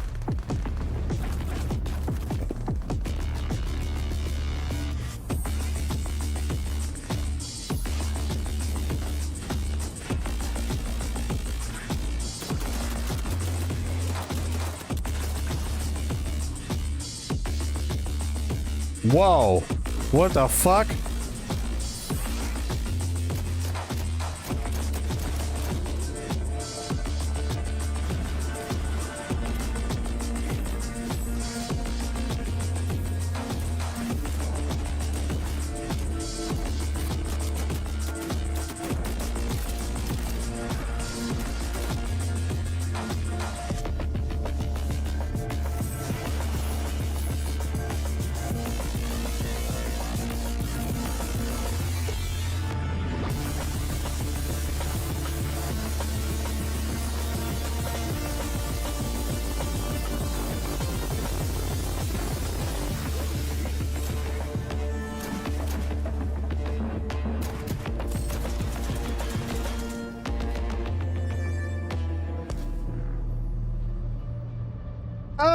I mean, it looks kind of interesting. I don't think it's going to end up being my thing, but it doesn't look terrible. I've seen worse.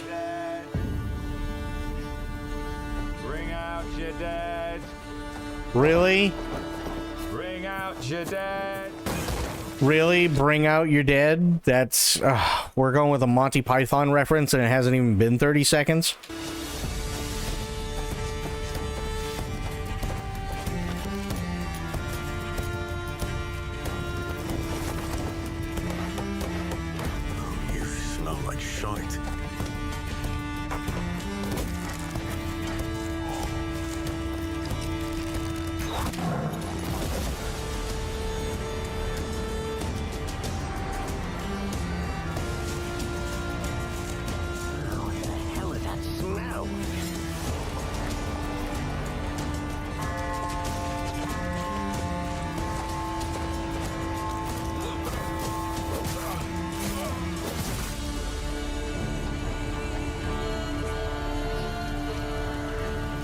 Oh no, I'm sure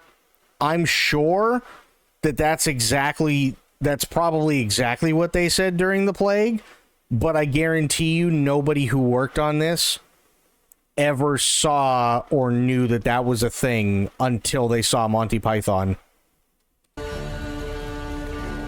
Guaranteed. Bring out your dead.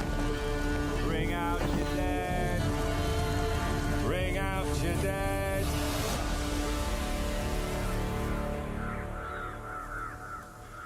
Yeah, no, I'm good. Yeah, no.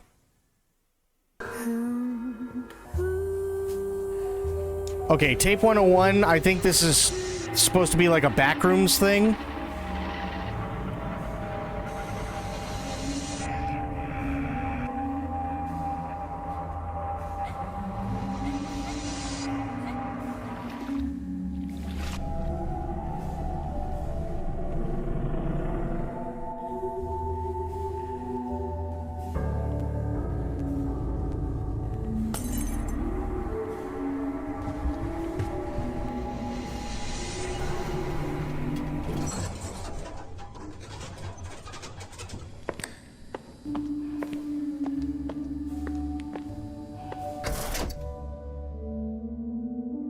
I'll be honest, I kind of have an issue with the Backrooms. I have an issue with the Backrooms, and I very well could be wrong, but I watched the Backrooms ARG on YouTube, and I think they did a really, really, really fantastic game with the way that they were doing the camera work and the way everything came together and so on, and that's all well and fine. But the problem with the Backrooms is that everything has already been explained, and people are taking it and trying to make their own things out of the Backrooms, which may or may not work, but unfortunately they never actually go far enough to explain literally anything about their own version of the Backrooms. So now you have something like 30 different versions of the Backrooms that are all using this whole liminal space vibe, which is supposed to be creepy in and of itself, but isn't anymore, because every time you pick up one of the Backrooms games, there has to be some sort of monster, because apparently that's how video games work, and that's it. For eternity, I struggled to become an aspect of courage, freedom, and honor. What even is what medicine? The Backrooms? The Backrooms was it was an ARG series on YouTube, where you had, I think it was you had a bunch of teens, and they were fucking around and doing some dumb shit or whatever, and one of them had a video camera, and he was recording he and his friends doing some stupid shit, and then all of a sudden he just falls through the ground, and he ends up in this place that's literally all in yellow. It just looks like what should be an office building, but it's endless, and it's all in yellow, and every once in a while you might see a chair, or every once in a while you might see a table, but there are no chairs, right? And there's typically nothing on the walls. There's typically like nothing, none of that, no messages or anything like that. And then he's trying to find his way through, and then all of a sudden you see this like almost indescribable monster, and he doesn't know what it is, and he goes to run, and then he falls through the floor again, or he goes to jump down this hole, and next thing you know, he's literally 10,000 feet up in the sky, and he's falling, and he doesn't have a parachute. And it was actually like a really interesting concept, and they did a lot of really cool camera work and everything like that, and it was cool. It was a new concept for ARGs, but now everybody's gone out of their way to make their own version of the Backrooms.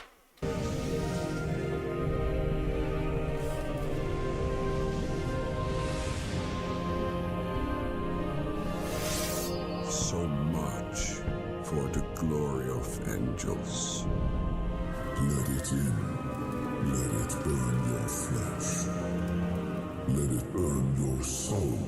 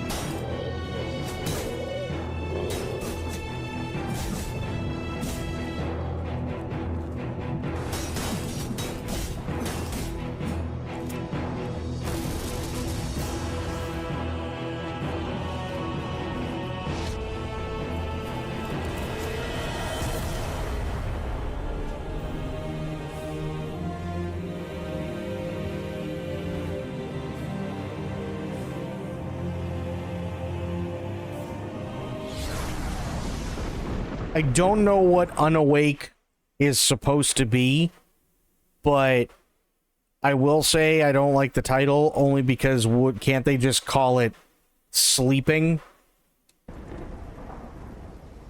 First up, we saw Darklight Survivor. Maybe one of the games we've seen that kind of blew our mind a little bit. You had top-down, you had a third person, and something else. Oh, the instantaneous switch. Last several segments have been, yeah, it's... Pixel art, being able to I don't know where they're going with it. Yeah. That's insane. Really, really sick. Yeah, combining both those features, because you said it and I was like, wait, is that what it's doing? I had to. Yeah, you can sort of like just toggle it. That's such a crazy. My understanding. Such a crazy feature. So it's a game like a roguelike game. Yeah. And a little bit kind of like Vampire Survivors in the style of Megabunk. So you can either have the top-down view, first-person view, whatever you prefer, and you swap all the time. Sick. I think it's interesting to think about the strategy element of that probably that comes into play, like when you're fighting certain things. Yeah, maybe some Maybe if bosses. you're seeing it's a useful boss to Because swap. on the surface, it seems like it's just like it's a personal preference thing, but it might actually have its place in like the gameplay loop. Like if you're in a certain situation, I should go top down. Yes, low IQ man. That's exactly what both the other people in the room just said. Depending the skill that you use. Yeah, because you may think that it's just like a gimmick for a different viewpoint or filter or whatever, but the idea that you could use it tactically as a gameplay mechanic too is really cool. Awesome. Fantastic. The leader had to reinforce what low IQ guy said. So now it's been said a grand total of 3 times. Okay. Glad we're all on the same track. Early access in late Q1 of 2026. They already have a demo out that a lot of people have played, and we've said this a lot of times. One of my favorite parts about these devs already is that they have listened to their players who have played the demo. They made it a point to tell us, like, we've made 6 patches in the demo based on player feedback, and I think that's super important, especially for a game that looks as good as this, because it can be a lot of fun. You know, roguelike survival with mechanics we've never seen before, as far as I'm aware, so it should be fun. Next up, we had Tape 101, a game that's probably too scary for Jake to play. If I had to, I had to literally cradle him while we were watching that. I thought he was gonna. All these things are true. Yeah, you guys know me so well. What I appreciated about it is it's not a jump scare game. Yeah, they've stressed they don't want to do jump scares. It's specifically psychological, mind melty, unnerving horror. You will not have jump scares, but you will have nightmares. You know the thing is, that sounds like something that a developer of a game that has jump scares in it would say. Yeah. You know what I'm saying? Like, there's no jump scares. Yeah, there's. You said they sound like my chat anytime I play a scary game. No, I feel like you just have trust issues because of unresolved problems. You're 20 hours in, that's when you're gonna finally see the jump scare, and it's gonna be one big gotcha. Honestly, I would kind of respect them for doing That that. would be awesome. I was definitely unnerved by just the music, whatever's going on in the background. They did a great job. But there's cool little twists to the background too, It kind right? of feels at times that you're also hallucinating because of like the camera. Well, angle. it's like video camera, and you were in an RC car during certain points, like exploring it. We had Nested Lands as well. It's a village in survival, like village management in survival type of game, where obviously very medieval, a lot of, I mean, what was the last shot? Like throwing bodies on a fire? Yeah. Bring out your dad. I will say, I love management games. I love management games and sim games, village management sim games, like this is right up my alley. This feels like Manor Lords meets survival. So it has a different viewpoint, and you got to take care of not just yourself, but everyone around you. If you don't, your entire village is just gonna be. Yeah, they even show you the burning Burn bodies. Like, yeah, sorry, you lost some of your peeps. Yep. Better make Done. better decisions. What I liked was seeing the blend of like, obviously you're playing as this person and you have to survive, and he was like hunting stuff and like that. But I imagine you're also recruiting people for your settlement as like the king, and then you have to like choose who to recruit and build on a village. Initially, it may start with you doing the micromanagement, but you eventually can assign villagers to go do the forage, go Kind of hunting. like in Power World, how your pals become your workers without a wage. Exactly. Yeah. Then finally we had Unawake. I love how she said, kind of like in Pal World, where your workers go out and do the things without a wage. Yeah, lady, that's called slavery. A game, a first-person action game, mixed kind of a little bit of fantasy. You're battling hordes with melee, ranged weapons. It's hack and slash. It's roguelike. Looks like kind of like a Doom Skyrim to me. I mean, honestly, the art direction was beautiful. Yeah. Like, those environments, you see them, and it's just. It's very pretty. No, but something about it, I don't even know if I have a comparison. For some reason in the back of my mind, this probably won't make it. Mordor-esque, like, it just looked really good. Yeah, Mordor. Very dark version of Mordor, but light The atmosphere. Yeah, that's That's like a bummer version of hell. Some notes that they gave us: expected to launch early access late 2026 as well. They are designing the game to be moddable after release, which I think is really cool. People who like Path of Exile, they specifically called out it's a central skill and stat tree that is similar to Path of Exile, but more approachable. So it's not going to break expect a skill forest instead of a skill tree. Skill Force, lots of complexity, lots of interlocking skills, layers of progression. So I think a lot of it's going to be a game for people who really like their builds of things and like, okay, how can I specialize in this? Oh, dude, I'm doing this all day. Just Did you know that Do that for me one more time. Just show me the and then the double sword grab they were doing. And the fact it's moddable, I would love to see the direction that goes. Yeah. Ignore Jake. He's from Iowa. Oh, yeah, well, there's so much potential. You could have modders come in, do additional levels, boss fights, romance. Unironically, you could add that if you wanted. Like, lots of potential. I think it's the world is too dark for that stuff. Well, with that attitude, yeah. But maybe with romance, it wouldn't be so dark. Love can exist anywhere. A mod could brighten the world up a little bit. Next up, we have a very exciting segment where Here we we actually go. sit down with the executive producer over all of the Warhammer 40K series, as I understand it, Anatoly Shestov. Finally. Okay. By enemies from within. By enemies from without. Got a good Ogren. Nice. Imagine you're playing inside Warhammer universe by the guys who can't use the army, who need to find this particular person in charge of bad things to make Imperium stand for one more day before grumbling to dust. That's basically how I would describe it. Just imagine the true Warhammerish stories where no choices are good, but you don't have an option to go away. You need to get your hands dirty.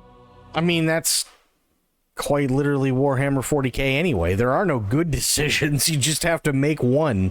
And it's just a matter of how precisely you will achieve this. One of the most significant changes that any player would experience compared to the Rogue Trader would be more stakes, more value in a surrounding, in any environment that you're playing with. The covers, the line of sights, we read how they are calculated, how they are working, and how much benefit they providing to the party. So it's basically would be more playing around the environment.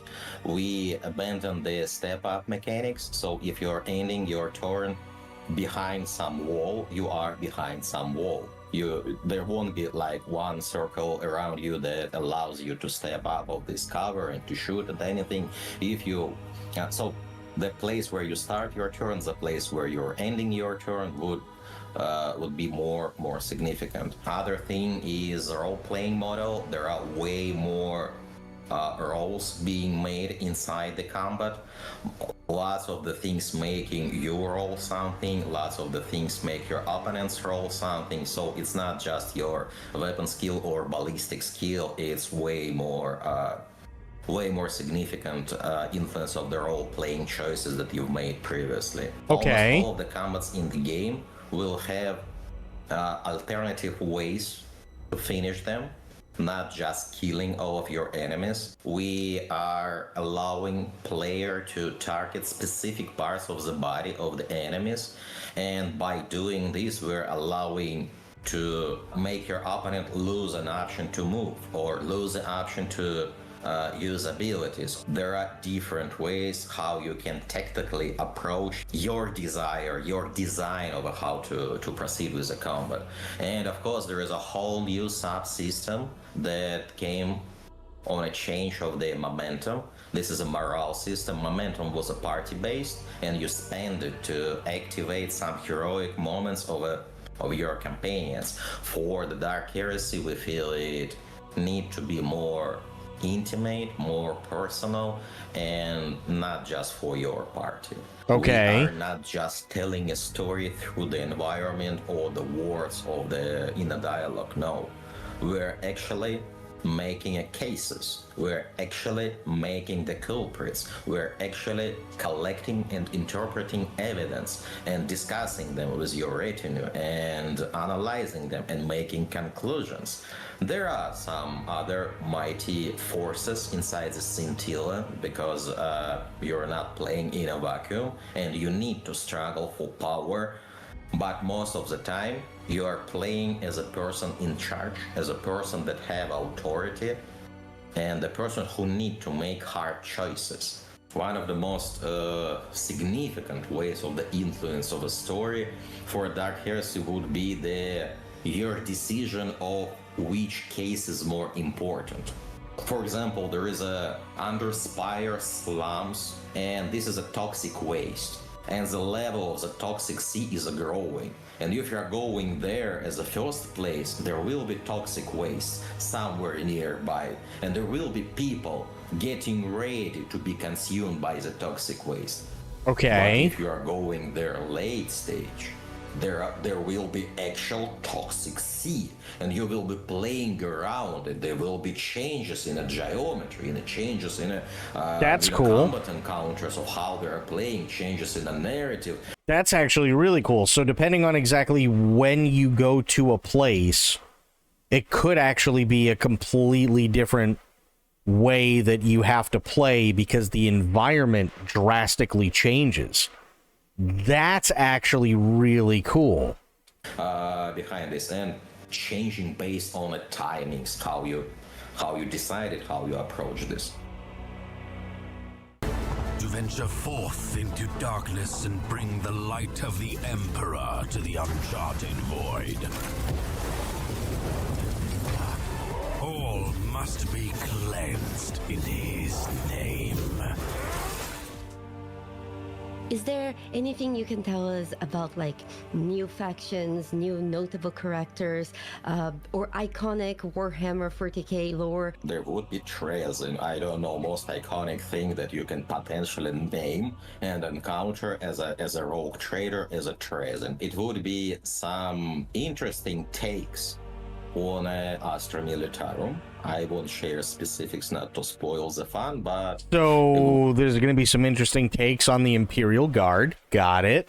Would be there. And there would be some brand new systems, like augments ones. You will be able to replace some parts of your body with interesting pieces of Imperium technology. There would be some elaboration on a story of the world behind the main road of the Inquisitor Kal Kassar's shenanigans. Let's say it like this. It would be some interesting dive on a past of the von Valancius dynasty, even further than Theodora. There would be some new takes on how dangerous wildlife can be, Other thing that definitely we will provide for the player is some vaults, the Trezen vaults, some collections of pretty wild things being gathered by this Necron. Of course,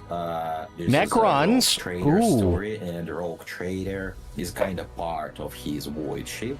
So there would be So, some, okay, so the Night Lords, I'm going to come out and say that it's entirely possible, and I don't honestly know, but I think it might be cool if maybe you were able to pick yourself up a Night Lord companion, especially considering that, and I know I'm not like super far into Rogue Trader just yet, even though it feels like it.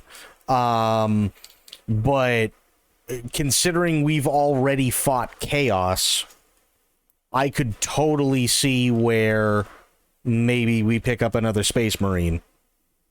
expanding of the void ship, some new places to visit, some old places to revisit. It would be new companion with a whole set of unique mechanics inside it. It would be the general system of augmentations provided to the players. So if you always wanted to replace the limbs of the Heinrichs with some like pretty adamant ones, you will have such an option. Not just Iron Hands from the Biomonsi, but the real Iron Hands. Yes, that's an option. It's the first DLC that allows us to expand the late game parts of the Rogue Trader, and expand it not mechanically, but expand it in a 100% of the different aspects of the game. Huh. Let's first talk about the So honestly, I'm thinking it's quite possible that either A, there's going to be some sort of mission where we have to help out the Night Lords for some reason, or B, we might be able to actually get our hands on a Night Lord companion. That's where I'm at with it. That's what I kind of feel might be going on. I'm not entirely sure. I know that we do get a Space Wolf companion later on in the game already, but maybe it's possible that there's a Night Lord companion as well. I don't know.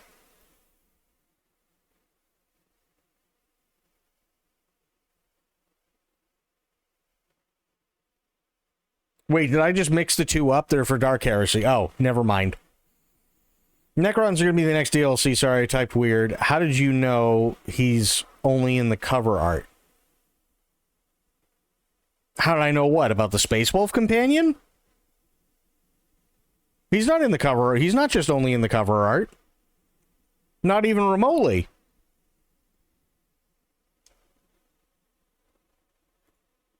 Yeah, he's not only in the cover art. I can show you.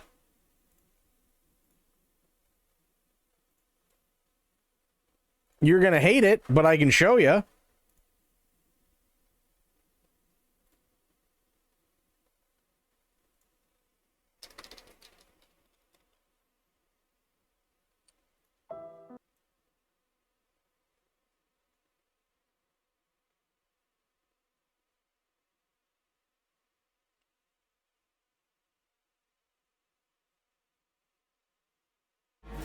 The Rogue Trader has fallen.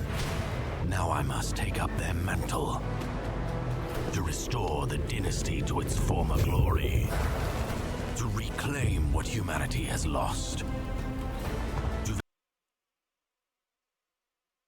There you go.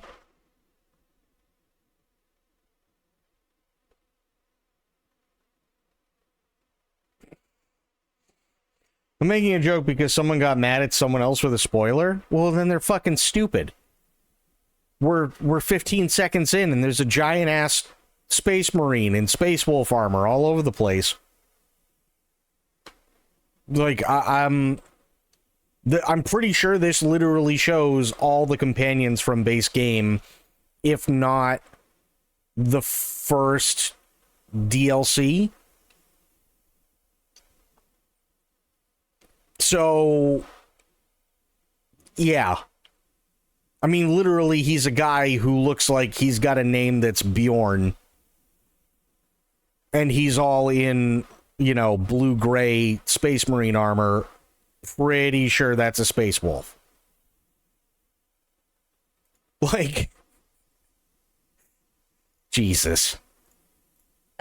New DLC for Rogue Trader. Actually, I'm gonna interrupt you. Can you tell people generally, basic bitches like Jake, can you explain Warhammer 40K as general? Like what's the playthrough about? We actually asked Anatoly to describe all of this for people not familiar with Warhammer, and this is how he described it. Imagine you're playing inside Warhammer universe by the guys who can't use the army, who need to find this particular person in charge of bad things to make Imperium stand for one more day before grumbling to dust. That's basically how I would describe it. There's a new companion, and there's also, this companion has unique mechanics, and they're also doing things like new environments. They're revisiting previous environments and then overhauling them. They're altering and they're changing, not to get too specific, but they're changing things about the late game to extend that roadway. This DLC alone offers 12 to 15 hours of additional content. Like, there's a lot of meat on the bone. So I'm very happy. I was extremely happy when he said that, yes, this game is going to be fully voice acted.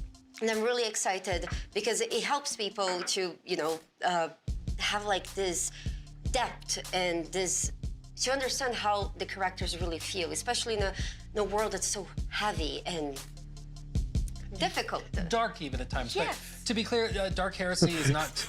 Dark even at times. Oh, you know, in the grim dark universe, it's dark? Is it? Wow.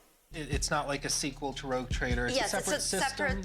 separate... It works different mechanically. There's different things going on, but my understanding, and speaking with Anatoly, was that it's going to be a very narrative focus. That's the primary concern. Not that Rogue Trader was not a focus, but that's where a lot of the effort is going with the voiced cast throughout the entire thing and many other aspects of it. The narrative is like the central component. I'm really hoping that Dark Heresy does have actually like everything voice acted. Don't get me wrong, I like doing all the different voices and stuff inside Rogue Trader, but unfortunately there's also a downside to that, which is that there is so much going on that even 6 hours of Rogue Trader will fuck your voice up really bad. One of the things that I really enjoyed that he mentioned was you can target enemies' specific body parts to sever them during fight. That was the coolest part that I had. That actually is really cool. It's really nice because if they have like a they're very fast, so you want to target their legs to cripple them and so on. Not only that, but you know how sometimes you get into a very awkward situation where you're crushing the combat, and there is still that one guy that, in spite of all his friends being dead in the battlefield, he's still trying his. That's not going to be really a thing. No, I never actually dealt with that in Rogue Trader, and the reason why is because I know what abilities I have, and I know what all the different characters can do because I made them into different things. So if there's that one guy, it's because I haven't gotten to him yet. That's it. Render, they can run away, they can try to sometimes maybe even negotiate their way out of this, and it's up to you to decide what happens to them. Yeah, hearing all those combat options was the coolest thing to hear him talk about. Like, you can render your opponent useless in whatever different limb you want to actually target, but you can also make them blind. There's so many different unique features to the combat where even when I was listening to talk about it, I was like, okay, wow, I've never played a game like this, but it sounds really intriguing. Yeah, and it was just interesting to see Anatoly describe how the team wanted to revisit some of those things that are taken for granted in RPGs, like the concept of just an enemy. Well, you fight until all the enemies are dead, and that's it. But the team went back and was like, that doesn't like necessarily make sense. Like sometimes the guy would be like, you just blew his head off, you just exploded that guy. I'm covered in John, you know, like I'm gonna run away now. And that just What game is being discussed? They're currently discussing Warhammer 40k Dark Heresy. makes sense. I love that description he gave. Yeah, I love that one. It's lovely. So question for the group that I want to spin off of this. How do you play these games? Like, okay, now we know this critical system, you could blow their arm off, you can maim them, and they will surrender, maybe. We know how she's gonna play it. So the choice, like... Make it as miserable as possible. Let me take one arm, and then feed him that arm while I take off the other arm. Oh, are you surrendering? I can't hear what you're saying. Also, please excuse Jake. He's from Iowa. He doesn't know any better. Because apparently that's how people from Iowa are. Too late! Yeah. I think he understands me. There are some things that are really exciting about this game, and I cannot wait to try it. So I hope you guys are as excited as I am for this one. And I can't stress enough, Owlcat Games, they know what they're doing when it comes to CRPGs. That's true. They are do. Not to be messed with. They know what they're doing, and I think this is one to keep an eye on for sure. Agreed. Yeah. I'm really Next up, a few excited. games I would consider kind of couch co-op games that I would have fun sitting and playing with people, like at a party or with my family. This is going to be Towerborn, coming from Stoic and Xbox Game Studios. We have Sprint City from Double Dutch Games. That's a These good are the thing, Medicine, creators for of sure. Speedrunner and Dinch Attack, coming from Undercoders.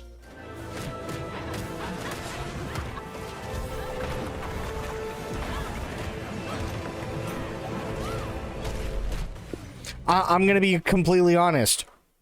There are only a few games that, even by today's standards, are still considered games for young adults up through whatever, that are viable games to play as party games while you are sitting around and having beers and kind of partying.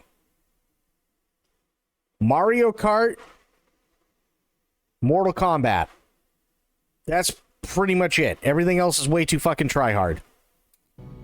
I would describe this as a brawler meets action RPG. This is an awesome entry into the brawler space as somebody who tends to play a lot of RPGs and MMOs. So I have a lot of brain space and I want to make really cool builds. A little less so in how do I actually dodge and get out of things and find my openings. Early on, I was able to kind of compensate for that by finding nice little gear and little pieces to put together to eventually build my brawler skill set. And I find myself kind of going back and forth as we play test between I'm finding something that's a little difficult here. Well, what can I do with my gear set in order to tweak things, or is there a different skill that I should pick up for this particular encounter? I'm not entirely sure what they're talking about in terms of party games, because when it comes to party games, for me, especially when I was going to a lot of different parties, the only thing that would happen is you'd be talking to somebody and eventually it'd end up being yeah, well, you know what? I'm fucking amazing in Mario Kart. And you go, oh yeah, well, I'm pretty good too. Yeah, well, I could kick your ass in Mario Kart any day of the week. Oh really? Well, just so happens I got an N64. Let's fucking find out. That's what a party game is.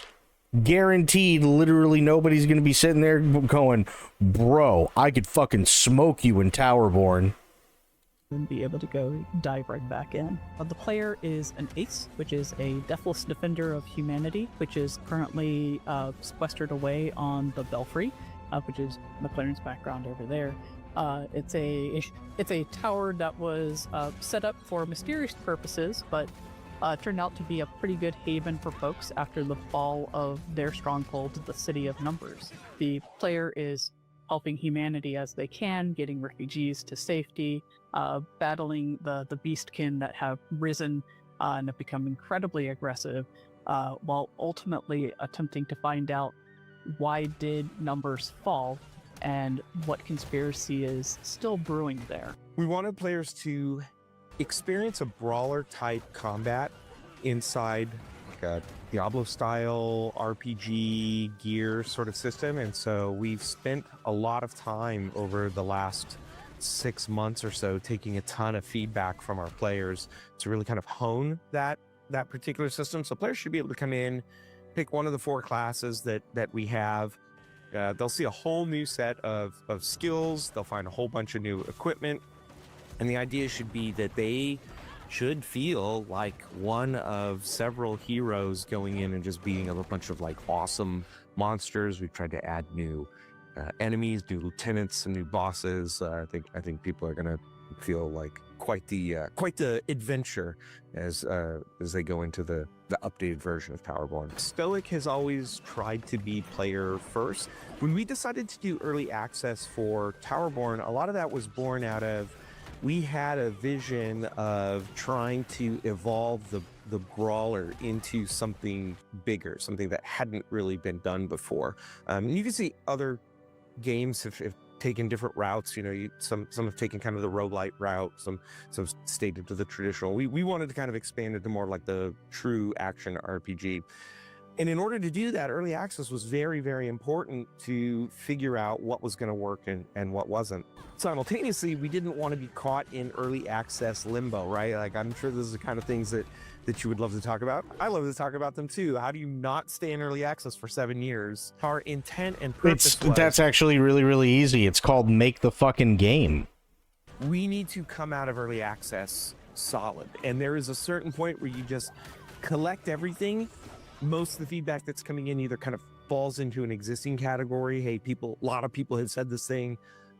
Maybe you might get something new, but you look at it and you're like, yes, it's new, but it's not reaching the, kind of urgency that some of these other things are. We have a good list of things now. This is kind of what the players have told us. How well do I know New York City? I mean, I know it well enough in the sense that, like, I've been there more than a few times throughout my life. I could probably get you 2 Times Square, and I could probably navigate you through wherever you need to like go if you needed to look at a map or something, but I wouldn't be able to tell you of like places to shy away from. You know what I mean?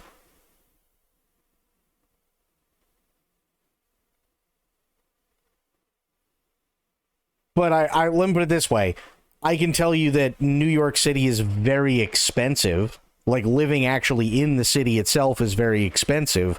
But there's a lot of people that live, say, like in Montauk, where it's less expensive. But then there's also people who live over the river in New Jersey to get away from all the New York taxes and everything like that.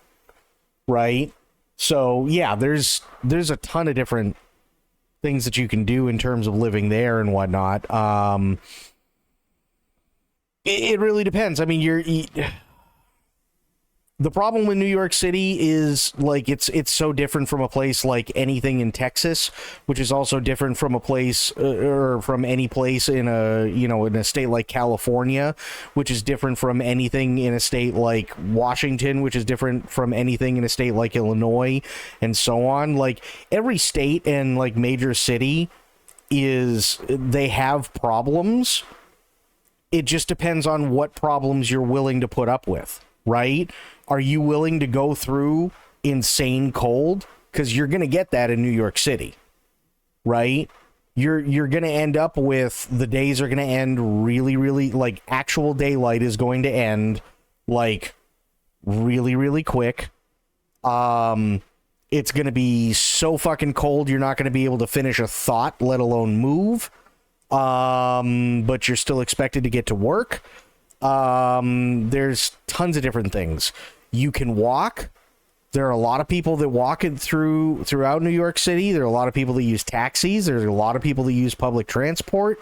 I would not recommend getting a car in New York City because you're going to be paying out the ass for insurance for something that you're going to have to sink a lot of money into, just for gas that you probably won't be using a whole lot because you'll be stuck in traffic most of the time. Really deliver on that. And the best way we can deliver on that is just, put your head down, focus, and create an experience that I believe is worthy of coming out of early access. That people should look at that and say, like, oh, okay. But it's not even parking, right? Because, like, if you have a if you have an apartment typically they'll have like some sort of parking situation for you.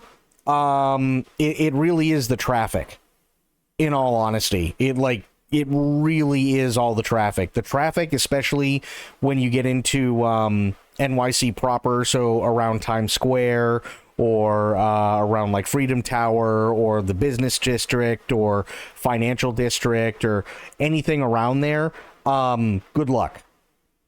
Because you could, hell, even Broadway or off Broadway, I mean, you're literally going to be stuck in traffic for hours. Hours and hours and hours and hours and hours. New York makes it really, really easy to use public transport, honestly. When I visited, it was easy for me to pick up. Yeah, no, the public transport, I mean, let me put it this way. There is a huge stigma, understandably, around New York City public transit. However, I will say that New York public transit is probably some of the more reliable in the U.S. If I'm being completely honest, it's probably some of the more reliable public transit. And it is pretty easy to pick up after a little bit, for sure. So, yeah. I've used other public transport. It was one, yeah. Like, I mean, yes, there are definitely going to be older cars that smell like old piss, right? But to be honest, like, I've used the public transit. It's not terrible.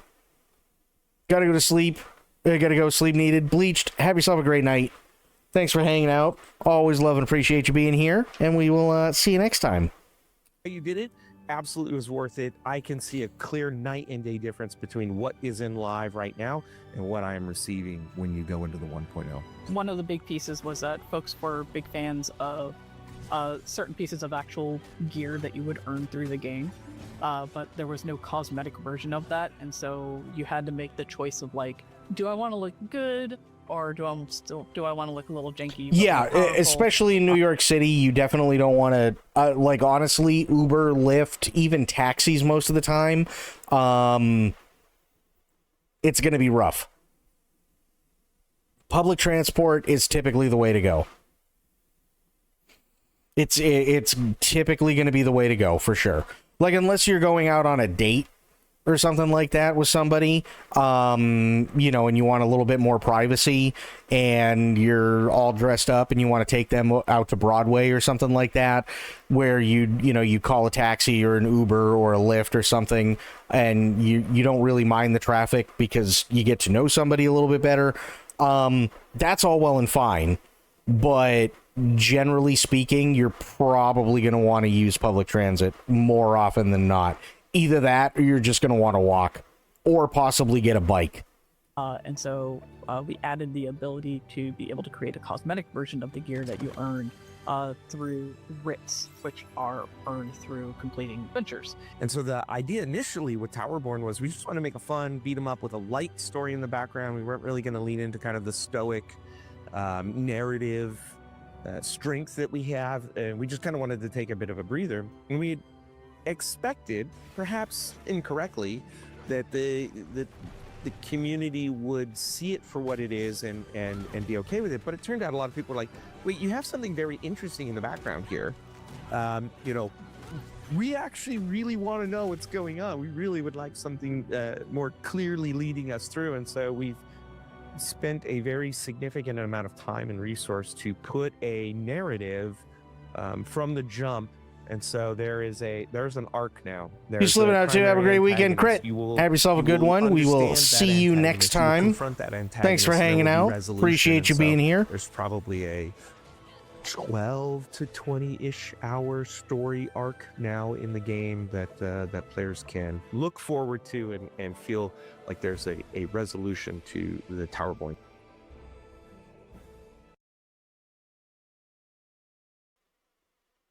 What happened? Did they just... Oh, okay. That was weird. Spent like $300 on Uber. It was crazy. Yeah, but I mean, at the same time, like, that's West Coast. You know? Like, West Coast, you kind of, depending on exactly where you're going and what you have to do, you kind of need Uber and Lyft, right? New York, probably better off walking or taking public transport. Thanks for some of the new games on the ever-growing wish list, but man, these people suck. I mean, you're not wrong. You're definitely not wrong. Like, if it was the other way round, where it was like, say, 70% game trailers and 30% them talking about whatever, it wouldn't necessarily be like pulling teeth.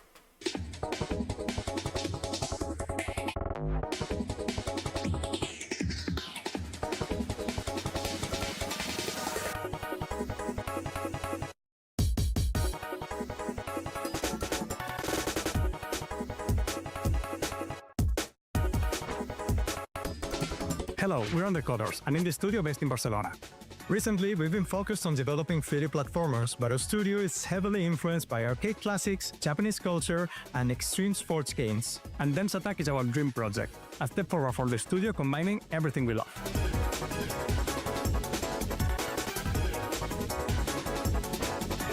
In Dense Attack, you'll discover a not-so-distant future Japan in which local railways have been abandoned and are now used by underground gangs to compete in illegal contests of train acrobatics. You'll have to rack up points by chaining tricks, explore huge levels, race against rival crews, and uncover a wild story as you travel through Japan taking the railways back. We are making a game that is not just about what you do, but how you do it. It's expressive, stylish, and totally up to you.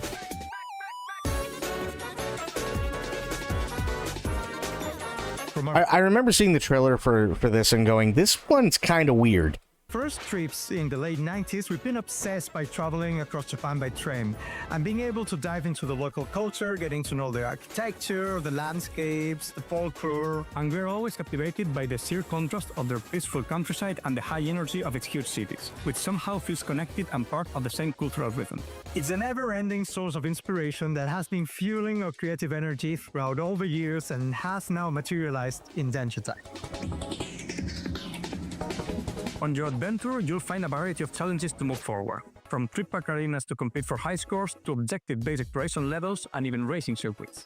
The world is packed with a bunch of unique characters from different gangs and personalities that you will have to face on your journey through Japan. And with every new challenge, you will grow as a Dense Attacker and further add to the chaos. We've handcrafted every stage from the ground up, pulling from real-world locations to make every landscape different but recognizable. You will go really fast, but if you look closely, you'll catch references to every corner of Japanese culture. You'll be fighting wild boss battles against gang leaders, which will test everything that you've learned. These are always full of surprises. You'll never know what secret technique your rival hides, so you'll have to get creative to overcome them with your train. They're a mix of spectacle, personality, and challenge that one could expect for an anime-style showdown made game. Dense Attack is a love letter to anime, skate games, and Japan's iconic train system. If you like Jet Set Radio, Tony Hawk, or Dense to Go, you can't miss this train. Pun intended. Wishlist now. We can wait to show you more. Wait, hang Wishlist on. now. We can wait to show you more. They ADR'd her? Pun intended. Wishlist now. We can wait to show you more. They ADR'd her in an interview? Jesus. Hey, what's up? Welcome to Dense Attack. It's the best game in the world. See us. Hello, we're Undercoders. Hello, hello. Wishlist now. Wishlist now. We can share. Wishlist now. We can't wait to show you more.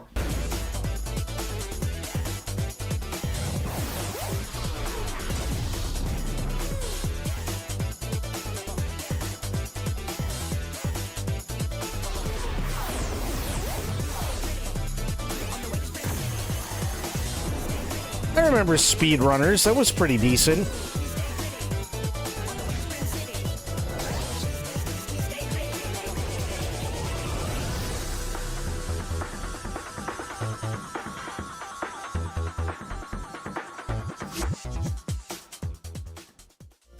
talked to McLaren and Shayna, and they were awesome and very chatty about their game, and for all good reasons. They were an early access game.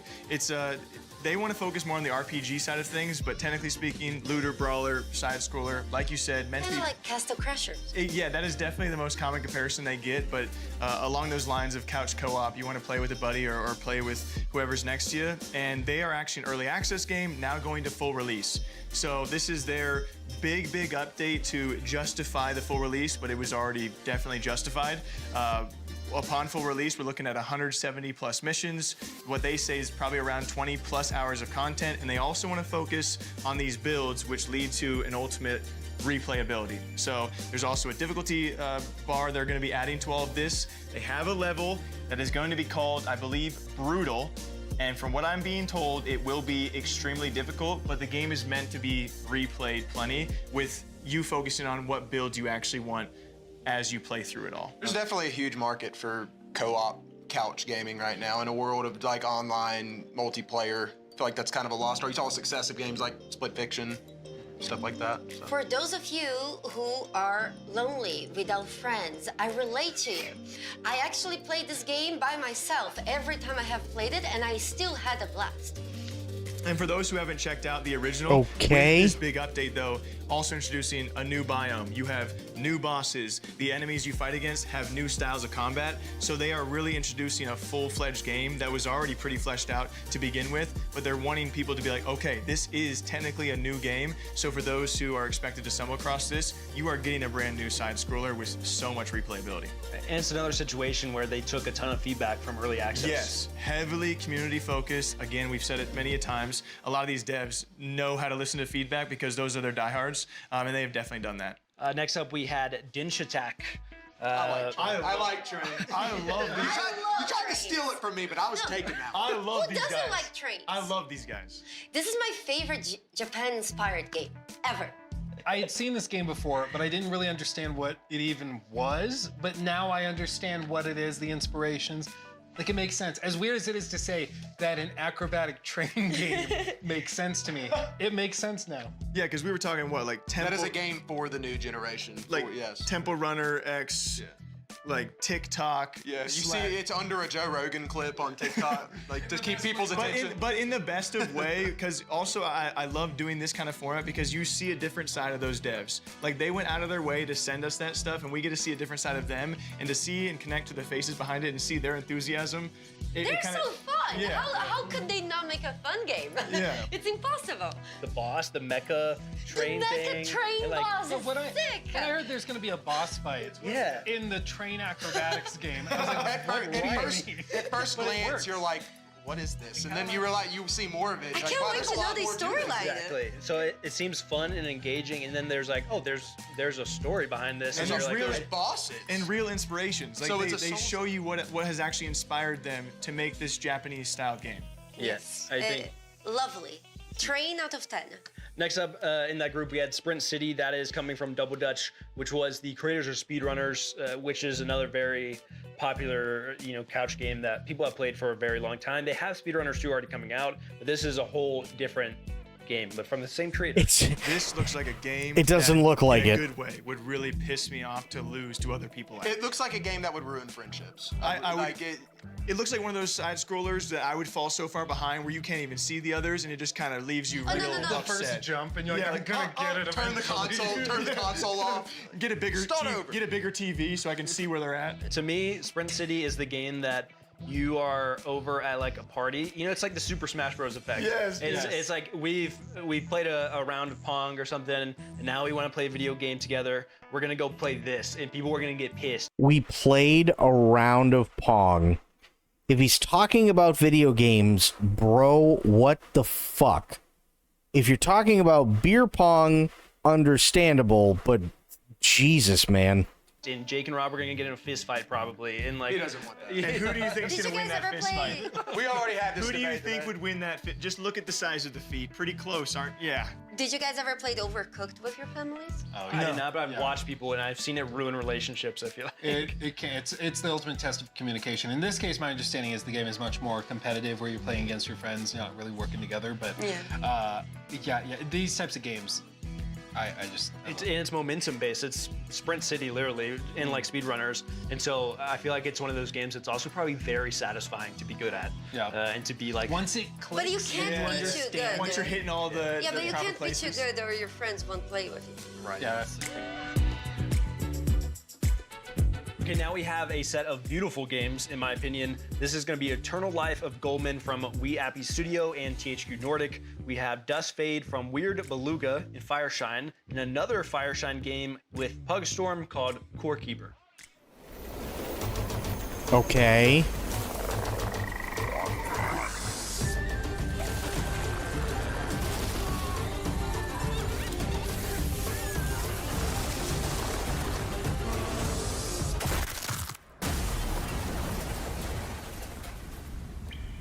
What do you mean? What? What do you mean he smashed? What do you think? He fell from a great height. Yeah, but he couldn't have... did he really die? I imagine he was crushed to a pulp. Do you think they'll ever find his body? Mom! Okay. I was just making sure you were paying attention. What?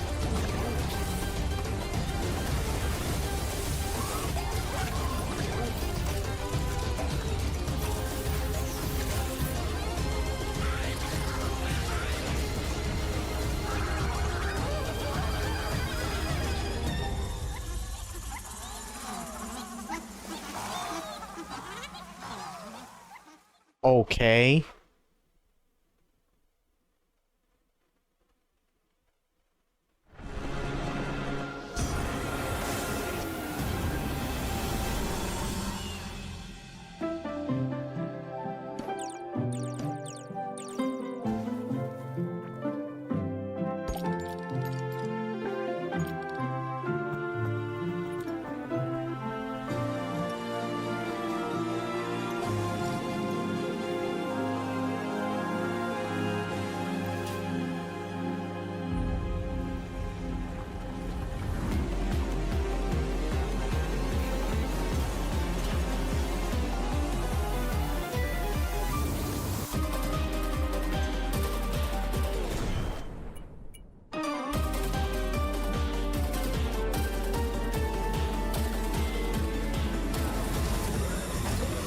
You know what this kind of looks like? Core Keeper kind of looks like, if I'm being honest, it looks like if they took the concept of going into the caves in Stardew Valley and just kept it there. And I don't necessarily think that's a bad thing either, but that's the vibe I get.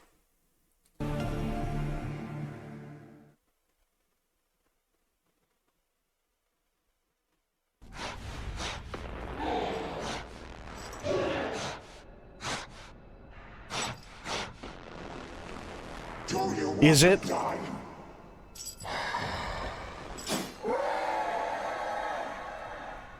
Really?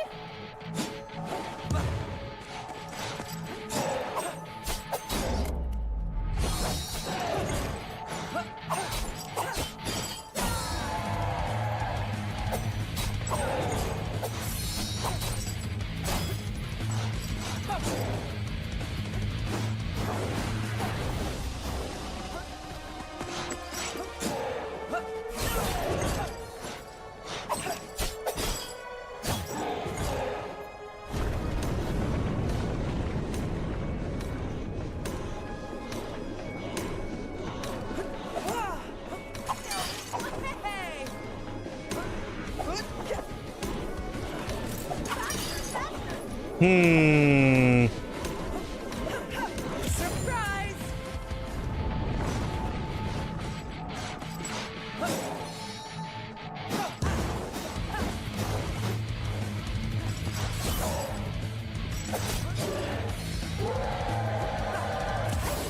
You can't turn back time, my star. It'll be different, but you'll both be okay. Gotcha. So this game, I'm gonna be honest. The combat that we just saw in this game, this is the reason why I think a lot of people don't particularly care for Souls-like games in a lot of instances, and I get it with this one in particular. At least in Dark Souls, right? Dark Souls, Sekiro, Armored Core, the list goes on, right? If you have an enemy, okay, that enemy is going to come at you, and they are going to make sure that they are relentless in coming after you. You have to be smart enough to read what they're going to do. And now, granted, this is through experience. Through experience, you are going to end up being smart enough to figure out what they're going to do and when, so you know what to look for to not be where they're going to try and swing, right?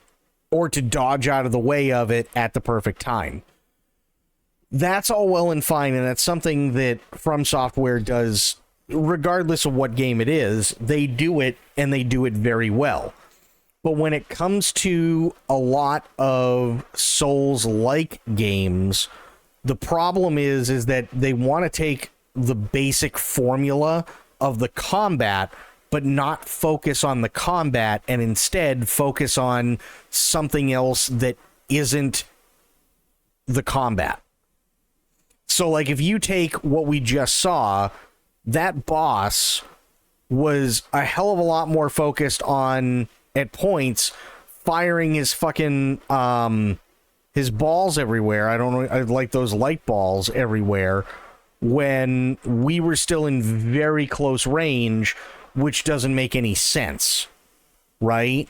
So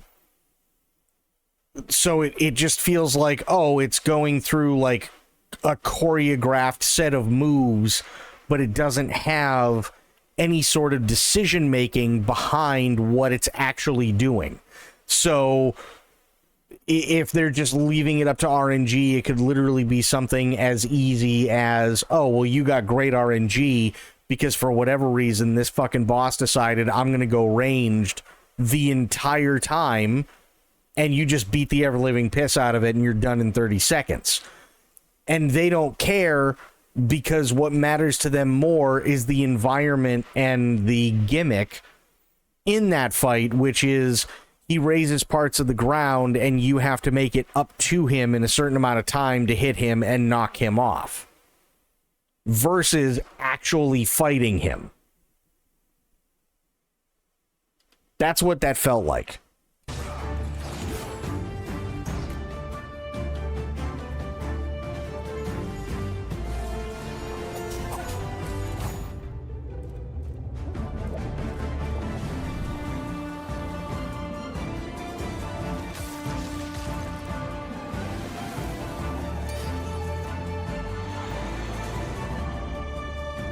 And that's also the other thing, too. That's not to say that gimmick fights are inherently bad.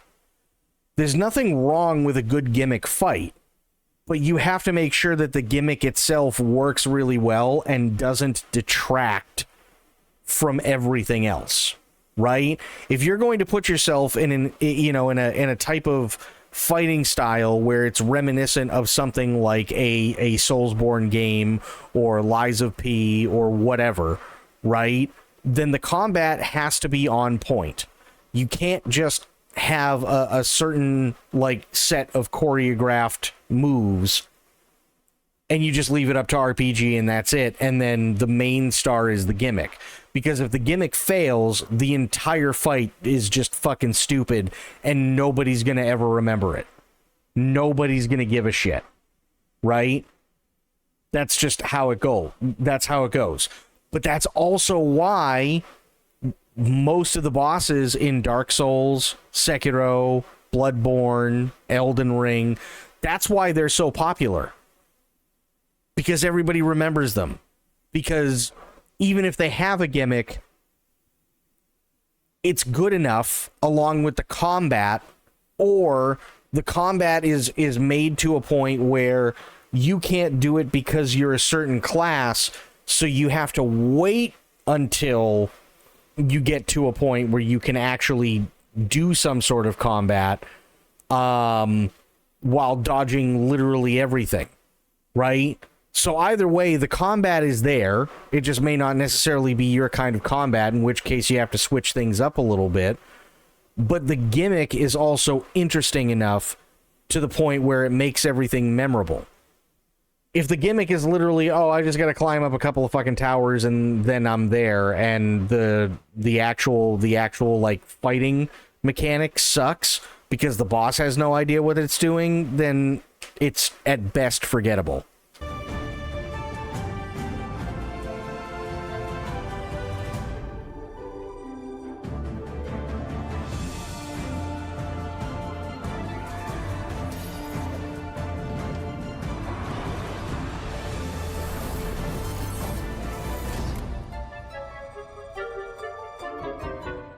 First, we had Eternal Life of Goldman that we just watched that trailer. It looks so good. Art style is crazy. I love the hand-drawn vibe. Oh, Huge Hollow Knight. It looks like those classic. It looks so good. Classic animation. It gives me also Cuphead too. Cuphead, it's like Cuphead, Hollow Knight.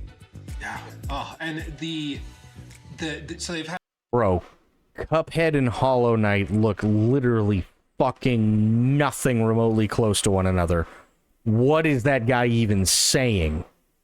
A previous trailer that was very unsettling because the narrative, Yes. the narration went from like comforting, Happy, and then it got calm really to like dark and scary. This one, it was much more. I miss the murder vibes. but like it works. I'm so excited. I think it looks so good. It's gonna be emotional. It seems like an emotional game that like people are gonna get tied to. Like you said, Hollow Knight. What was it? Celeste, sort of. Like that maybe is a little bit. that. Game of the That is absolute insanity to even remotely imply that Hollow Knight and Cuphead look the same. year. I don't know. Whoa.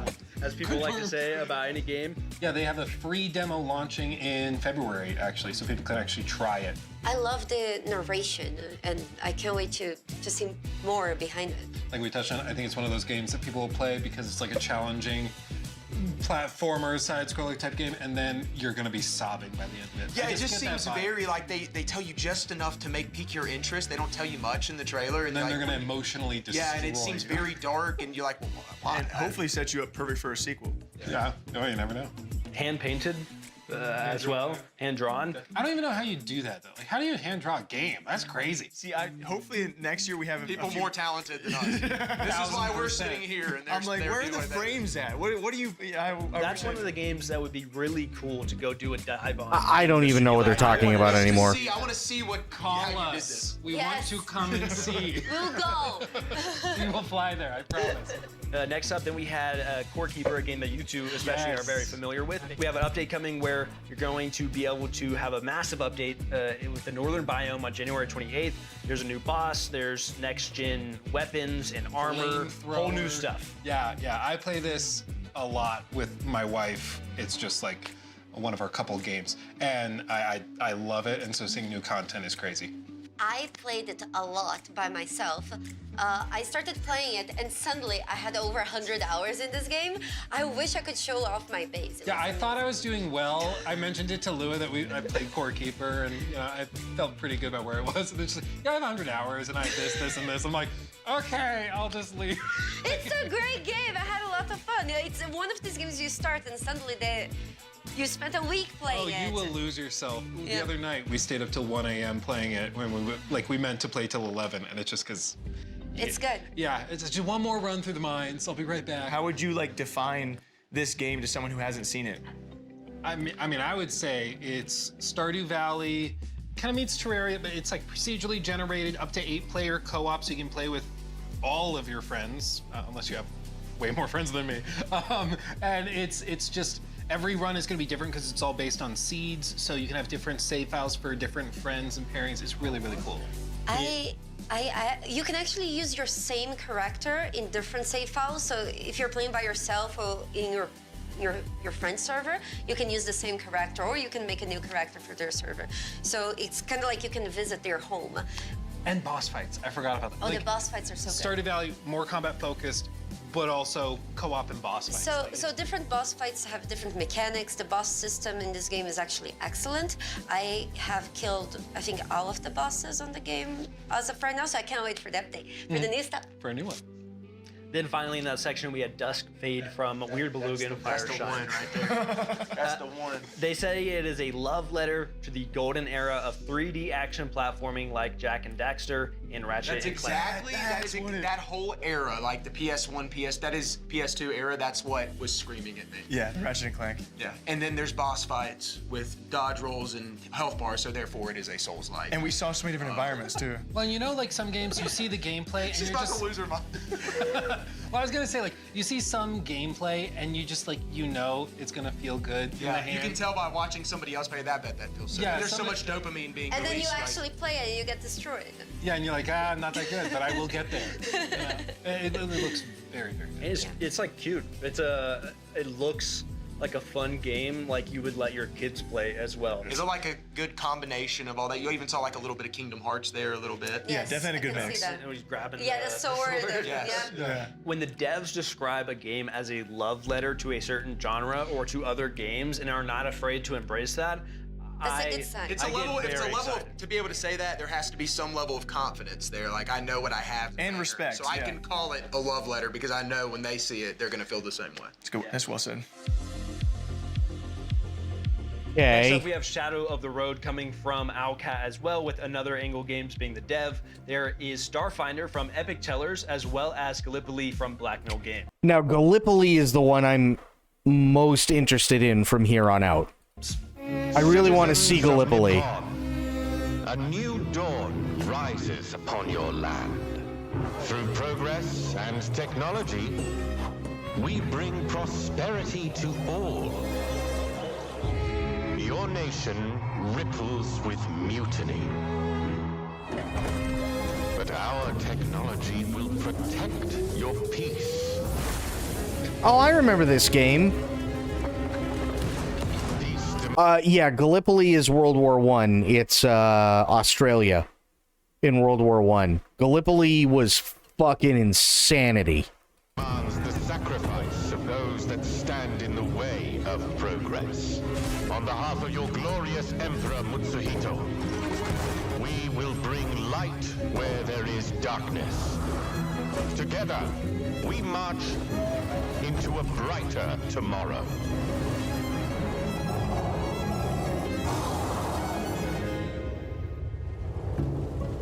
For peace. For progress. For the Empire.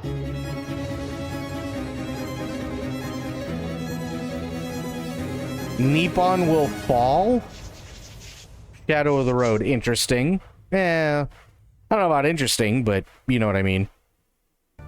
This is Ricard Pillosu, and I am the co-founder at Epic Tellers Entertainment. I'm here to tell you about our first game, Starfinder Afterlight, licensed from Paizo. At its core, It's in Turkey, yes, but Australian forces were in Gallipoli. Starfinder Afterlight is a party-based RPG in a universe that mixes technology and magic. We focus on creating great storytelling inspired by movies like Guardians of the Galaxy or shows like Firefly.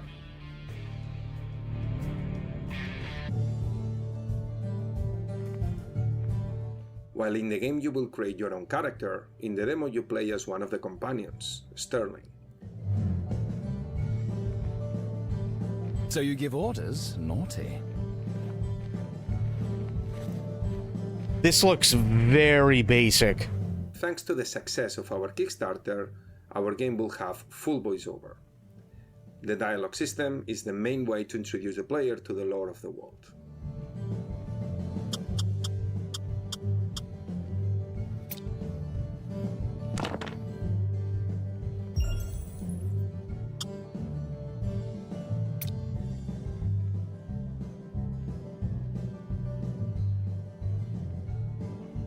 Oh, fair enough, Bloop. Fair.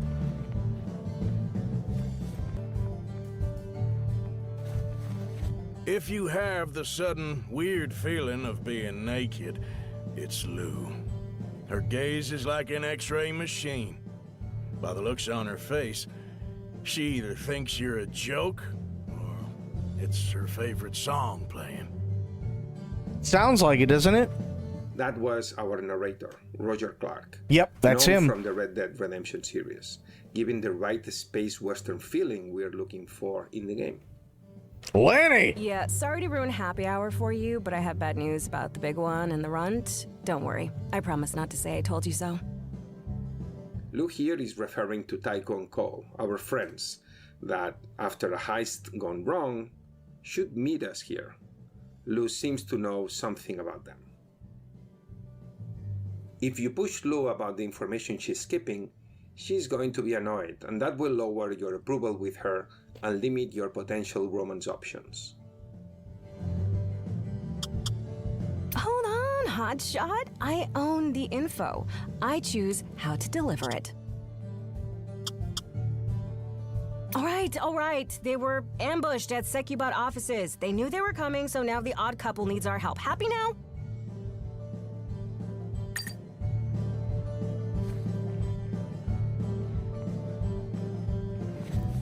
Why is... I understand what they're doing here with the CRPG look, but why is there a chat window? As if this is supposed to be an MMO? You see, like, what? We start the combat right away. The security robots are looking for us and are waiting outside the bar.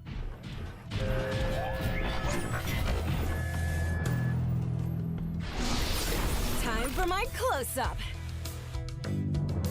The game uses the battle-tested system of Pathfinder 2nd Edition with 3 actions per turn. Lou already starts in a very good place. She's a support character, so it's better for her to stay behind. She will use the ability Get Them to give a bonus to Sterling when he attacks a specific character, and then shoot again.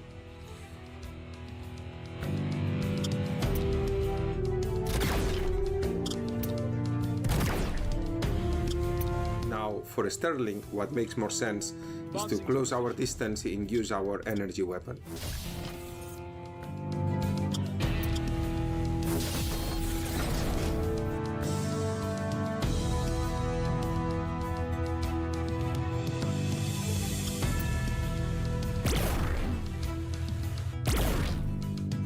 For combat, we decided to stay away from a grid-based system that gave the feeling of a tabletop simulator.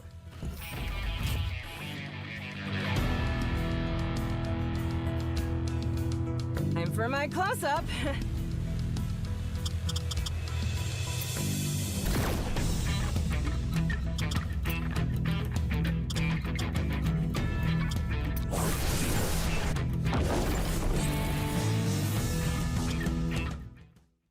This is it. The team is in full production to release the first 10 hours in early access for summer next year. We cannot wait to show you more. Thanks for watching. Yep, here we go. Here's Gallipoli. Gallipoli is a hardcore multiplayer first-person shooter set in the Middle Eastern theater of World War I. It features authentic weapons, locations, and factions that you play with 50-player servers. How we approach it is we have a unique blend of arcade where we don't compromise on is picking the locations. Those are always the actual battles. The weapons, the ones that were actually used, and uniforms that are as accurate as possible and plausibly used. It sets us apart there. We go quite deep on the history, but then again we're more accessible than say some of the military simulators. It's easier to jump into. Game is a bit more approachable. So in that way, it sets it apart from another subgenre in the shooters as well. If you wield one of the rifles in the game, the bolt-action rifles, you expect it to be one shot, one kill. The rest of the game is built around that premise. Expected, So, sure. Yes, rifles are one shot kill, but then again, it must not be the case that somebody goes around the corner and kills the entire team within 1 second. So True. especially in multiplayer, the fairness concept must be adhered to. So everything is built sort of around making sure that the game feels fair. So there's a balance between in the gunplay that needs to happen, as well as in the way we handle spawning and how quick you are back into the battle. You're very quick to be in combat here. There's other quirky weapons that are part of the arsenals, but these are accurate. They were used. We don't do experimental weapons. We try to stay as accurate as possible when we model them. The locations we picked, using some geodata, a lot of investigation on images, trying to puzzle together how it looked like when the battle took place. When you're under fire, you have a difficulty reloading your weapon, for instance, and that has custom animations to it. So it's quite elaborate. Not a lot of games, if at all, do this. Where it's really dynamic based on what happens, and still fair in the way that the rules are predictable. It's not a random jamming system. It's really dependent on what the player does. One of the cooler things is that you can now build stuff together. Part of the game mode will be that you are able to construct objectives and machine guns and other things together. It's kind of like our evolution of the game mode we had in Isonzo, taken to 11, where it's really, you fight over a certain area. Once it's captured, you have to construct things together and then to consolidate your position, to secure it. This looks good.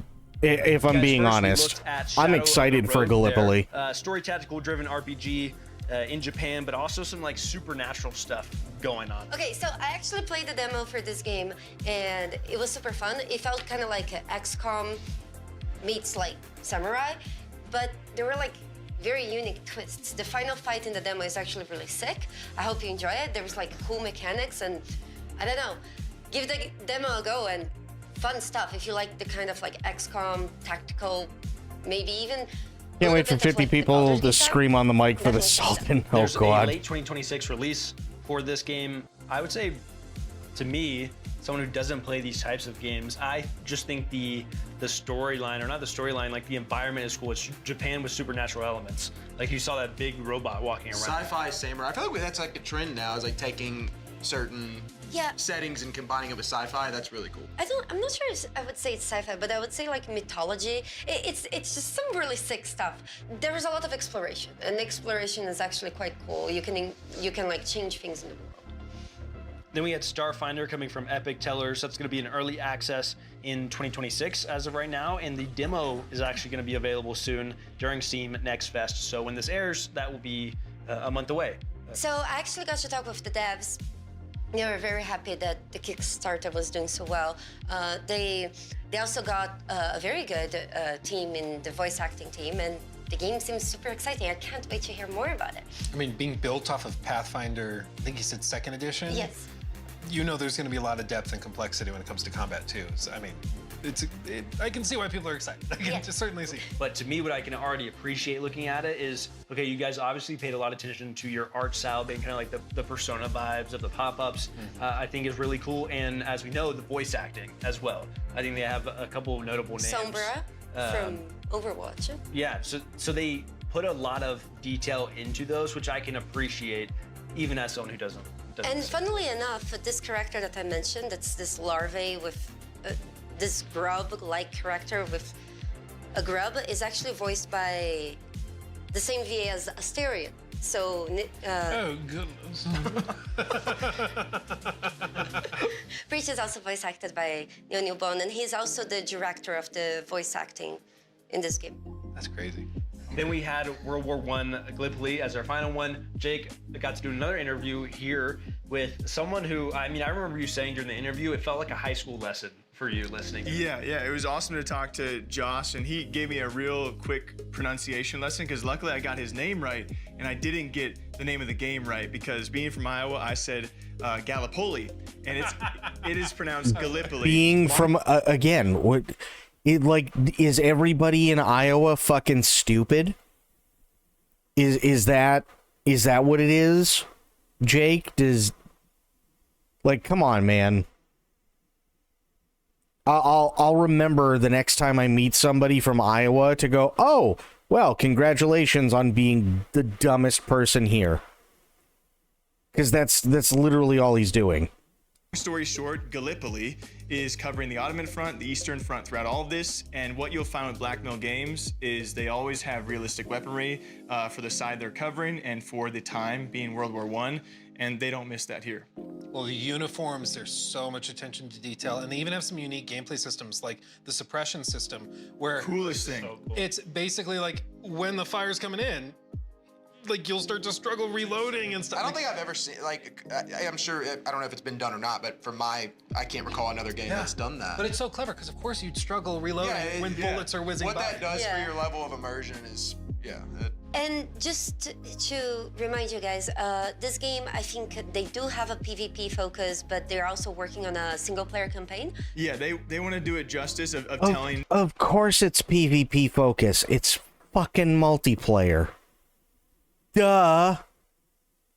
Stories of actual battles that did take place, and they're going to continue this string. Like, they're going to continue. I even asked him, like, what do you progress forward on as a studio? Like, he's like, well, we got a lot to do still for World War I. It was a big war, and it lasted a long time, and so they're not even done here. And luckily, they have found themselves a diehard audience that. There's your Iowan education system for you at work, apparently. What's World War I? Well, it was a big war, and it lasted a long time. Wants to see this story told, battle to battle, all encompassing the same war. Well, and it's such a fascinating way to be able to preserve that piece of history. Yeah, exactly. Like in an interactive way where people can kind of go boots on the ground and see what it was like in of course, a gamified version, but I think it helps educate a whole new generation on something that would otherwise kind of be forgotten. Okay, now our final section we have here, a very exciting, a very cool one. I can't get over it. Well, since I'm from Iowa, it's like, bro, are you, like, Jesus, man. Holy shit. I can't get over how stupid he is. And it's like, man, come on. Really? If I had to say and use a word I haven't used so far. For the first time, a very cool section here. First up, we have Where Winds Meet, a game that obviously is already out. I love it. But we are getting a brand new boss coming to the Western version of the game in Dino Blade, coming from Team... What, for Gallipoli? I don't know, because I think you do have a bunch of people, very loyal people if you do stuff correctly, like in Hell Let Loose, right? They don't just love Hell Let Loose because it takes place in World War II and because it's very hardcore, but it's also a lot of the time because they pay so close attention to the level of detail that they give you. So if Gallipoli actually works the way that it should, you would have fans of not only that kind of gameplay, but a lot of people who love that gameplay and are also history buffs that really want to be able to experience that and keep that alive. And I think that's why you have like Red Orchestra 2 that still works as well as it does, even though I'm sure they've dropped off a lot. And you still have Hell Let Loose that probably still does pretty decent for that community. I'm sure that if done right, Gallipoli will probably retain a lot of those people too. Spino, incredible looking game, and we also have exclusive interview content with Crimson Desert.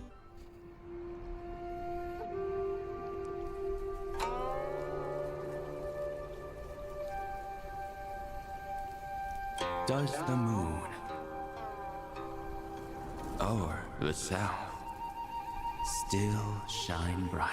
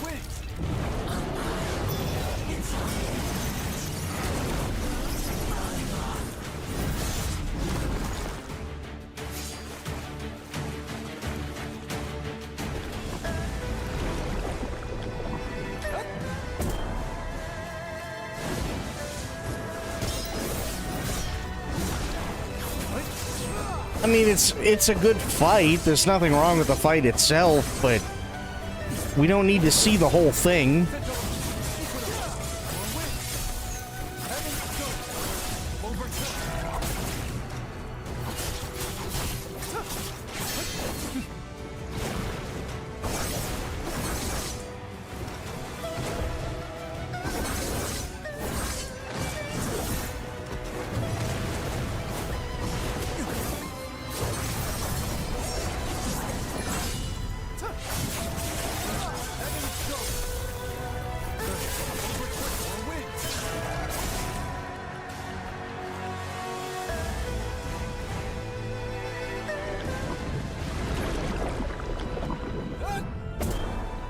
So we're up to 4 phases now.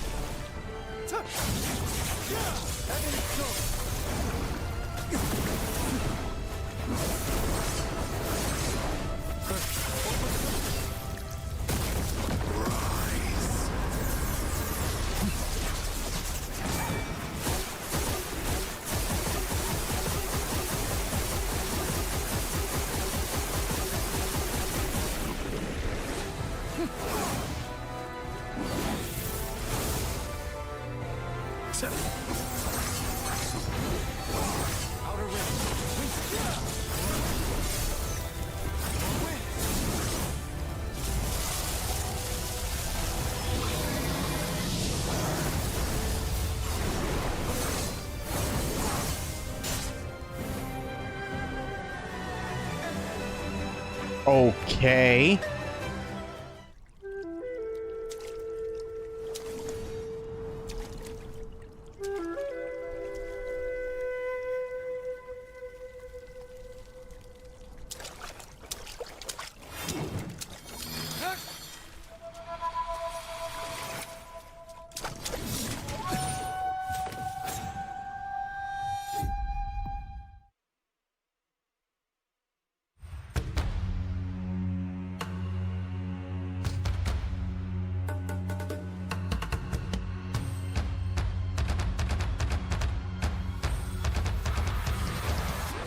A dino with a sword.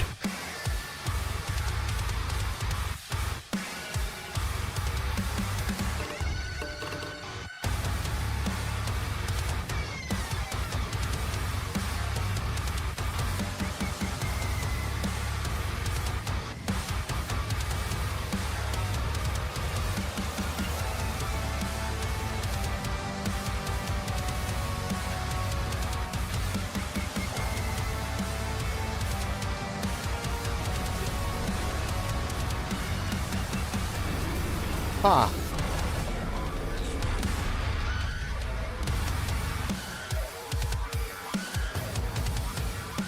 I'm good.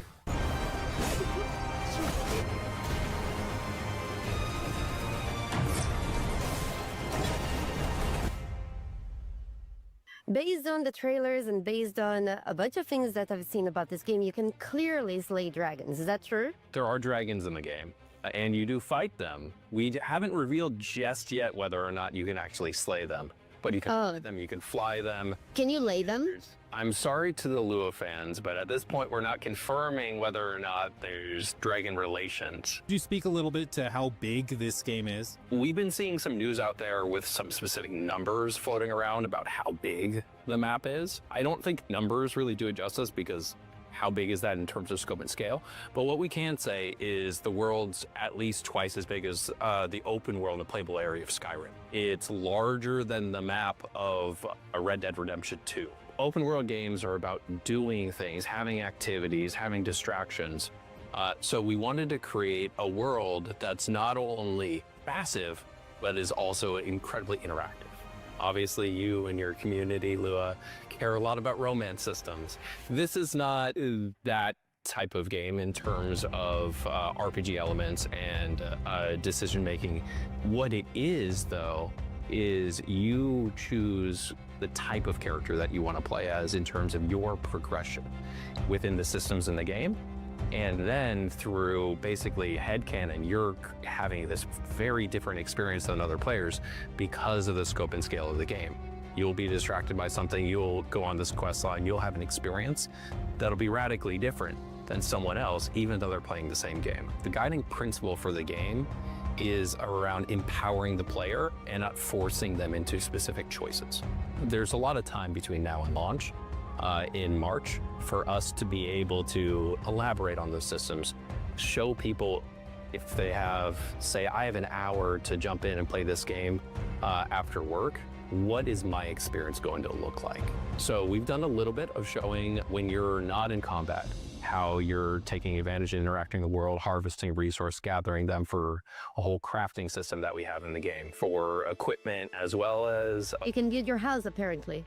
there is a house. The world is made to be interacted with, and that's also how you learn about the world. So by talking to NPCs, by picking up chickens, then you've learned and your codex will have been updated about the chicken. What Oh, about boy. things that go beyond like fighting? Is there like puzzles? Is there like different types of quests? That's a great question. One of the things that we showcased, we had a team over to Korea to do a deep dive kind of behind the scenes last September. They came out and we showed them a glimpse of a bunch of different systems. One of the systems that we showed them was in what we call the aerial abyss. It's those sky islands that you see there. That's a very important and pivotal part in the story and quest and mystery surrounding the world. In those sky islands, there are puzzles. They all have a different vibe, if you will, and then treasures and rewards for completing them. When can people get the game? Where can they get it? What does that look like for you guys? The game comes out on March 19th across basically every platform. It'll be available on consoles on PS5, as well as Xbox Series X and S, PC, as well as natively on Mac. Huh.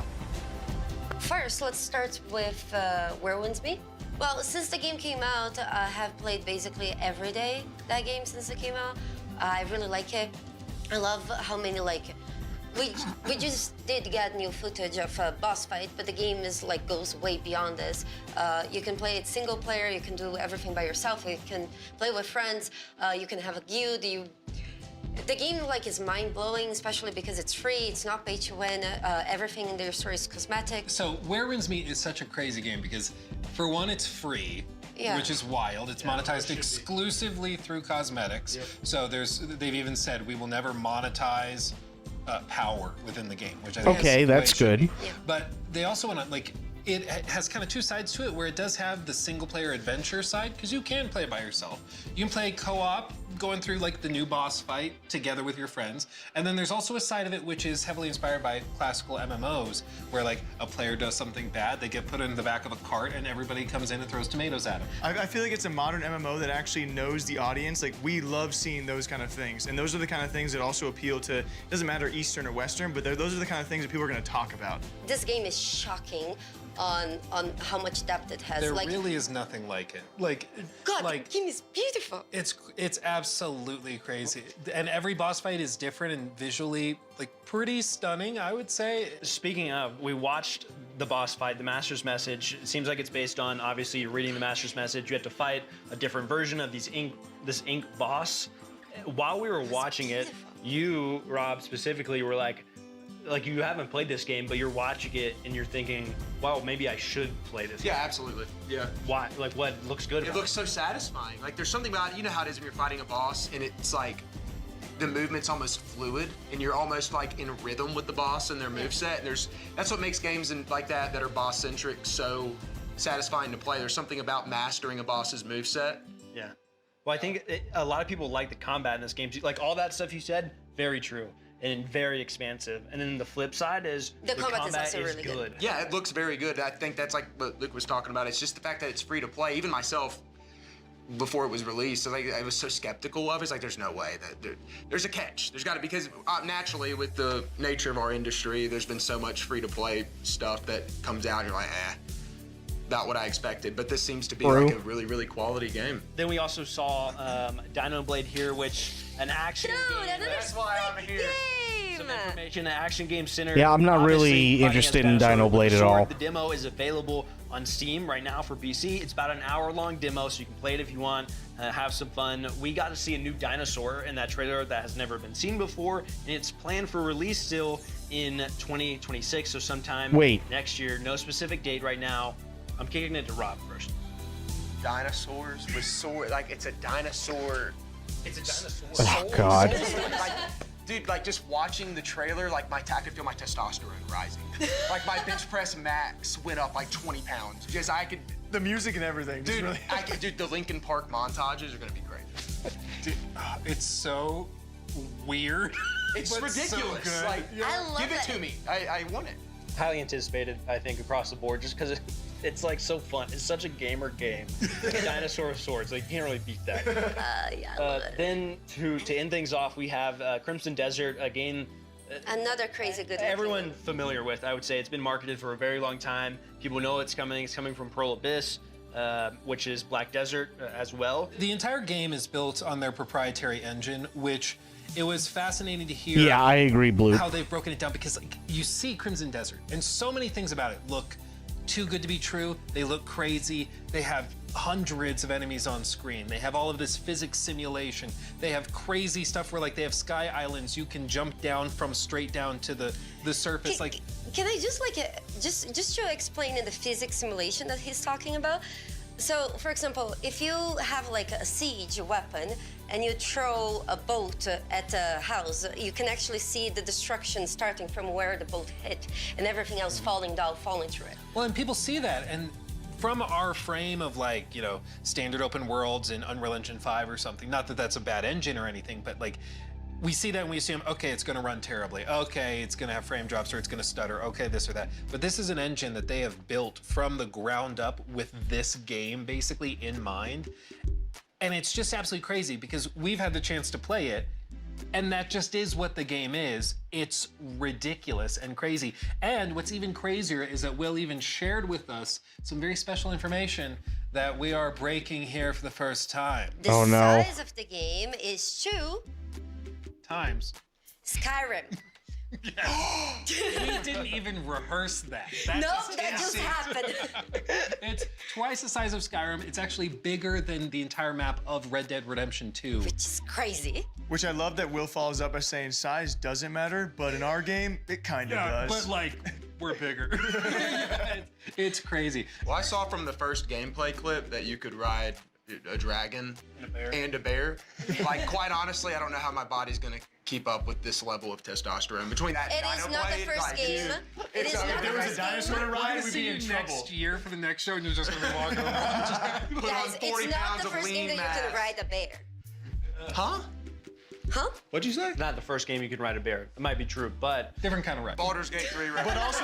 But also, when you drop a line like that, you mentioned confidence. Like you don't drop a line like that without knowing that you are confident in your game. They are you putting that for a themselves reason. in the same bucket as Skyrim and Red Dead 2, and I think that tells you all you need to know about their confidence level of where they're at. Coming March 19th. That's Coming fair. March 19th. Let's go. Thank you, those of you who stayed What's with going on, us Cap? from beginning to end. We really appreciate you. This has been a blast to work with on the background. Those guys have been amazing. I think there's a thank you in a few different directions we would all probably feel. One, obviously for like myself, thank the team, production team as well. I think this is awesome. Very cool that you guys were all down to try to do this. It's like a new thing. Also, thank you to the audience, right? Like whoever is It's watching. definitely a new thing. Oh my god, it's been like pulling teeth. It's been so new. This has literally been a podcast that keeps getting interrupted by actual video games versus literally anything else. It's been probably the roughest that I've been through. I mean, they showed some good games.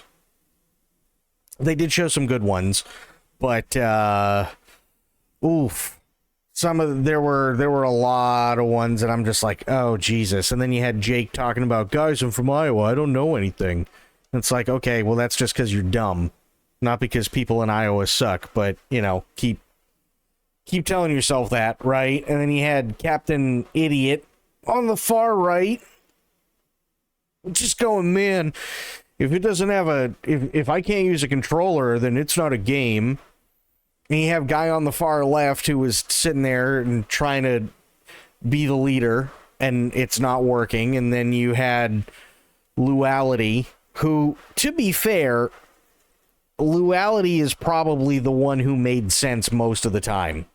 And English is definitely not her first language. But yeah, these guys really need to get their shit together. Babe said she wanted a fucking dragon. Hey, listen. Here's the thing, right? If anybody's played Baldur's Gate 3 before, it's all right. Right? Like, I mean, I fucked a succubus. I fucked the devil lady. Right? I mean, there's worse things that I probably could fuck in Baldur's Gate 3. I never ended up fucking the bear, but I know I can. I fucked Lae'zel, right? Fucked the evil paladin, dark elf. Octopus guy? I don't know. I didn't do anything with Octopus guy, but I know I can fuck him. So it's like, it is what it is. But yeah, seriously, these guys, like, if they want to do another one, that's all well and fine, but they really got to get their shit together, because this one, I mean, there's no reason why this should be 4 hours long. And even with my commentary, it ends up going almost a full 6. And that's mostly because Jake won't shut up. And I have to call him out on his bullshit 90% of the time. And most of the time spent watching this wasn't actually watching games. It was watching them talk about games. So it was more like an actual podcast being interrupted by games. This and trying to engage in something new, it does mean a lot to us and the developers. Thank you so much to the devs for taking us seriously and, being excited to share with us what you have shared, to talk with us. Our goal was to really try to Come lower the on, barrier stop being a for lot of slideshow. developers to be able to showcase their There we games, go. even if they don't have a crazy marketing budget or they don't have some big publisher that can, brute force it. And I mean, the crazy amounts of talent that we saw put on display today is wild. And I think we're all very humbled that we had the chance to check it out and share it with you. Thank you for having us. And you know what? I will give them credit. It's not the Game Awards. Right? It's not the Game Awards. I have to give credit where credit's due. It's not the Game Awards. It's not Summer Games Fest. It's not like any of these others. Where you have to have a big budget for advertising and so on. So I like what they're doing. They're trying to give more indie devs and smaller groups who may not have like the money to advertise. They're trying to give them their time to shine and that's great. There's nothing wrong with that, but they gotta cut it down. They really, really, really gotta cut it down. They could have easily, if we're being honest, they probably could have gotten this done in about 2.5 hours. If they cut down the amount of time they're sitting there and they're talking about everything and joking and Jake being from Iowa, if we cut down on all that, they probably could have had this done in about 2.5 hours, not 4, right? I get that they're still trying to get their feet under them and so on, but they gotta cut it down. They really got to cut it down because, like, it went on for fucking ever, right? I'm all for showcasing new games, whether it be indies or AA's or AAA's or whatever, and giving people time to shine, especially those who don't have a budget. But this one was rough. This one was really, really, really rough. Honestly, give the two on the left their own show, and I guarantee they could blast through it.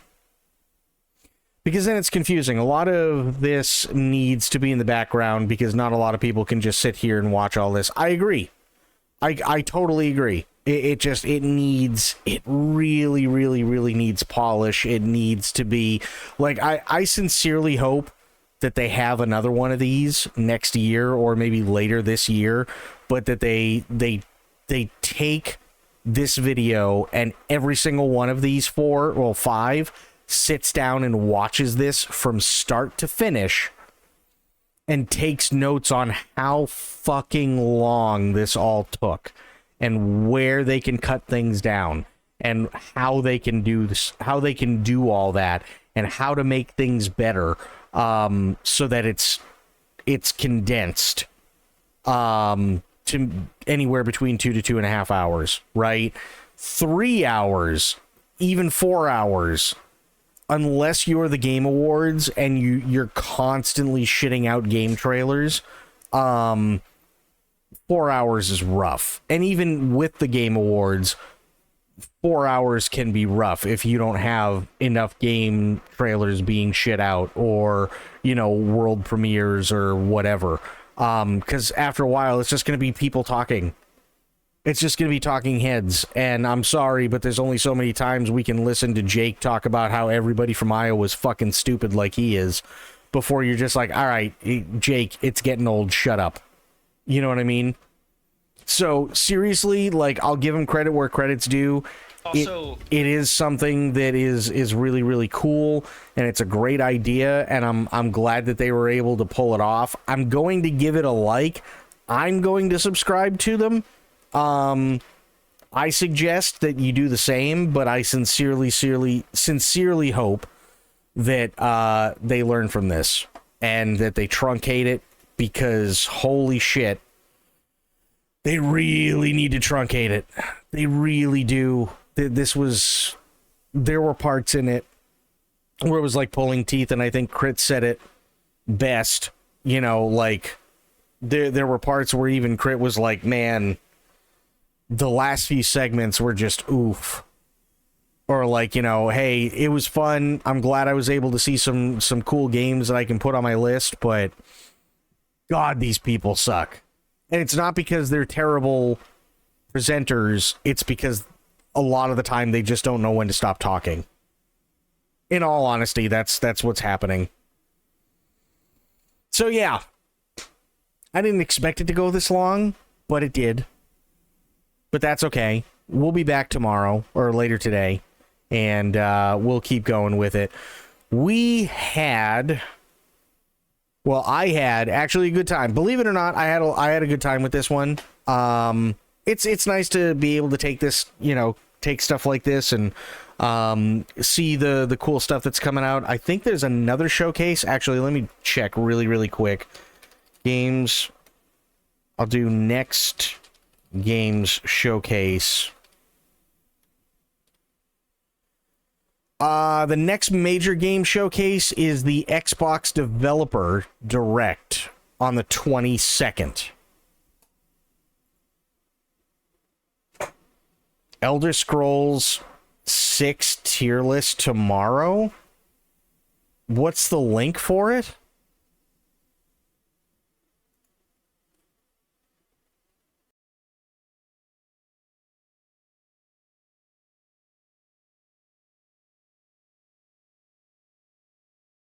Well, I'm waiting on that. Hang on. What's after the... Well, oh, this is 2025. That's not 2026.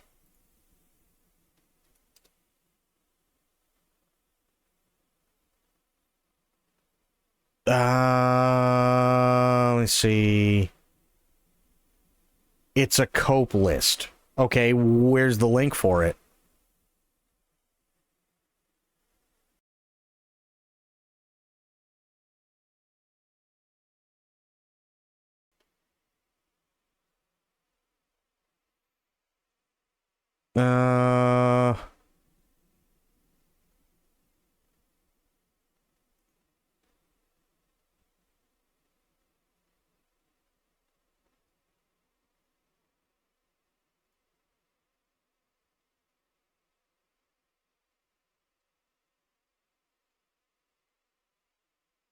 Okay, so a day ago, it looks like it's been announced that the Xbox Direct is going to feature Fable in it, which will be really, really nice. Let me see, what is this?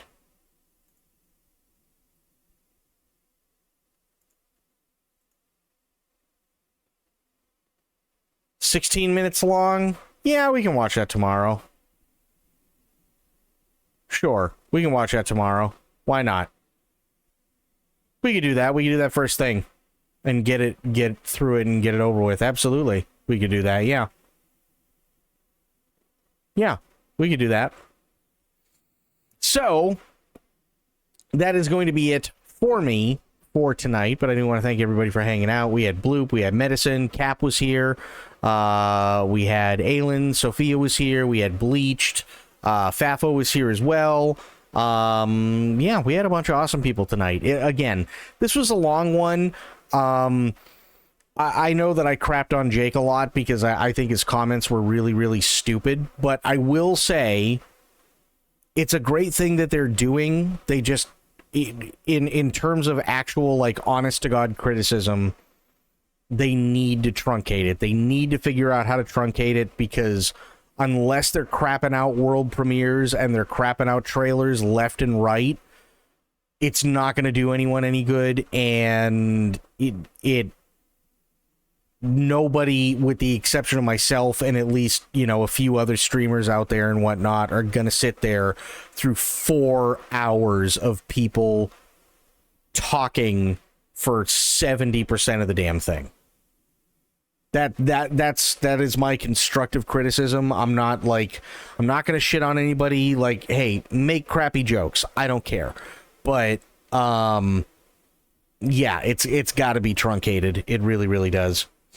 But that's it for me. Thank you, everybody, for being here. Thank you for hanging out. I will be back later on today, and we'll watch this Cope List thing, and then we'll go from there. So thank you, everybody, for being here. Thank you for hanging out. Thank you for watching, and have yourselves a great day, great night, wherever you are. Be good to yourselves, be good to one another. Stay safe, stay frosty, and of course, the number one golden rule around here: try to remember some of the basics of CQC. And I will be seeing all of you later on today. Thanks so much, everybody. Have yourselves a great night. Take care.